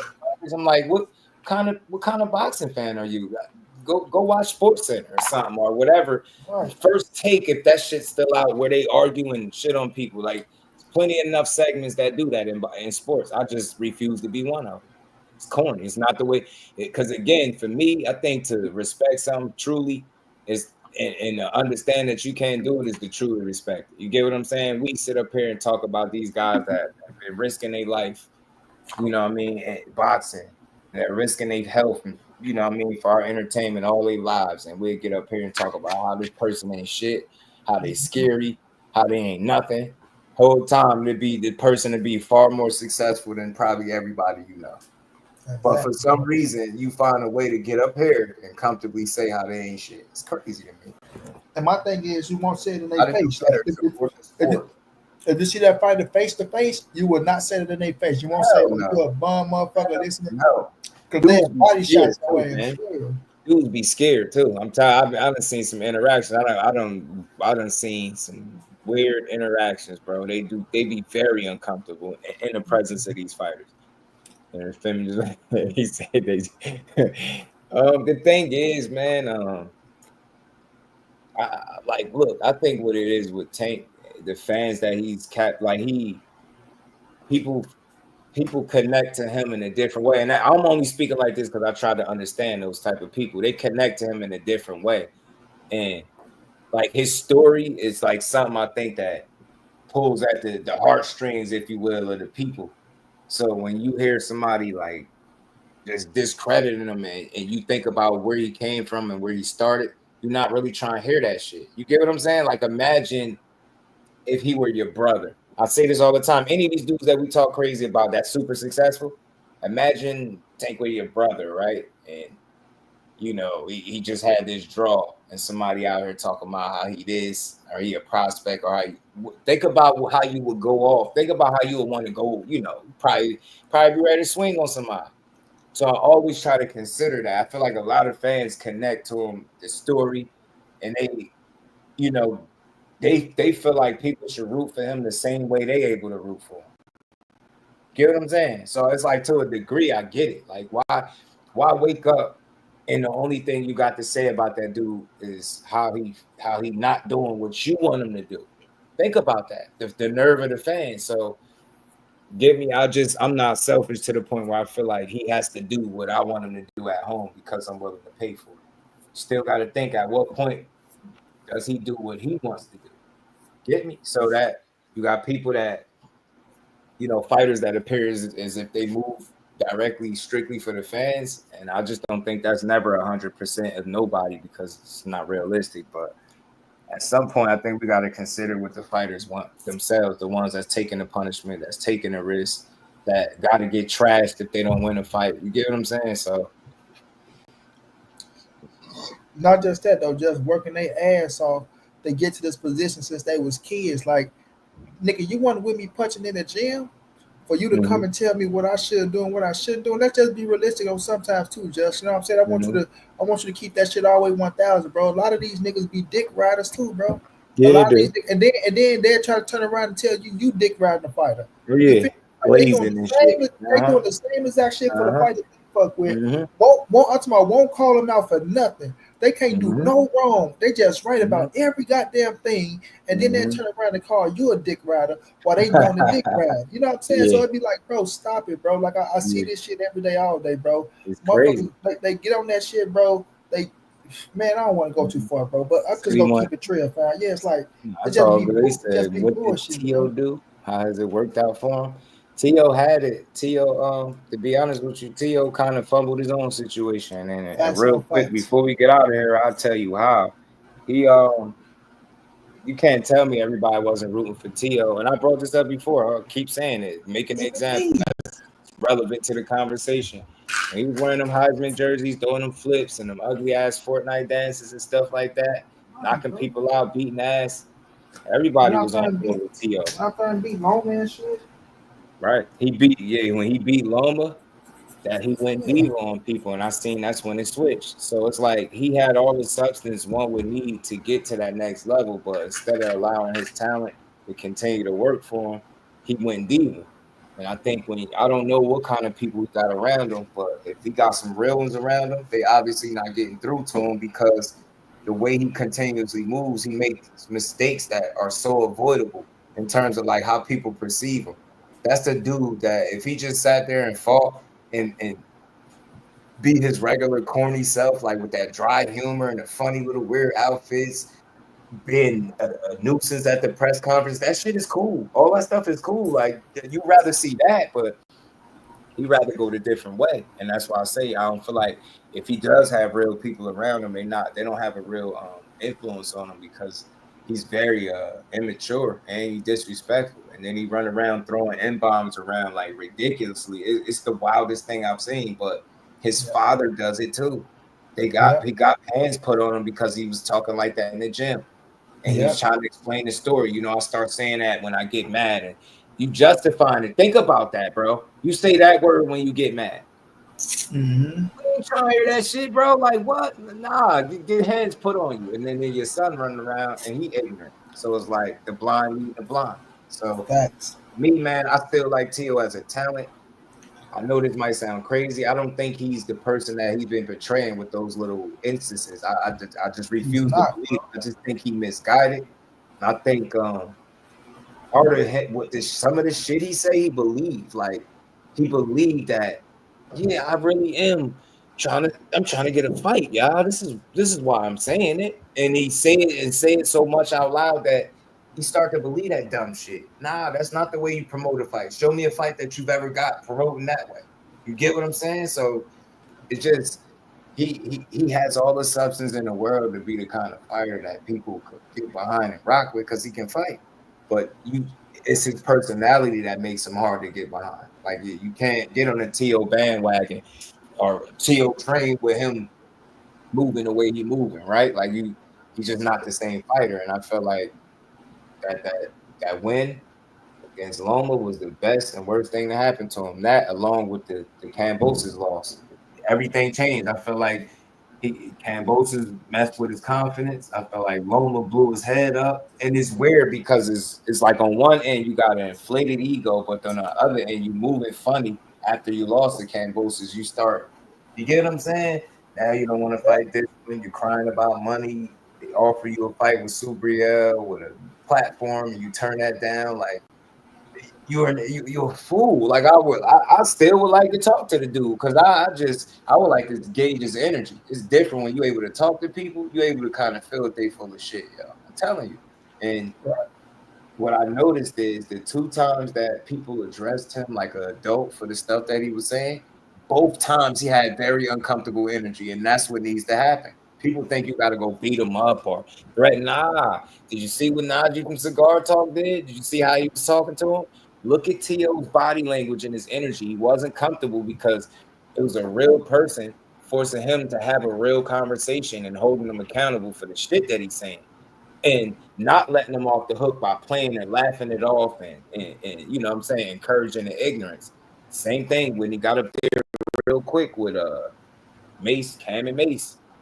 I think it was Cam saying he didn't get to really prepare. He didn't know he was going to be on the show. But they asked him about the monkey comments, and even then, now, come on, man, like look at his energy. He not used to that. He used to somebody getting on Twitter and talking crazy because he gonna have a dumbass response or a damn, I don't know, the little pictures and shit, you know, just some stupid shit to laugh it off. But when you right there in his face, or if you on a panel on a platform where it's more personal, he got less wiggle room to get up out of the situation. And I'm telling you, man, that's what he need. It ain't, you could say he need his ass beat, but you know what I'm saying? That's not gonna stop. That's not gonna stop. It's gonna make him even worse. You know what I'm saying? You need to let him know, you're not educating him. You need to educate, just respect enough that's gonna tell him the game, and he's gonna be like, you know what, I do need to chill on that. I'm telling you. There you go. There you go. I'm telling you, that's what it is. Well, that's your education. Right. Well, they say with the kids, you whoop a kid ass for doing something bad, you whoop their ass enough, that's not gonna help. If you're not talking to them and breaking shit down on why you whooping their ass, you just whoop their ass, they go do it to the even worse capacity. So you know what I mean? Right. But just before you get off, let me leave on this note too. I want to give Devin and Bill Haney all the respect in the world for making the Brian Norman fight. This is what I want to leave off on. Salute to both of them, bro, for making it, because we seen the list. We seen the list. We seen the names on the list. And all I was saying, make a realistic fight on the list. Leave Shakur, leave Tank off the list, because that's I feel like those fights, to me, I think they sell, because y'all fighting at 47, and I don't see Tank or Shakur making the 47. I don't see y'all coming down. So to go fight Brian Norman, your first fight at a full-fledged 147 pounds, the fight, and I'm not saying he's a world beater, but he's a world champion, and he showed real dominant power to where he can knock your ass out with one shot. So for them to go out there and make that fight happen, bro, I don't give a damn what he said, how long it took them, what was being done, this, that. The fact of the matter is the fight is signed, sealed, and delivered, and you have to take your head off to him for making it happen, because now you can say, you know what, doesn't matter how people try to slice and dice it, they sign the goddamn contracts or verbal or whatever the situation is. We got to fight with Devin the Dream Haney and Brian Norman, and that's a hell of a fight, bro. Regardless of who's gonna win the fight, how it is, because I don't think Devin is a shot fighter. Like I'm gonna get this out the way right now. I don't think that last performance was a scary performance. I think that's a performance of you being out the ring and you know you got something bigger in the States. So let me make sure I get this shit on up out the way, get his ass up out of here, you know what I'm saying, and get to the next situation, what I really need to get my get backs. So I think that was those type of performance. Now everybody keeps saying, oh, Devin's a shot. Like after one fucking loss, it ain't like he got knocked the fuck out. Don't get me wrong, he got dropped. It ain't like he got knocked out cold to where he was out of his senses. It's like Tim Bradley, for you to say he's a shot fighter, for certain people to say that he's a shot fighter, and y'all took y'all first loss. Nobody was saying that about y'all. So exactly, if y'all hardcore fans or y'all hardcore boxers to say that, oh, he's done after one loss to Ryan Garcia, and he got a reason to say why he lost that fight. Like let's say get some real other talent and see how it turned out. Because in our reality, bro, in my opinion, just my opinion, he has to fight like he fought Ramirez to be a real dominant Devin the Dream Haney. Not sitting up there trying to fight and knock a motherfucker out to prove nothing. Confidence builder. Yeah, bro. I feel like his style is outboxing your ass, making you look bad. If a knockout come and I drop you, I take advantage. But my thing and is, I think he was getting to the bag, money. I do. I think he was like, yo, I'm securing his bag. Think about the conversation that it'd be. Think about the conversation that it is now with how he fought, and think about what it'd be if he lost. Get what I'm saying? They'd really be talking crazy. So he had to do that shit for him, and people just need to accept that. He gave us one and got fucked up and cheated and shitted on. On top of that, boxing world threw him away. They run around, they still be calling this man out his name. It's going crazy. Ain't nothing about him is no bitch to me, and I'm never gonna call that man that. Yeah, wow, and I mean that. That's crazy to me. So explain yourselves. Like, what makes him that? What? Because his dad was talking about a lawsuit that never even went nowhere. Think about it. That's the fighter. What did the fighter do? You know what he did? Made peace with what happened. He said what he said. Went and beat up Ramirez with an effort to get back to that cheating ass dude. And guess who messed it up? Not him. The dude did cheating ass Ryan. And I'll tell you this, money. I know somebody that seen the picture with him with the connect and the drugs. Ryan Garcia. No bullshit. That's why I changed my tone with the way I've been talking with confidence. Picture with it, so it wasn't no unintentional. It wasn't no you didn't know what you was doing. He knew full well what he was doing. That dude crazy, bro. And then he get to claim, and I don't want to say crazy. I don't want to use that word loosely, but he a little wild, man. And then he get to claim, mental health whenever shit ain't going right. And I don't rock with that because I see a pattern. When you get thick, you could do that. You got beat by Tank. You wasn't good mentally. You beat by Rolly. You go get your hand surgery. You're not good mentally. His mental health is this. You snapping out on Oscar again. It's like a pattern to me. And I know it's mental health is real and it just don't go away. But what makes his case unique is the timing and he chooses to claim these situations. It's like whenever you're dealing with something or some adversity or when it's time for you to be held accountable, it's some BS with him. And to me, it just seemed too convenient, but is what it is. See, another one that if he just like focused all the way up and on his craft, and think about how good he could be. Exactly. How much money? Don't nobody get to make the kind of payday that they're allegedly saying you made with Tank Davis, bro. That's a blessing, bro. That's crazy. Ain't like you worked and positioned yourself for that. That's not what happened. You get what I'm saying? And for you to be able to make that kind of money and still take this shit like you spit in boxing face with the way you be moving. And that's why I say with T.O. being a diva and like to a certain degree, like you selling the fans that you just take over, but when it's time to take over, you just get in your own way and keep talking shit about the same fighters that you won't fight. Right. The fact that we got him and Devin coming up, and it's him and Brian Norman says a lot about Devin and a lot about T.O. at the same time. That's why I say, man, y'all still calling Devin Haney a bitch. They make this fight with Brian Norman in November. He's still a bitch, right? Get what I'm saying? Like, shit don't be making sense to me.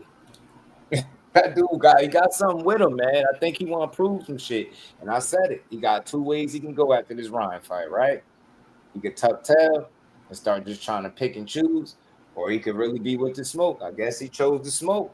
Because now I don't give a damn what you say. You could say you got the ups on Norman all you want, man. That is a dangerous fight, and it's not a for sure win. And I refuse to change my mind unless he changes for me.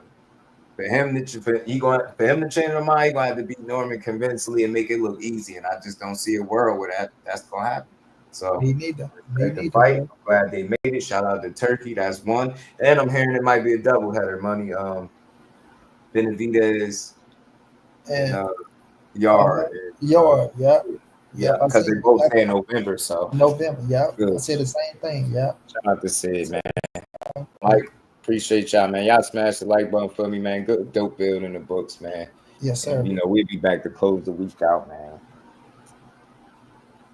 Enjoy your 4th, my brother. Y'all enjoy y'all 4th of July out there, man. Shouts out to the chat. It is never personal. It's only boxing talk. You feel me? I get a little like if I like people think I be having a attitude. It's just the way I talk. I don't be having no attitude. It's just the way I talk, bro. I'm from the streets. If you know niggas from the streets, my voice just go up and shit like that. But it's never personal with nobody, bro. It's just the way I talk, fam. So it's never personal with nobody. I'm just speaking me, and that's just if you know Monty Brown over the years, y'all know this me. I'm a little crazy at times. So that's just how I am over the sport of boxing, but it's all love, fam. I'm just gonna speak the real. And I just hate for people to come out here and shit on certain fighters that's really like that and deserve they just do. And people don't try to get in, they just do.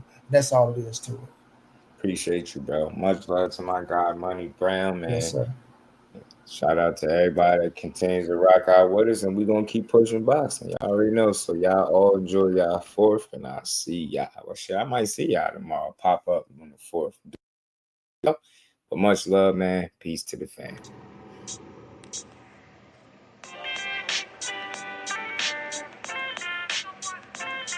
Yo, you know the deal. We back again. We never slacking. Word 'em up. Ladies and guys, whether if you drunk or you high, it's time to pay respects to the illest man alive. If you think you got a point, he'll shrink you down to size. And from there it's downhill like a slinky or a slide. Open your eyes, got a deep connection with the rise, so you might see them jump in whenever they go live. Peep it, this channel blowing up now, it's not a secret. With tons of exclusive interviews to listen to. Them other channels I hate, but yo, they missing clues. They start narratives, sip the goose and twist the truth. It don't take a rocket scientist to get the proof. Just click the live at 4 p.m. Eastern time. But when you chime in, make sure you keep it kind. But if cowards want to debate, then it's feasting time. My man JUSDUE shine busy all the time. Grind 24/7, 365. Videos he might have 365. My rhyme sick, they make you do a 365. You get a rich if you think you fit to survive. It's JUSDUeboxing, time to click the live. Ain't no beginners, if you soft, you ain't down to ride. I crush you, respect too, it's JUSDUE. He got the illest boxing show on the internet. The boy been a threat and he ain't even had dinner yet.